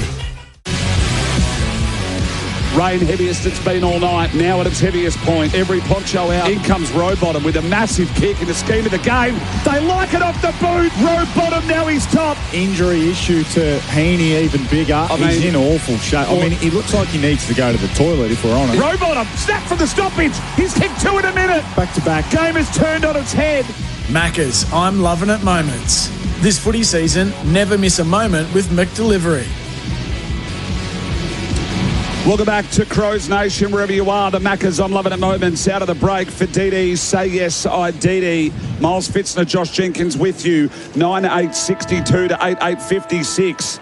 It was a 2-goal-to-zip quarter in favour of the Sydney Swans. It should have been 3 with Papley missing one pretty tight in there. And the margins, well, they are tight. They are tight. 6 points in favour of the Sydney Swans after the Crows led by 21 at quarter time and 8 at half time. Josh Jenkins, your thoughts on the first 3 terms? Yeah, they've been, I mean, the first half was magnificent footy. Third quarter interrupted by some weather concerns and some wet weather. I reckon it might dry up a little bit in this fourth term. Still seeing a couple of replays of the Nankervis knee to the head that he copped, and I can't believe he didn't have to go off the ground. I know Mark Cesana, the Crows doctor, very well. I know Vinny Del Bono, the trainer who was first to the scene. I know them very well, and they never would ever put a player in any type of jeopardy, but it's a strange one and something that we continue to see as the Crows go forward. Just get Miles sorted ever so shortly. Warner's involved. Goulden kicks it off the ground. Might be my big break here. Well, he's back. I've lost it. Yeah. As quick as it arrived, it was gone. I'm just having a little bit of trouble through the headphones here at the moment, but we'll try and work it out as we go. I think I might have broken the jack in the excitement here because I certainly can't hear a thing at all for me. We've got you at the loud moment. and clear. So away we go. Coming down the line, out to meet it was Charlie Curnow. Rowbottom stepped over the top of it. Roses has really lifted late in the term, and on his left, Sydney kicking to the left of your radio dial. Blakey with a 2 or 3 toucher. Keys up to the task with him as well. Getting across this Saligo. Nankervis comes across and managed to find Cook at right half back. Josh Jenkins. Yeah, they'll just go forward. It was great press there from McCartan. Brave come up, impacted that contest. Neil Bullen had to stand there and cop it. He did. Copped a knee in the back for his troubles as well. It was a really good press, really good decision from McCartan to come up, come off his man. If that ball gets over the back, it's probably a goal against, but he made the team first decision, came forward and punched that ball over the boundary line. To the boundary throw in Berry with the clearance. Banged it on the boot. Up inside 50 just. Nice mark. Back with the flight was Rolly Bice. Great mark. Great mark. The Mate Internet Mobile scoreboard. Swans lead by 6. And Crows Nation for DD. Say yes, I DD. Miles Fitzner, Josh Jenkins. McAndrew dropped the mark, the up and under, and attempted to go back inside 50 once more. Rochelle up to the footy and met it, took a nice chest mark. He's got the lead from Thilthorpe, ignores it, went to go wider and found Fogarty. Good decision from him. I think he wanted to use Thilthorpe. He hesitated on the inside kick to Thilthorpe, and Fogarty was just sitting there in that pocket. McCartan was trying to zone off, and in the end, that was his only option. Good kick in between two defenders, and finds Fogarty. What a massive kick this is. Huge. In the scheme of the game, he's kicked one straight. That was at the 16-minute mark of the first. Tightish angle. He's a beautiful kick of the footy. He has been since he was 16. And make no mistake, that went straight through. The Crows are alive at the SCG. Fogarty's got two. All tied up in wet conditions. Does it get any sexier off the boot than that? He's always been, from the day he walked through the doors at the Crows, always been super confident in his goal-kicking routine, always been super reliable, hits it flush, doesn't quite kick it as far as Texan, kicks it a lot differently to Walker, but is unbelievably accurate. And to be honest, throughout his career, he's had a lot of quiet games, but because he's so accurate, he walks away with 2 goals straight. I mean, a lot of those games you walk away with 1-1 or 0-2, you probably find yourself out of the team, but you know, he's kicking his 2 goals straight, he's 2 goals won and doing his job. And again tonight, he's got a couple on the board, and that one there first since late in the second quarter. So at the 3-minute mark of the last term, it all tied up at 62 apiece on the Mate Internet and Mobile scoreboard. Again, favouring the Crows. Berry, they've lifted here. Nankervis, how he's on the ground, I don't know. Out to right half forward. Keezer on the slide, couldn't mark. Over the boundary line, we'll have a boundary throw in. And the boundary for Green Door Pathways, of course. Our major partner is CMAX, helping advance tomorrow's healthcare by joining a paid clinical trial at CMAX. Register today at cmax.com.au. He should have marked that, Keys. That would have been going inside 50 with a bit of speed. Again, just bounced off his chest as he slid on the slippery grass. Grundy tried to find Lloyd. Saligo just socketed it forward a little bit. Heaney bending over a lot freely this time. Handball to Blakey. Tackled by Keys. Mills. Back to Heaney. Wrapped up now by Saligo. Umpire said, I'll have it. And they want to go on with it a little bit here. He's clearly, I mentioned the fact that those back spasms can go away as quickly as they arrive, but he will be very sore tomorrow, very stiff tomorrow. Ball up right on the plane of 50, favouring the Crows. Goulden by hand to Heaney on his left boot. Clearing kick towards centre wing. Miller was in a 1-on-1 with Rowbottom and went out to space in front of Dawson. Ball stood over it. We'll have the stoppage now in front of the interchange. And of course the interchange, uniting SA's winter appeal, helping those in need. Our mark of the day from McGain Real Estate. That's done and dusted. Chad Warner, come on down. Well, I hope someone beats it, but I doubt it. Again, no clean possession to speak of from this stoppage. Grundy on his hands and knees. Handball to Lloyd, who took off and then got tackled by Peatling. Has to be footy and was. Yeah, superb tackle. Pinned one arm, took him to ground carefully, and Lloyd had no choice but to lay that footy on the ground and concede. Peatling pumps it long to right half forward for the Crows. Thilthorpe at the front. Spills to Saligo. Forward handball Rochelle. Forward handball again to Fogarty. Fogarty banged from the goal square. Crows are in front. Fogarty's got 3. And they beat the Swans at their own game. Bomb, forward handball. And it started with an unbelievable tackle from Peatling. What a goal. Big moment in the game. Huge moment in the contest.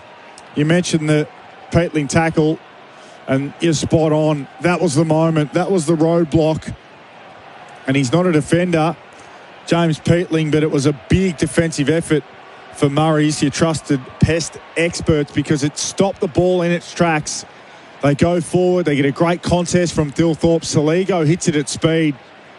Gives it to Rochelle, who I reckon 2 years ago would have banged that on the boot and had a shot. Looked up, saw Fogarty, who walked in and kicked his third. Gives the Crows a 6-point lead.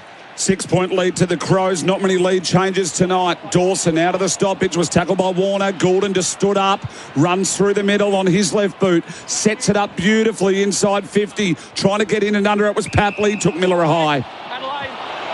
Gave away the free kick. I'd probably try and run a smaller forward line for the Swans. Play McLean off the bench.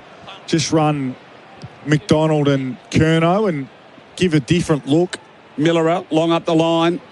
Ends up in the hands of Sydney, but Hugo Hall-Kahan turned it over to Rowbottom. Forward handball to Papley in space. Left foot. Papley has got a bag. 4 for Papley. Look at him. Back to even. We've got a cracker here at the SCG. 68 apiece for the Mate Internet and Mobile. $25 off for 6 months with Mate Internet. Save more when you bundle. Josh Jenkins, what a game we have on our hands. The rain falling. Papley's got a bag. Fogarty's got 3.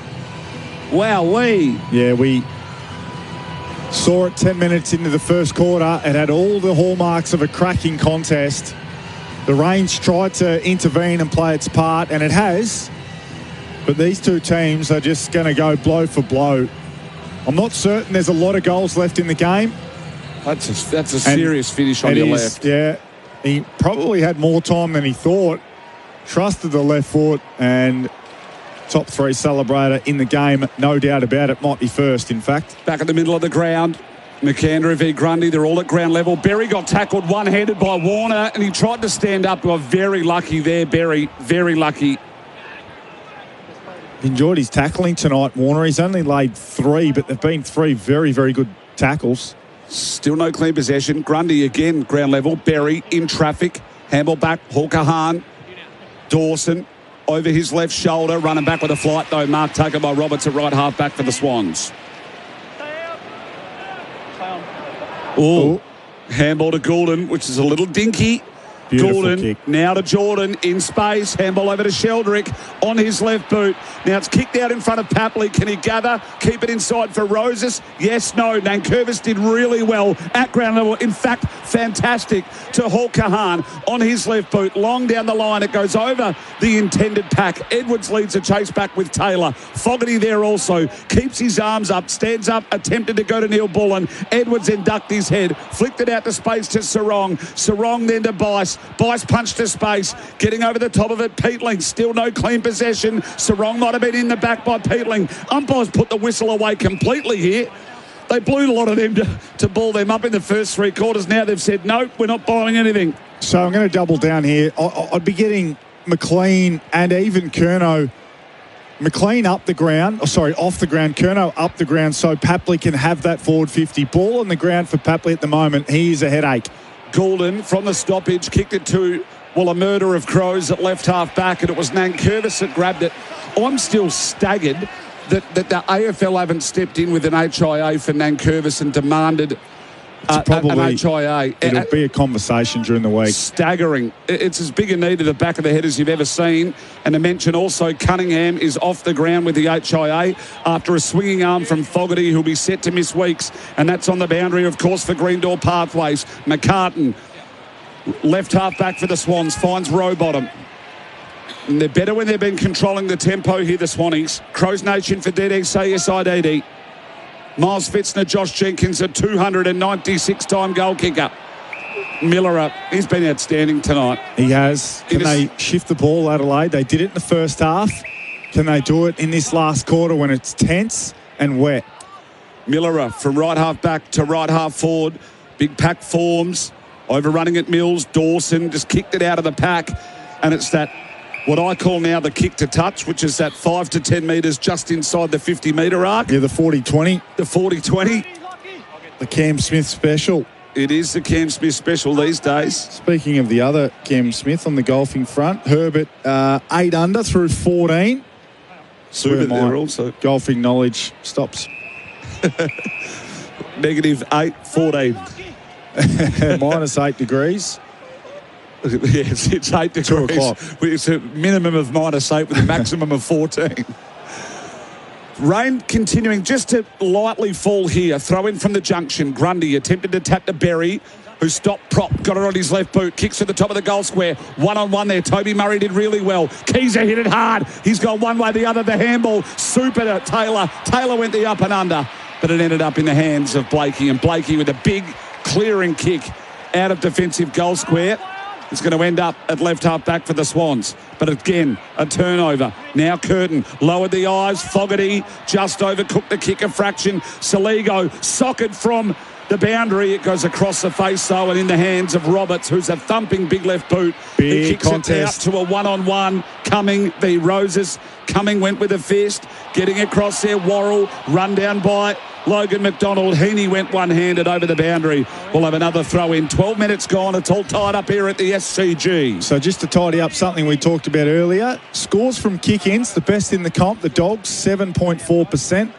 AFL average, 4.7%. So local footy clubs listening, kicking in from fullback is not an opportunity to score. Just get it to halfway and reset. Grundy v. McAndrew, and then the clearing kick goes inside 50 here for the Crows. Danger territory for the Swannies. Mills, underground, Bice to McCartan, wrapped up by Toby Murray. They've lifted here, the Crows. 10-8 apiece on the Rival Brothers replay, keeping Adelaide going. It's got the smell of a draw about it. Oh, touch wood. Just to spend the weekend talking about whether we need extra time or not. Papley hitting the part of a draw. Papley hitting the post, then everything comes into it, doesn't it? Yeah. The Nankervis non-HIA.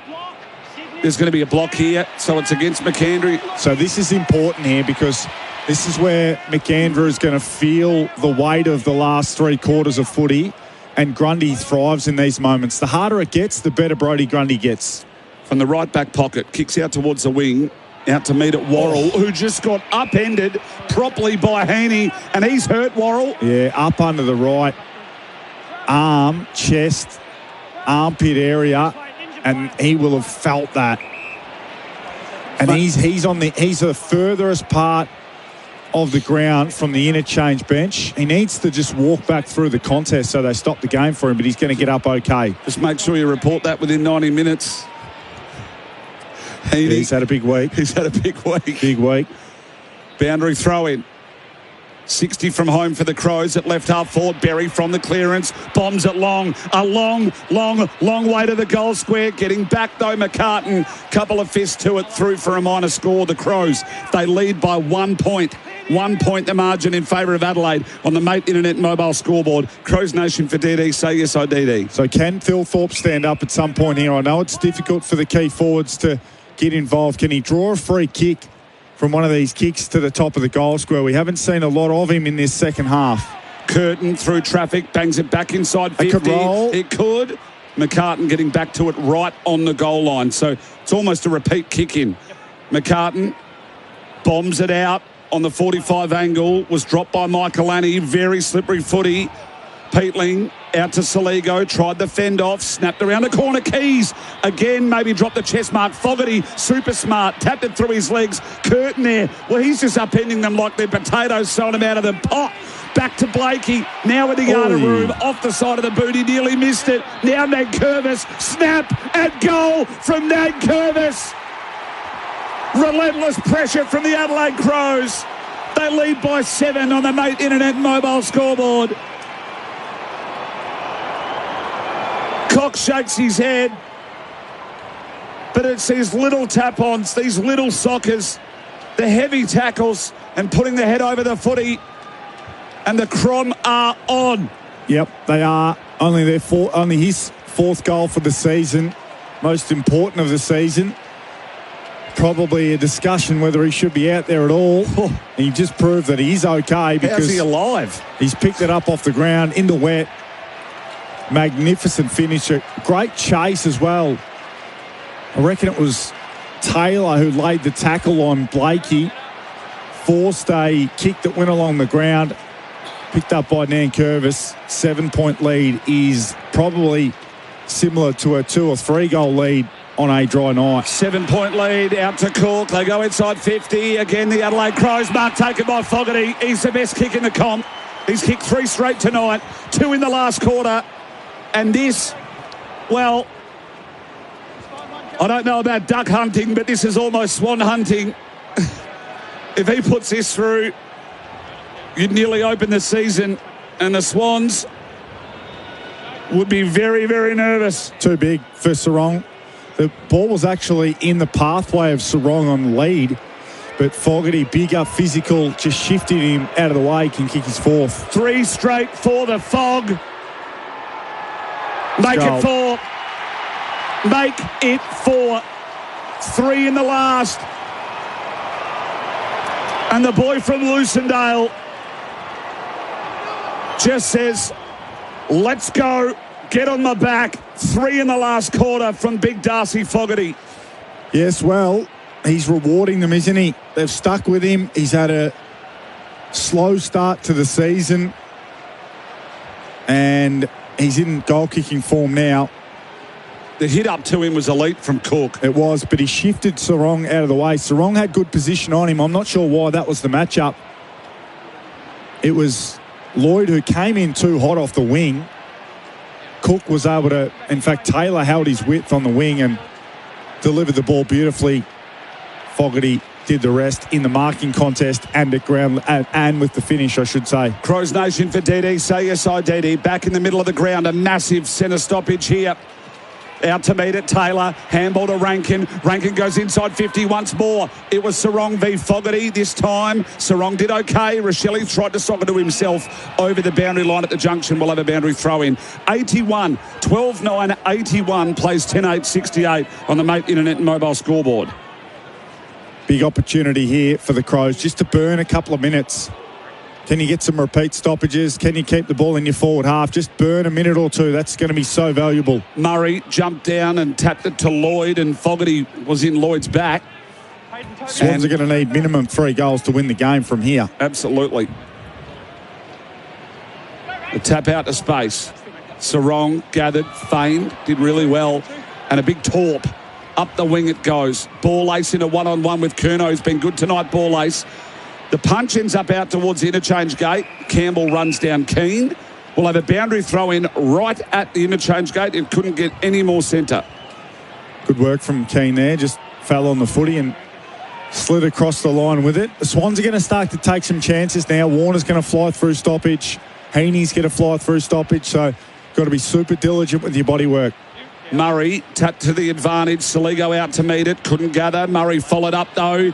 He got dispossessed, ended up in the hands of Peatling, grub a little kick.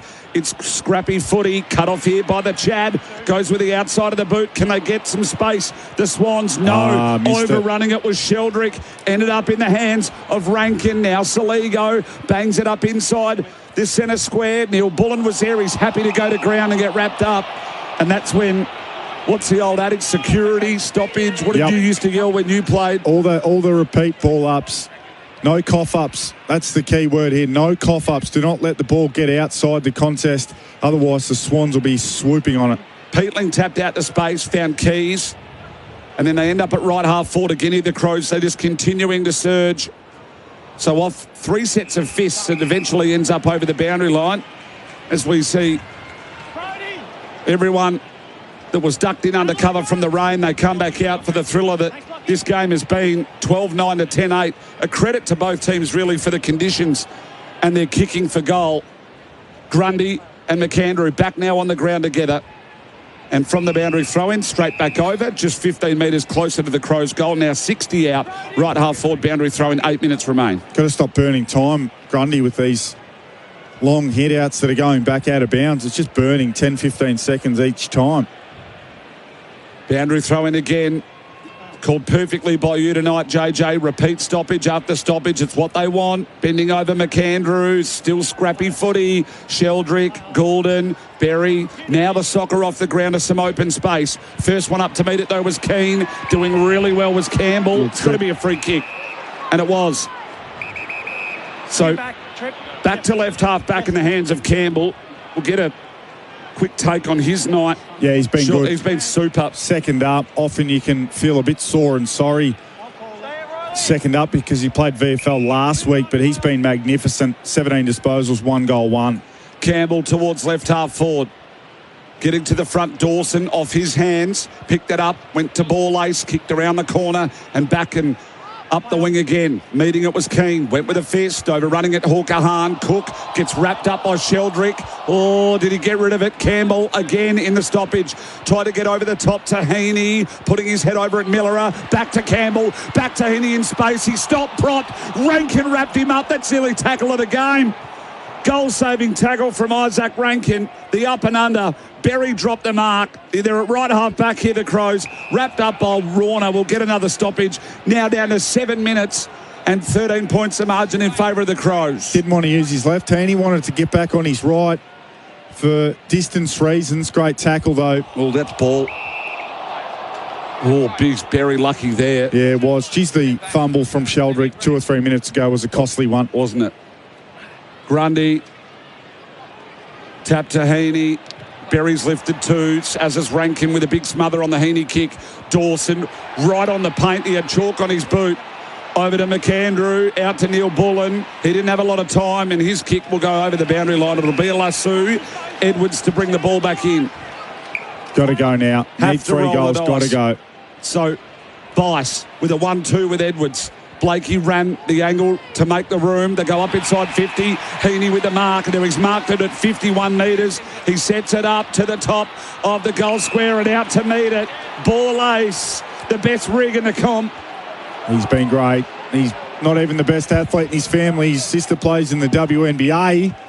Really? But he's a very, he's a very, very good. I think she might even play for the Bendigo Spirit as well. SEN owned, but yes, no, he's a very good player, and he'll have interest in the off-season from North Melbourne and maybe the Dogs and others.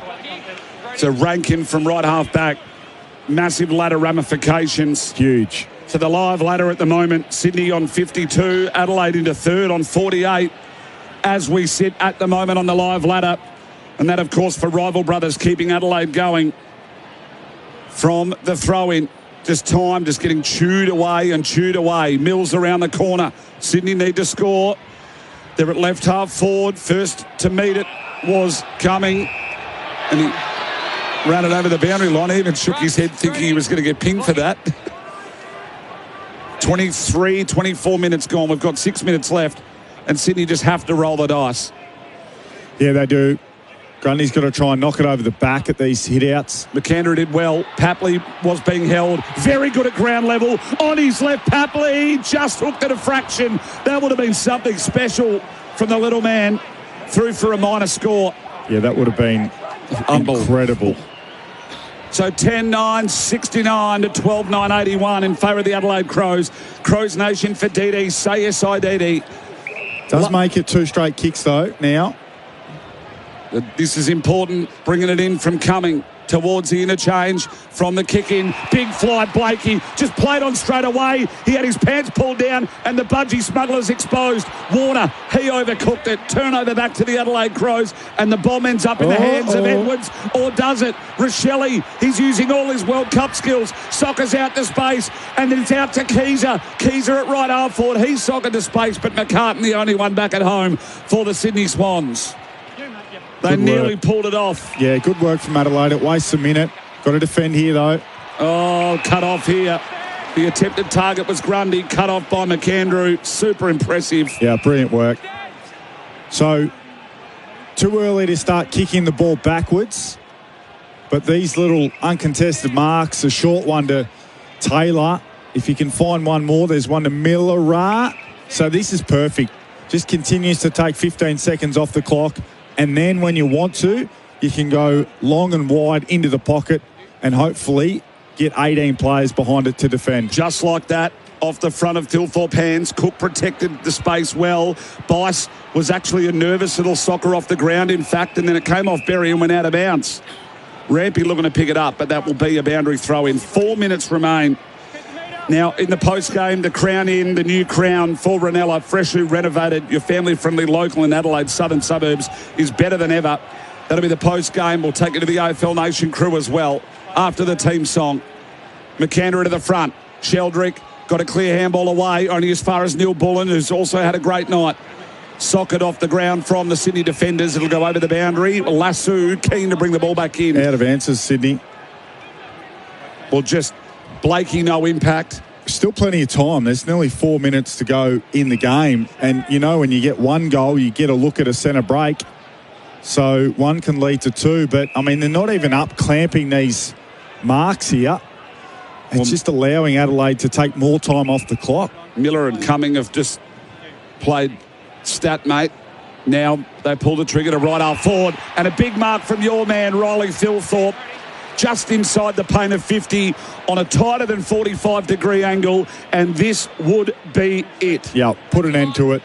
And you've said all night, he's got to get going and going and going. The conditions have got worse. That's the best he's clunked a mark all night. Yeah, he's been good. I've liked his game. It's still clunky, but this would be a great way for him and the Crows to fly back to Adelaide if he could just put an end to this contest right here, right now. 1 goal, 3 for the night. This for his second and the 5th of the quarter, and to bury the game. In he comes from the paint of 50. It's over. Home you go. Pack up your ponchos and get back to Paddington, the Swans supporters, because the Crows have got the job done. They'll go to the third on the ladder.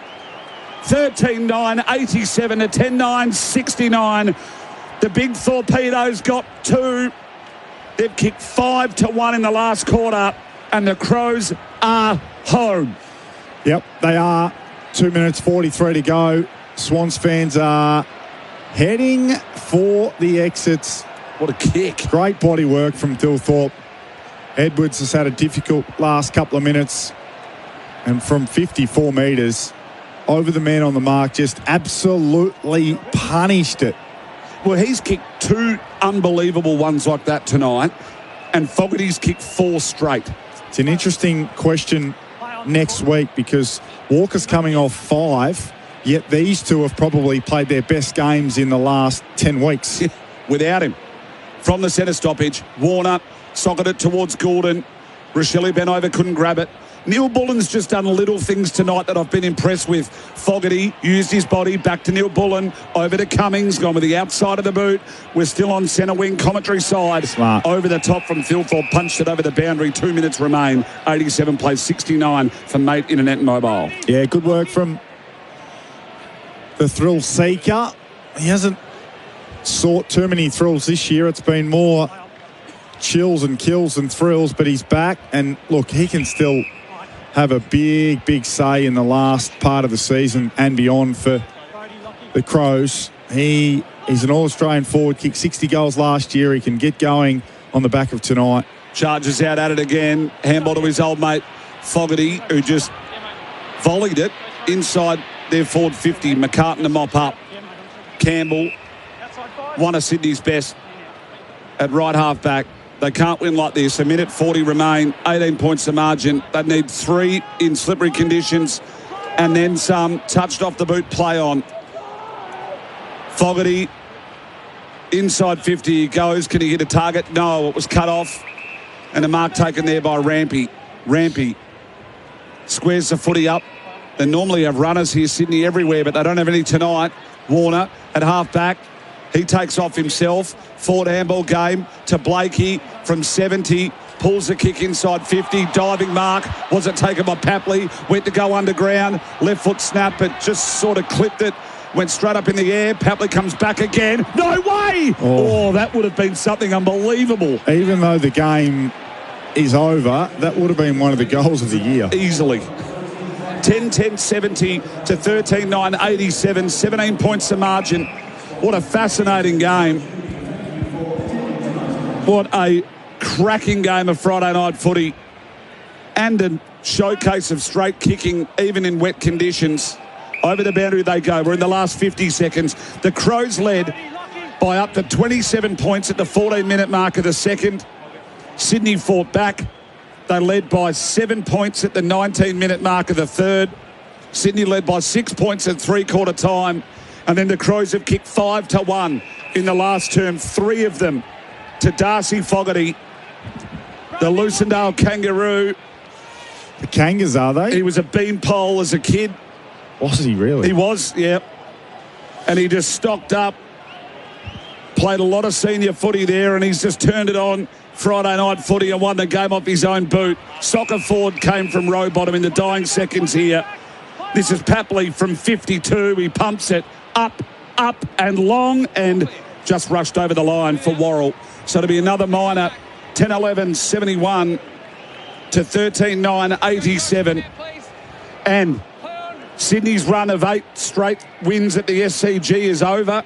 Yeah, it is. First loss there this year. Big punch from Phil Thorpe again. And the big men really, I mean, it hasn't been Dawson tonight. It hasn't been Rankin tonight, JJ.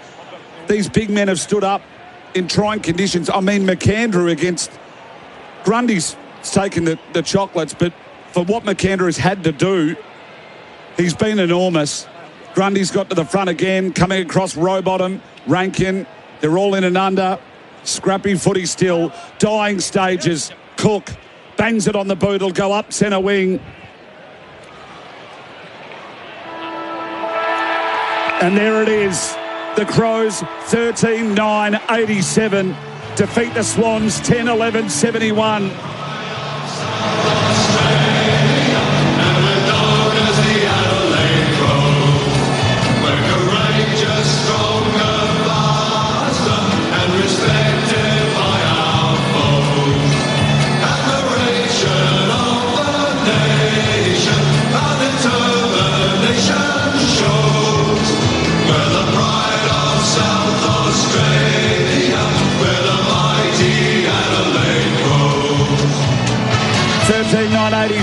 to 10-11-71, and in the Battle of the Birds, the Crows take it out.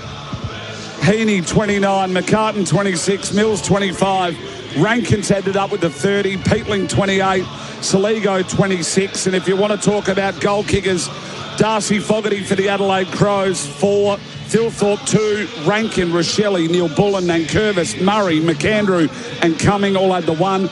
And for the Swans, Papley 4, Warner 2, Rowbottom 2, Logan McDonald and Braden Campbell with the singles. What a game of football on a Friday night, Josh Jenkins. Magnificent game. We had a feeling on the way in that it would be. And the Crows, all of a sudden, I still don't feel like they've played their best footy. This is their best win. And they're in third position. So the positivity and the upside and the glass, well, it's got to be more than half full based on what we saw tonight. The Swans played okay footy in the second half in the slippery conditions, but when it was there for the taking, it was the Crows who got the job done. Their big forwards came to play, 6 goals between them. I love the games of Rankin, Peatling, Saligo, Dawson and Cook, like workman-like games from all those players tonight. And the 2 forwards were the cream on what is pretty sweet cake on the way home. This is the post-game show for the Crown Inn. The new Crown for Ranella, freshly renovated, your family-friendly local in Adelaide's southern suburbs, is better than ever. Make sure you go on down to the Crown Inn. And, of course, our major partner is CMAX. Help advance tomorrow's healthcare by joining a paid clinical trial at CMAX. Register today at cmax.com.au. We'll get through some of these awards if we can, Josh Jenkins. Who was the best defender for Murray's Pest Control? If you've got a pest problem, no problem with the team from Murray's. Easy decision. James Ball-Ace tonight. He had the 11 disposals, but kept Charlie Curnow to 0 goals, 2. The stylish moment for Kixo Styling, turning oh no inspections into oh wow moments. A lot of what Tom Papley did tonight was incredibly stylish. He was Sydney's best player. He kept them afloat at different stages as well, and he was magnificent across the entire game. 24-4 from Tom Papley deserves a bit of love. That's a big night, and nearly kicked. I mean, he really could have had 6. You know, the one he hit the post and did a couple of good things. This is our post-game show for the Crown Inn, the new Crown for Ranella. Freshly renovated, your family-friendly local in Adelaide's southern suburbs is better than ever. Well, this is a pretty straightforward one, JJ, I would have thought. The McGain Real Estate Mark of the Day for McGain Real Estate, sold by McGain again. Yeah, Chad Warner took what will almost certainly be Mark of the Week, and it'll be a contender for Mark of the Year. Now, in only a moment's time, or not far away, we're going to take you to the AFL Nation team of Adam White, Ken Hinkley and Toby Greene for the remainder of the post-match. Of course, this has been Crows Nation for DD. Say yes, I Daddy, and this has been the post-game show for the Crown Inn, the new Crown from Ranella. Freshly renovated, your family-friendly local in Adelaide southern suburbs is better than ever. We're not far away from getting down into the rooms and bringing you the song. For Tobin Brothers Funerals, of course, the celebrations are always there as they celebrate lives at the team from Tobin Brothers. The ramifications for the ladder, before we get your 3-2-1 here, though, Josh Jenkins, at the moment, that the live ladder, the Crows move into third place, and you almost think, well, how did that happen? They've almost come from nowhere. Yeah, and that's my point. I don't feel like they've played magnificent footy across the season, but it doesn't really matter. They're going nicely at the moment. They're in third position. They've got upside. Got a couple of players. I mean, they were the team this time last year. Well, they were Freo. They were Freo, yeah, weren't they? They are just the absolute. And I don't nuts. I don't know that you want to be that team. I mean, you sort of can't help it. You just play as well as you can, and if you happen to be 15-2 like Freo are, then so be it. And Adelaide were that last year, but I mean, as the ladder currently sits, this is the rematch on the same ground in a qualifying final. So why can't Adelaide go back there and do it again? Because you look at Sydney's form, they've lost 3 of their last 4. And I think they're wayward. I've spoken outwardly all season about their forward handball game. I don't like it. I don't think it stands up in big games. I remember doing a game with you, and you said that this won't stand up under pressure. I just think tonight, you can't use the forward handball game when it's wet. Now, you're not going to plan a game style that's not going to stand up in the rain, because a lot of it's probably 8 times out of 10 it's not wet, but pressure, intensity, finals footy, can you get that handball game going? So their form's a bit wayward, and they've got GWS next week, the Swans. So their grasp on top 2 is in big trouble. What about this for the next few for the Crows? They've got Collingwood, Essendon and Richmond the next 3, 2 of them at Adelaide Oval, and they finish with the Freo and the Giants. Should win all 3. And then they've got Freo and Optus, Giants at Adelaide Oval. So it's a good run in. I mean, 4 out of those 5 look really gettable for the Crows, and then all of a sudden, they're the ones all of a sudden. I came in thinking the top 2. Top 2. Second position is all of a sudden in reach. And, I can tell you firsthand, playing the Crows at Adelaide Oval is a very difficult thing.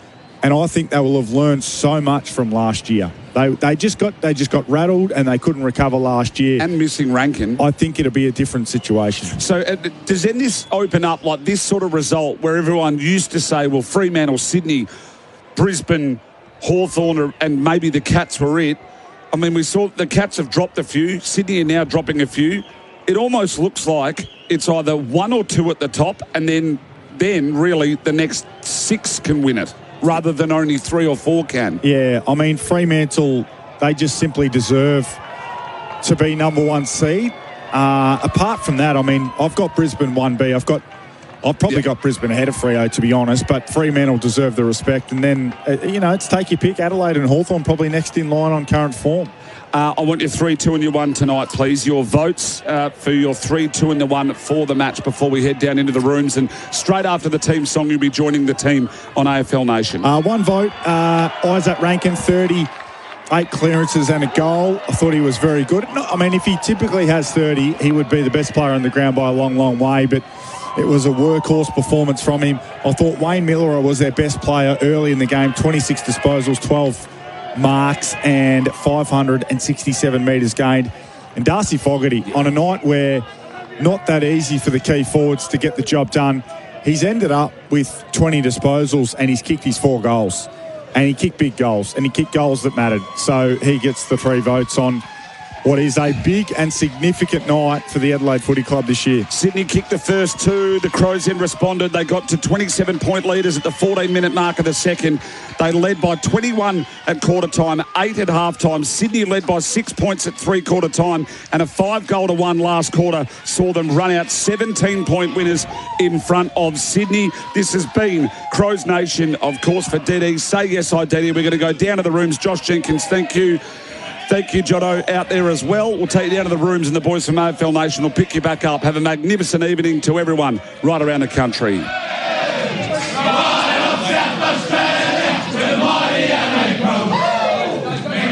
Stronger, faster, and respected by our foes. Admiration of the nation and determination to took the pride of South Australia with the mighty Adelaide Crows.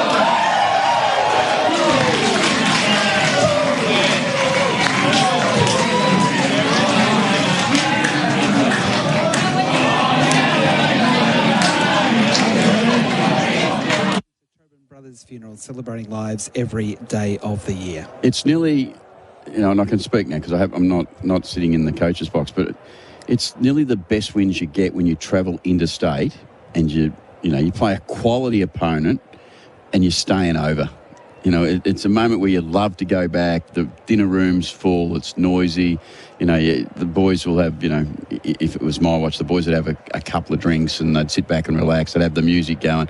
And you just feel really proud of who you are and what you are, especially when you travel. I mean, they are really big moments. I love your call. It could be Nixie's biggest win. It mightn't be his best win as the coach, but it might be the biggest win as far as what it does for themselves and where they're trying to get to. Because last year they went straight sets, but I didn't have a big problem about straight sets because of their first time in the finals.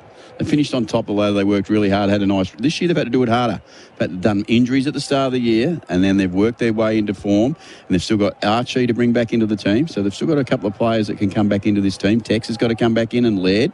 So there's a bit to add still to the team. So if they get top four, they'll like their opportunities. So how important can, from a coaching perspective, and even Toby from a captaincy perspective, to be able to have a game that you can use as a reference point, so they can now go back to this and say, hey boys, when we did this, this and this, we actually were able to beat Sydney and Sydney, so we know we can do it. How important is it to actually have a tangible example to share?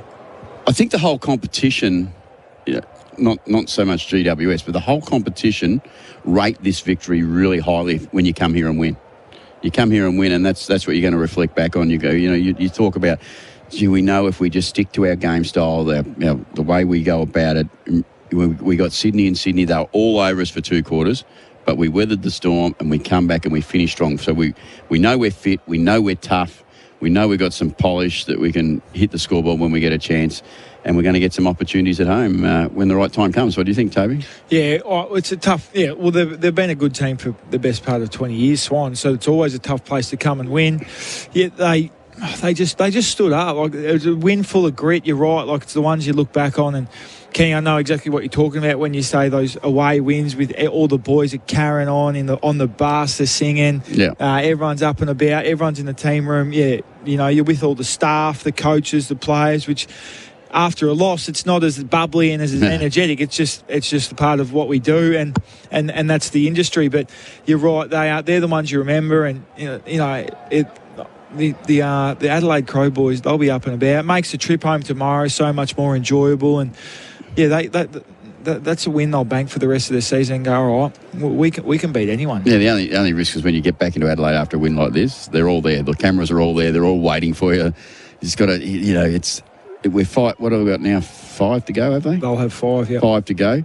So still a lot of the season to play. So, you just got to accept the win, take the win, celebrate the win, but make sure you get back to work as quick as you can. Yeah. And that's what they'll try and do. And Nixie, he's leading them well, and he'll continue to lead them well. All right, we might take a break here and just calm down a little bit. And then come back and come back. I get too excited. But I thought that was pretty special for the Adelaide Crows. We'll come back and go through all our categories before wrapping things up here from the SCG. It was a win A big win for the Adelaide Crows, 13-9-87 over Sydney, 10-11-71. AFL Nation for 4 and 20 pies and for Tyre Power. We'll come back with more to wrap things up after this.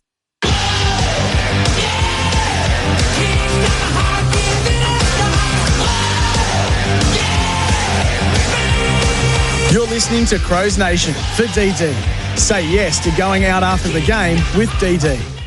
It's the place we can all play respectfully at nighttime. The Palace, Adelaide's premier gentlemen's club. Whether you're out for a couple of drinks or you're booking the Bucks party he'll never forget. The Palace is Adelaide's best. Undressed. Good times, great vibes. The Palace is Adelaide's premier gentlemen's club for a reason. Come along. Upstairs, 111 Hinkley Street. Open from 8 p.m, 7 nights. So much fun. thepalace.com.au.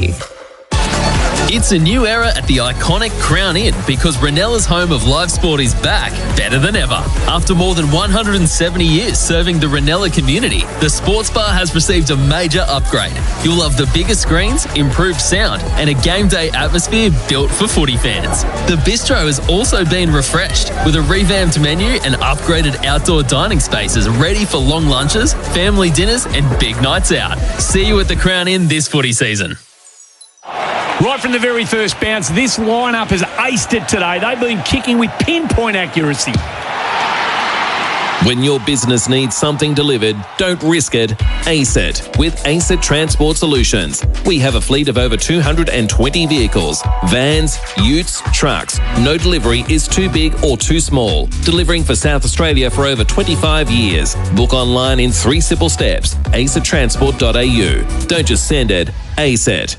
Did you know that groundbreaking treatments come to life thanks to people like you and me? That's right, we hold the power to change lives. Your participation in a CMAX trial today can contribute to discoveries that could pave the way for better prevention and treatment of diseases tomorrow. CMAX values your safety, comfort and time above all. All participants are paid about $400 per night for their contribution. Keen to see if you would be eligible for a CMAX trial? Log on to cmax.com.au. That's cmax.com.au.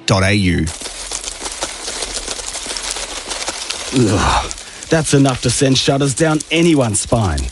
Did you know termites cause more damage to Adelaide and Australian homes each year than fire and flood combined? That's over $1 billion. But there's a simple solution. Start with visual termite inspection from SA's leading pest control specialists. Your team from Murray's.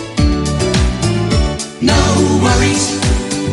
Team from Murray's. Go to murraypestcontrol.com.au. Pie, pie, pie, pie, pie, pie. Pie, pie, pie, pie, pie, pie, pie, pie. Pie, pie, pie, pie, pie, pie, pie, pie, pie. Pie, pie, pie, pie, pie, pie, pie, pie. Pie, pie, pie, pie, pie. Pie, pie, pie, pie, pie. Pie, pie, pie, pie, pie. Pie, pie, pie, pie, pie, pie, pie, pie, pie. Pie, pie, pie, pie, pie, pie, pie. It's not the footy without a 4 and 20. That's the sound of a cricket bat being shaped. Concrete mixing. Socks being stitched. Made right here in Australia. And when you look for products certified with the green and gold kangaroo, you can be confident you're buying an Australian-made product. You're backing local businesses, jobs, and our economy. Look for Australian-made and buy Australian. Tundra, Toyota's flagship truck, is here with our most powerful performance hybrid engine, undeniable Toyota quality, and a 4.5-tonne brake towing capacity. It's ready to work hard and play harder. Question is, are you ready for it? Toyota Tundra, ready for everything and available now. Oh, what a feeling. Toyota. Check Vehicles Owner's Manual and Toyota Basic Towing Guide before attaching loads.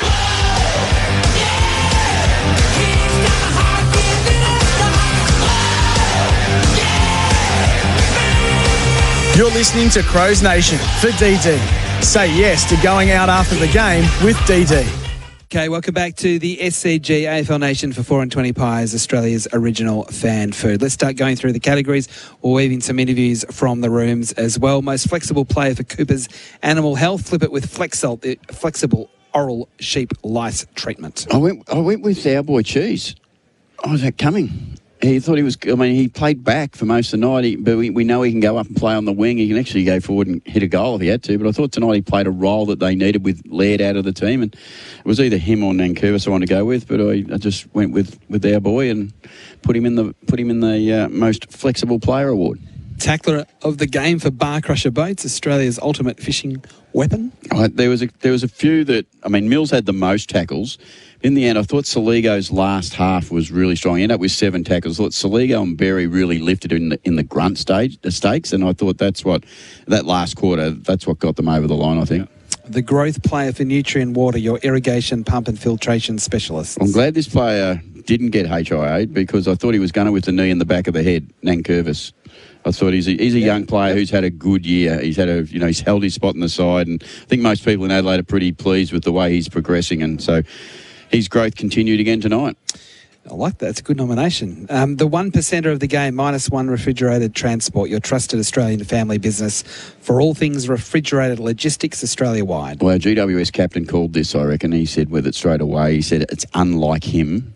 It was Isaac Rankin taking on Heaney in the forward 50 in a big moment. It was the tackle followed by the smother by the call. So I thought the 1%er, that was a big moment. If they were going to win, it was going to be that moment that the Swans could get back on the scoreboard. The game-sealing moment for Loctite. Loctite, fast, strong and reliable adhesives that go beyond the bond. Well, we could have had 2. I think the two big finishes by the 2 big forwards, Fogarty and Riley Thilthorpe, when they kicked really big kicks, really tough kicks, particularly Fogarty. I mean, the Fogarty kick really set him up to get going for that last quarter. So we'll give it to the Fog because he might not get many awards for the next couple of weeks. No, he might not. Toby put a pen through his name. Yeah, well, that's... He showed me the red ink. He said 2 to 3. I don't know. They'll have a good... They'll need the lawyers. The lawyers will get a job this week and there'll be something to argue. In the Toby Greene world, what would you try and argue with that act? That I was just trying to make a tackle and it was a loose arm, and because he was coming down and I was going up, that the contact was there and I couldn't do much about it. Sounds like you've been there before. Experienced campaigner. Yeah, I have a few. So what you're basically going to say, you're going to lie your way through it to try and get yourself out. Yeah, there's no, you don't have to tell the truth at the tribunal. No, there's no rule in that says please tell the truth. You don't swear on the Bible, do you? It's not court. It's not proper court. I'll try and save you here, Toby. I want to ask you a question about goal kicking. So there are so many different components strategically, tactically to the game, but at the end of the day, you've still got to get the ball through the big sticks. And Fogarty and Thilthorpe, under pressure, delivered and won them the game because of a very important skill in the game, kicking straight. Second half, 3 goals 8 to 5 goals 4. That's what the Crows... And the last quarter particularly, 5-1 to 1-3. In the rain. 1-3. It's no doubt separates these top sides more often than we like to think. The ability to be accurate. I mean, Toby could answer better than me now because when you're out there in the moment, the pressure does get you, doesn't it? It's a hard thing to do. Well, they weren't easy shots was the thing. Like, sometimes you can look at it and go, they had the same amount of scoring shots, but the way the teams moved the ball inside 50, that's why they kick straight, because they're having better shots. But Adelaide shots were tough tonight, and they nailed them in the wet. And that was the difference in the game. Yeah, because the expected score had the Swans winning by 5 points. Yeah. Because their goals are not supposed to be kicked. They're just not goals that you normally get. Yeah. That would be a 0.1 of a kick, the Fogarty goal. From that position on the ground any other time, you're probably meant to get that 1 in 6. Yeah. I mean, even if you think of the Giants, you're a good kick. Jesse Hogan's a good kick at goal, generally speaking. Your forwards are pretty good kicks. Yeah, well... It's just so important. It is. It was something you put a lot of work into. This first half of the year, I was kicking shocking. So I put a lot of work. So what's a lot of work through the week? Just knowing, getting your set shot routine done. Not that it really has changed at all, but just knowing, all right, what am I doing? Am I giving myself enough space from the man on the mark? Am I kicking up because I'm not? Where am I kicking them from? Where am I missing? And sometimes you're just in a groove. I feel like I'm kicking really well at the moment, the last 8 weeks, but at the start of the year, I was like, I'm doing everything I usually do. I'm just missing. So there's certainly things to it, but there's times where you're just feeling really good and you hit them, which is what these Adelaide boys were doing tonight. Cadman's another one I mentioned. Good kick. Yeah, good set shot kick. All right, who ran the most kilometres tonight for OMF? Better sleep for better recovery at the home of Mattress Bedroom bedding and furniture. Yeah, I actually got to go back to my screen here to figure that out for you. I will get that very, very quickly. It won't take me long. I reckon it's... I'm all over I reckon it's Roberts. Oh, it's definitely Roberts. I knew it was Roberts. I just want to know what number he got. And it was 16.4 kilometres. He just beat Sarong, who went run 15.5, and Lloyd was 15.3. So I knew him. I just wanted to get the kilometres right. I didn't want to make a mistake on the kilometres, that was all. Yep. An unmissable moment for Drinkwise. You might miss a moment for your Drinkwise? We had one tonight. I think you may have called the mark of the year, I reckon. Yeah, may have jumped almost and I don't care about the result. If you want an unmissable moment, the Chad Warner mark is exactly what we come to the footy for. Yeah, absolutely. To see the great players do great things, that's what we're here for. Not to see players who played 60% of the game doing run-throughs in the dark on the SCG on a wet night. They're still going. They mustn't have run very far. The GPSs, you got to learn early. You got to get the GPSs to the right players. Angus Sheldrick is out there. He was in the rough and tough for a lot of that second half, particularly. Roses is out there, and usually I think he's done a fair bit more work walking, Roses. He might have. I watched usually Toby play a bit. Toby'd run a lot more than that, I reckon, tonight. So Sheldrick had 62% game time. Roses 61. How far did Roses run? Do we know? Do we look him up? He might not be in the sort of the top leaderboard, maybe, Kenny. What are you saying? I'm just stating the facts. You can add the comments.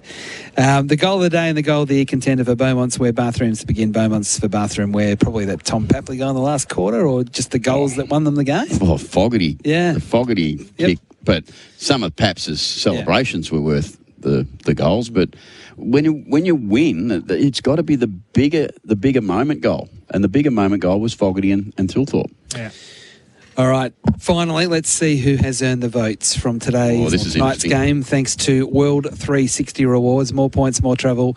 World 360 Rewards. Toby Greene has got the votes. Here he goes. Yeah, all right. With one vote, I think... you think? No. Well, it's a tough game to vote, actually. But 3 and 2 were easy. One was disputable. Isaac Rankin, 1 vote. 30 disposals, one goal. Had some big moments late, some defensive moments. Not his typical game. Only 11 kicks, but 19 handballs. But he, as I said, had some big moments late. Got his hands on the footy. Looked dangerous enough. He's in good vein of form. Yeah, he had 30 again last week as well. I wouldn't mind seeing a little bit more in the front half, like 25 and just killing. I don't need rounds 1 to 8. We don't need him in the back 50. Run 1 to 8. I was screaming for him to play on ball. Yeah, because they weren't winning. Yeah, now they're actually. I think they've got the balance could be a little bit more forward. Yeah, but they haven't got great class in the middle. Yeah. Well, and he does bring that. He's sharp with his hands, so he did runs and create. So he got the one. Geez, some good players here. Tom Papley is stiff because if Sydney win, he got 3, but he gets 2. He had a great game. He was energy ahead of the footy, created goals, kicked goals, good celebrations. He was dangerous all night. And then 3 was the Fog, who was unreal. His last quarter won him the game. He kicked 3 in the last, set one up. Huge goal-kicking night. He had 20 disposals as well, which that's a big night for a key forward. And no Walker either. And no Walker delivered them the game really in that last quarter. So 3 votes, 1 for each of the next 3 weeks. Well, it'll be 1, 2, or 3 weeks. We'll have to go to work on that. I'll have to look at it closely. But should he ring you for a lawyer? I've got numbers if he needs.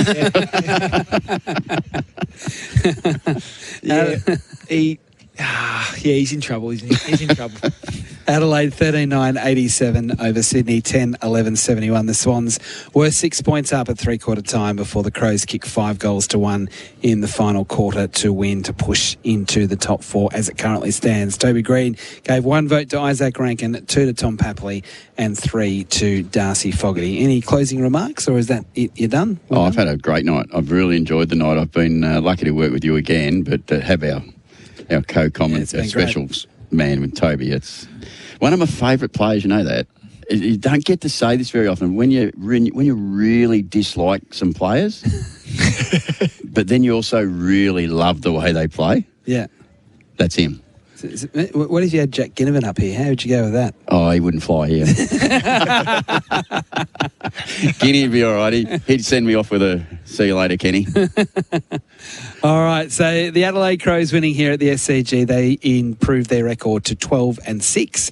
Sydney's record now goes to 13-5. And depending on the other games across the course of the weekend, Adelaide will either be inside the top four or outside on percentage. I hope you've enjoyed the coverage from the AFL Nation team here at the SCG on behalf of everybody back in the studios in Melbourne and for all of the guys behind the scenes up here in Sydney as well. Thank you for your involvement. Ben Lyon leads the team there, does a terrific job. I hope you've enjoyed the coverage. Here's a little bit of what happened. But as we go to the highlights, we've done it, of course, for Bendix. When it comes to breaking, Bendix are the best. Put your foot down with confidence with Bendix. Finally, we'll join you on the other side of the break. Enjoy the rest of your evening. Up to 5.5 minutes of the final term. Towards half forward, through the traffic, row bottom, forward handball, Papley, come on Tom. Come on Tom! That is outstanding! Keep him going. Tom Papley with his fourth goal. He looks like he could be the game breaker. In the middle again. This time it's McLean in the ruck. Oh, he's kicked it straight to the Crows. Inside 50 they go and Fogarty's marked it. The kick from Cook was good. To the advantage of Fogarty with strength in the marking contest. Hugged it to his chest and Adelaide another chance to go further in front. This will be his third goal in the quarter.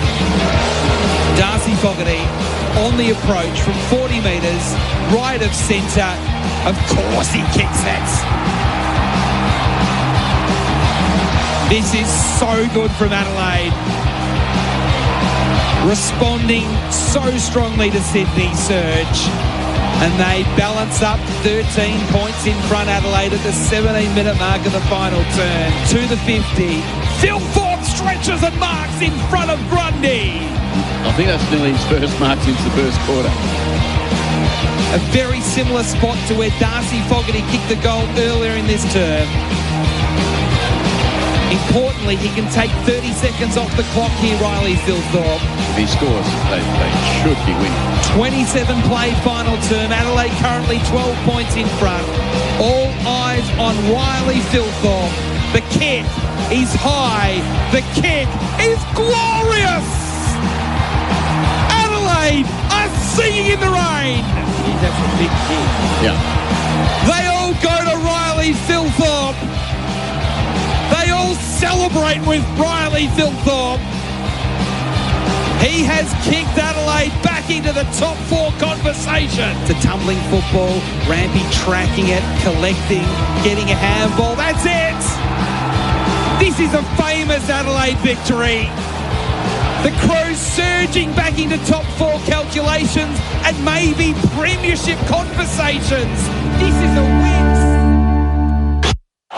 Right from the very first bounce, this lineup has aced it today. They've been kicking with pinpoint accuracy.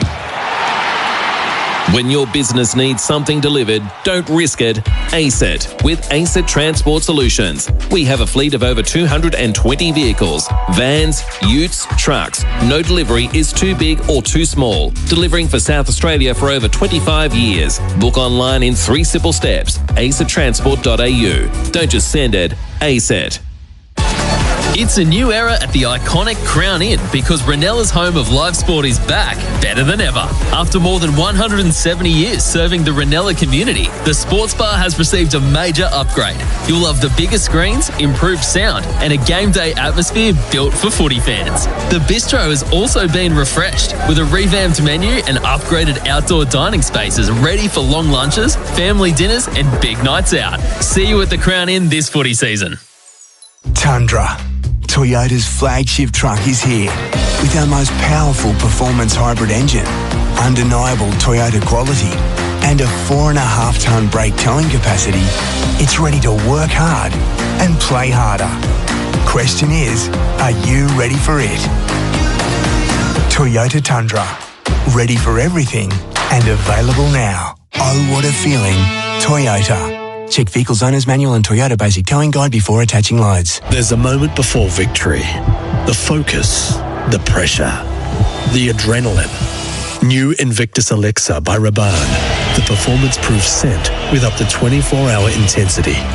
Fresh, powerful, the scent of adrenaline and victory. Built for the moments that push you further. For your chance to win one of 2 Raban prize packs worth $600, head to sen.com.au/win. Available now at Myer and David Jones.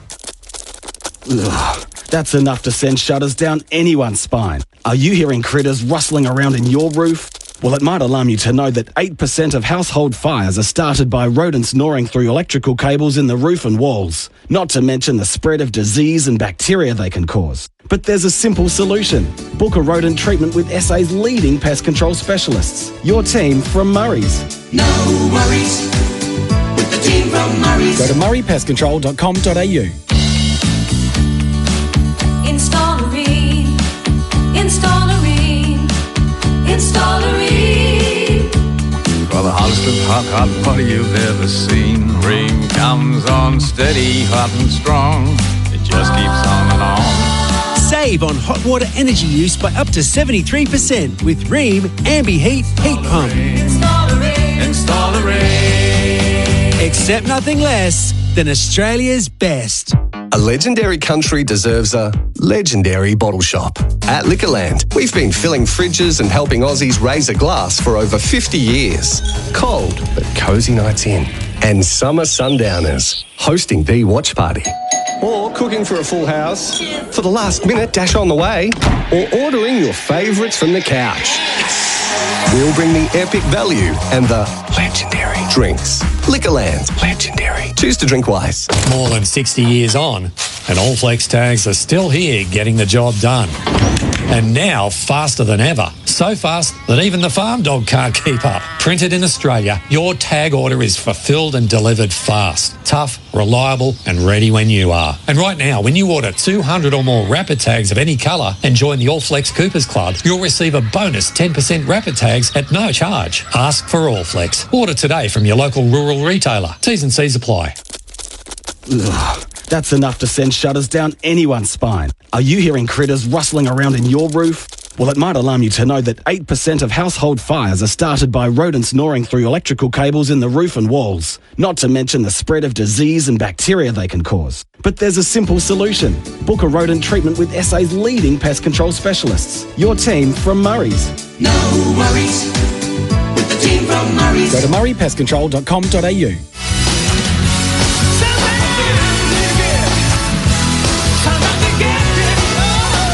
Don't lose your shirt, don't lose your pants. Get down to alanmans.com.au. Finey's Final Siren on SEN. Finey's Final Siren on SEN. A very big win for the Adelaide Crows. A serious tilt at the top 4 now on the cards for last year's ladder leaders at the end of the home and away season. It certainly has taken them a while to get into gear in season 2026, but tonight was as good as they've gone all season probably. It was a high-pressure game. Obviously, the rain in the second half made it a little bit difficult, but it was absolutely willing. And when the home team hit the front and went into the last quarter a goal ahead, I think most pundits, most supporters, most people watching the game thought that Sydney could fulfil the contract. But Adelaide dominated that last quarter. It was a memorable win for the club, full of merit. And as I said, drives them into the top 4 at the end of the season, a real possibility of that. The number to call, 1300 736 736, or you can send a text on 0433 98 11 16. We're here, of course, thanks to Alan Mans Motors, Footscray, Melton and Bacchus Marsh. There has been another game, of course, played this round. St Kilda headed down the freeway or down the highway to Geelong, full of hope that they could finally beat a team above them on the ladder and really press for a spot in the finals, whether it's top 10 or even further. They had a chance to go ahead of Geelong on the ladder, and St Kilda, I went down the freeway, hopeful of that. St Kilda did not fire a single shot. It was a very disappointing night for the Saints, so for St Kilda supporters out there, feel free to call in it's well worth discussing. And Geelong supporters as well, because the club was certainly under pressure. 7 changes, 5 of them, well, maybe forced, a couple of injuries and 3 managed, but nevertheless, it's a hard road to travel down to Geelong, and St Kilda were unable to do so. And the Cats, again, show that there's life in the old feline yet. So 2 big games to talk about. 1300 736 736. A couple of texts on the old 0433 98 11 16 before I get to callers. Off the text, 2 weeks in a row where the Swans are stuck in neutral in the fourth quarter while their competitors found an extra gear. Another one here from Curtis. Curnow, really best full forward in the competition. I don't think people were saying he was the best full forward in the competition. I wasn't. I was saying that he was leading the Coleman because he was. And he was not. He hasn't been the best full forward in the competition this year. That title, as much as we have genuine full forwards, let's just call them tall forwards because they switched between what we used to call full forward and centre-half forward, but best spearhead in the competition, Josh Tracy, or the man tonight, of course, looking to regain form after missing some time through injury, Riley Thilthorpe. You'd love to have him in your team, but for me, best player, tall man in the forward line at the moment is Josh Tracy, and I reckon most would agree with that. So another one off the text. Come on, Sharman kicks that goal in the third. The Saints would have been 11 points down with all the momentum, but he didn't. And, and Ross Lyon spoke about it straight after the game, whether he was disappointed in the missed shot. He said, look, that happens. You take a shot on goal. He missed the shot on goal. What disappointed him was that Geelong kicked a goal from the kick-in. So, yeah, they would have been 11 points down, but they weren't. And, in fact, within 30 seconds, St Kilda was again 4 goals down. So, no, I don't take...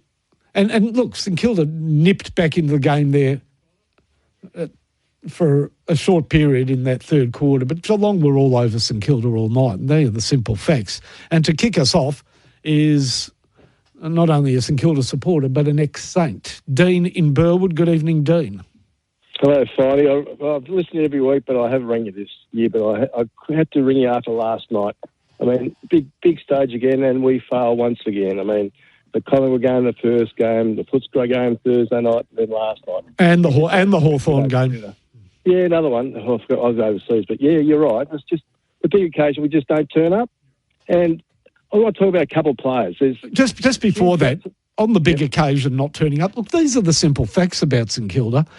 17 rounds into the season, heading into that game. Look, I just do want to mention that Lucas Herbert, the boy from Bendigo, who leads the open field by 3 shots, is on the 18th at the moment. Found himself in trouble off the tee. And I know I'm not allowed to commentate golf, but I do really want to watch what he does with his second, see if he can somehow work it towards the green. He's asking for it to go. Look, it's not a bad shot. It's about 15 yards short of the green. He needs an up and down to stay at 9 under, 3 shots ahead of the field. Okay, Dean. Good effort there, Fighting. Yeah, I'll probably get in trouble for it, but, how often do we have an Australian leading a major golf tournament anymore? They barely can make, very true. They barely can make the cut. So he was the reality. He was the... Oh, he can play. You bet he can. Here's the reality going in to last night's game. St Kilda, 10th on the ladder, were 8 and 9. Their 8 wins were all teams below them on the ladder. In fact, they'd beaten every single team below them on the ladder except for Gold Coast, and they hadn't beaten a single team above them on the ladder. Now, you can talk about getting close against Sydney, getting close against Adelaide, but they were losses. And it seems as though 10th on the ladder or 11th is St Kilda's true position. So it's disappointing because they had the opportunity to say, no, we're better than that, but they didn't look like it at all. Back to you, Dean. Yeah, well, we recruited well, and the recruits we've done have been fantastic. But it's just, Henry shouldn't play. Caminiti's no good, and everyone's wraps up Philippou. Philippou is pathetic because he just, when the pressure's on, he goes to ground all the time. He did it against Port Adelaide last week where he cocked up a goal. He did it again last night. He's got that shitty handball over his back of his over his head, which he doesn't even know who's handballing to. And he's a star in the VFL, but he's hopeless in the AFL because he's just too slow thinking. He doesn't think the game out. But everyone else, he loves him. He loves him. I don't know if everybody loves him. Well, Bruce Evans, I argue with Bruce Evans all the time. He loves him. Yeah, he's a superstar. But yeah, I mean, I've spoken. He's been there 4 years. He hasn't improved, and he doesn't look like he improved. We put him in the guts, and he's too slow thinking. He doesn't do anything. Yeah, he's on $900,000 a year.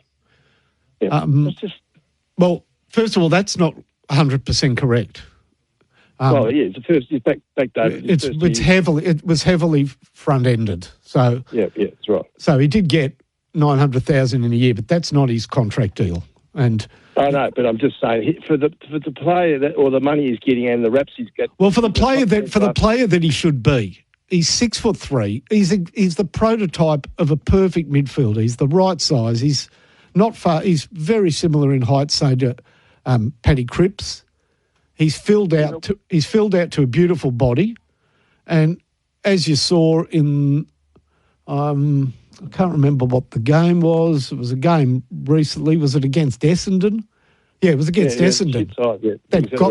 Shit opposition. Exactly no. I'm not saying he played brilliantly, but he kicked a goal from 60. It was effortless. That's right, Finey. But there's three people he should have passed the ball off to. That's the problem. That's a peripheral vision. But I'm just saying. I'm saying he's got the right size. He's got the height. He's got the size.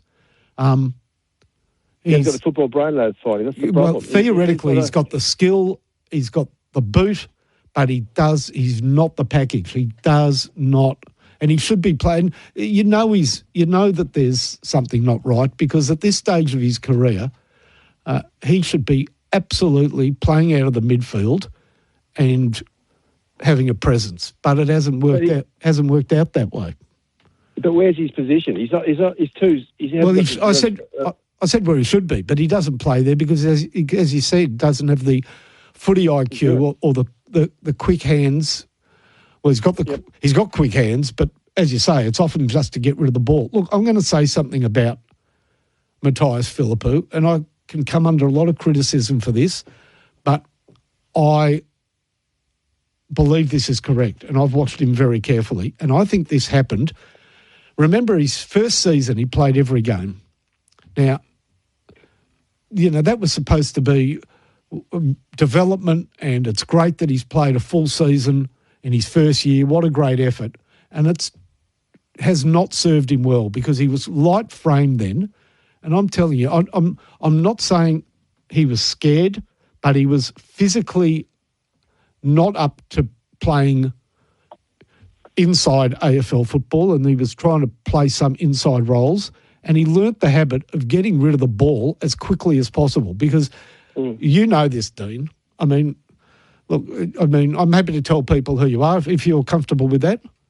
No, it doesn't worry me, but that's all right. Yeah, no, I'm saying, so this is Dean Gregg, who came into AFL football as a mature age player, would be the classic 2026 mid-season recruit who starred immediately. I mean, he had an immediate impact in league football, big body, and used that body.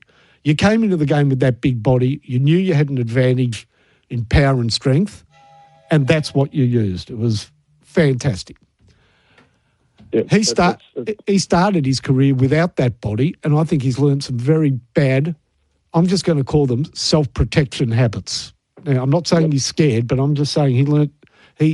Players, you know this, Dean, a player who gets rid of the ball too quickly is doing it for a reason, and it's because he doesn't want to get crunched. Yeah, he's a bit scared. Yeah, but I agree with it. But anyway, I'm not calling him scared because everyone that goes on the field's not scared. No, I'm not calling him scared. I'm just saying that some of those habits that he developed or those traits that he developed in his first year, he hasn't moved on from. And it was not scared at all, but a matter of self-preservation. When you're undersized, playing that, playing league football, you don't want to get caught with the ball. You don't want to get crunched, and you don't want to get caught holding the ball. And he releases it too. You are absolutely right. He releases it too quickly, and he releases it blind. Yeah. Also, the forward line, the structure of the forward line. I mean, Bolton's our forward line coach. I just think we just kick the ball up and hope that Leon takes a screamer. I mean, there's no structure unless we move the ball forward quickly. We just kick the ball up in the air and hope. Like Marshall was fantastic last night, but he was playing a ruck and then he had to go forward. But our forwards don't move because there's no space to move in. It's just, I don't know what they're trying to do down there. I know King's back next week, but he's not going to be the saviour because if we deliver the ball how we do now, he's going to have 3 or 4 blokes on him all the time. Yeah, I mean, I don't understand. We don't move. We don't move around the forward line. Structurally, hopefully, he's better. You mentioned Liam Henry. It's amazing because he arrived at St Kilda last year, and before he got injured, he looked fantastic. He shouldn't be out there. Yep, 100%. And Cameron, I feel sorry for him because he doesn't know where to play, but poor bugger's not up to it, unfortunately. Well, he doesn't. He just doesn't have the hands to be a forward. But even the last quarter, he wasn't even watching the ball. He could have touched the ball when it went for a goal. He could have touched it, and he's not even watching the ball. That's confidence. Yeah, no, so Caminiti's a worry. I know he tries his guts out, but I can tell you that if you want to be a finals team, you need to have better players than Ryan Burns. And I know he tries, but that's not... He's 100%. He gives 100%, but his 100% is not good enough. You're right. That's 100%. It. That's a fact. Yep. Now, there are players in the VFL that I personally would be playing. If you felt that it was worthwhile playing Philippou for a full season, why wouldn't you play Banfield more? I agree. Some of the selections is... I'd have Banfield out there. Look, Boxall's been disappointing, but I do believe he can show something. And I'll tell you what, if they... And I'm going on record as saying this, and I'm a full supporter of Ross Lyon, and I believe ultimately this team is heading roughly in the right direction, not in a million miles an hour, but we're heading upwards, not downwards. I really believe that. I'm sure they'll drop Henry because that game wasn't acceptable. And Butler was an emergency. If they bring Butler in for Henry, that is just such a waste of time. I mean, there's a bloke, they should have a look at him. He kicked 4 goals in the VFL last week and played a really nice game. His name's Patrick Said. And you're better off playing him than just going to the well again and trying Dan Butler because that's ever diminishing returns. Yeah, you're right. No point recycling blokes at just about finished. You're right, 100%. Yeah. We're better off writing the season off and just giving the kids a go and see if they're up to it. Yeah, and get rid of them, and if they're good enough, well, then we're right for next year. Now, we're going the right way. It's just our bottom 6 are terrible, and that's the problem. Now, I've just... last night proved the depth. They got depth. Yeah, correct. Depth. Yeah, that's 100% right. They had to make changes. They've got depth. I mean, you make all those changes, but you see Myers and Close come in, and you know that they're not scraping the barrel. You can be sure of that. All right, I've received the text, and there's something in it I completely disagree with from Bob. All right, and I'm interested in your opinion. Finey, Burns, Caminiti, O'Connell and Henry are not AFL standard, but Ross keeps playing them. I'm telling you, Liam O'Connell is AFL standard. He's strong, he's courageous, he's learning his way. I mean, as all Irish imports do. But I love his courage and I love his strength, and I don't think he was in any way embarrassed last night. No, he's a good kick. He kicks the ball right. That's half the problem. Half of that bloke's can't kick. Yeah, and two other bright spots on a dark evening. I really liked the game of Campbell Lake. A lot of pressure, got a fair bit of ball. He was good. He was good, little Campbell.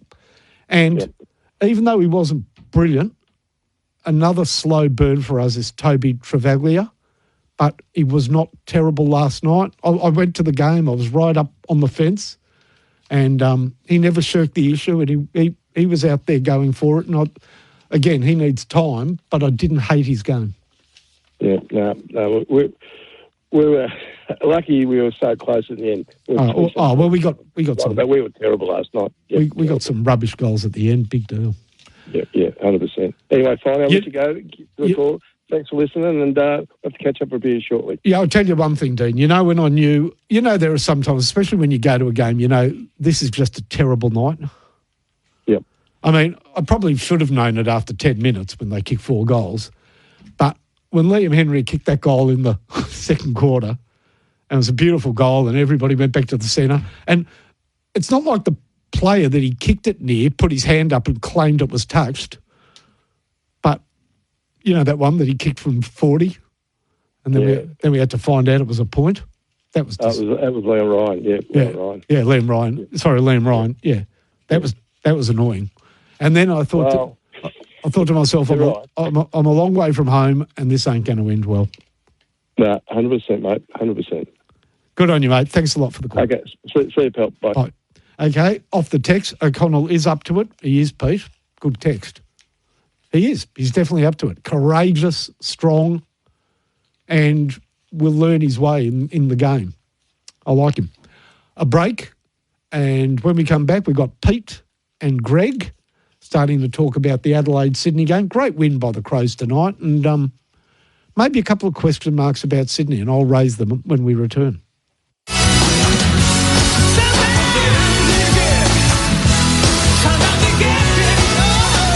Don't lose your shirt, don't lose your pants. Get down to alanmans.com.au. Finey's Final Siren on SEN. Crows fans, don't get your feathers ruffled looking for a park this season. Get hassle-free game day parking at UPark Topham. It's as easy as pre-booking your car park, then enjoying the short stroll to Adelaide Oval totally stress-free. Simply install the UPark app, pre-book, then park. And the best bit, it only costs $12. Guarantee your spot and make game day parking convenient and affordable. Install the UPark app today. Right from the very first bounce, this lineup has aced it today. They've been kicking with pinpoint accuracy. When your business needs something delivered, don't risk it. ASET with ASET Transport Solutions. We have a fleet of over 220 vehicles, vans, utes, trucks. No delivery is too big or too small. Delivering for South Australia for over 25 years. Book online in 3 simple steps. asettransport.au. Don't just send it, ASET. Darren's days of digging blind are over. Ever since he blindly dug into that internet cable and took out an entire neighbourhood. Ever since his insurance declined to cover the repair costs. And ever since he saw that he was millimetres away from also striking a high voltage electricity cable. Don't be like Darren. Always search before you dig online before every job to avoid striking buried pipes and cables. Search before you dig online every time. And never dig blind. Stop dreaming about your next trip. Start earning it. Get there faster with World 360 Rewards. Flight Centre Travel Group's loyalty program. Double and triple dip. Earn with us, plus your airline and credit card loyalty programs all in one booking. World 360 Rewards gives you more ways to earn and more reasons to go. Want to see the biggest moments in sport around the world? Unlock them and get there faster with World 360 Rewards. Terms and conditions apply. Hot deals on DeLonghi coffee machines plus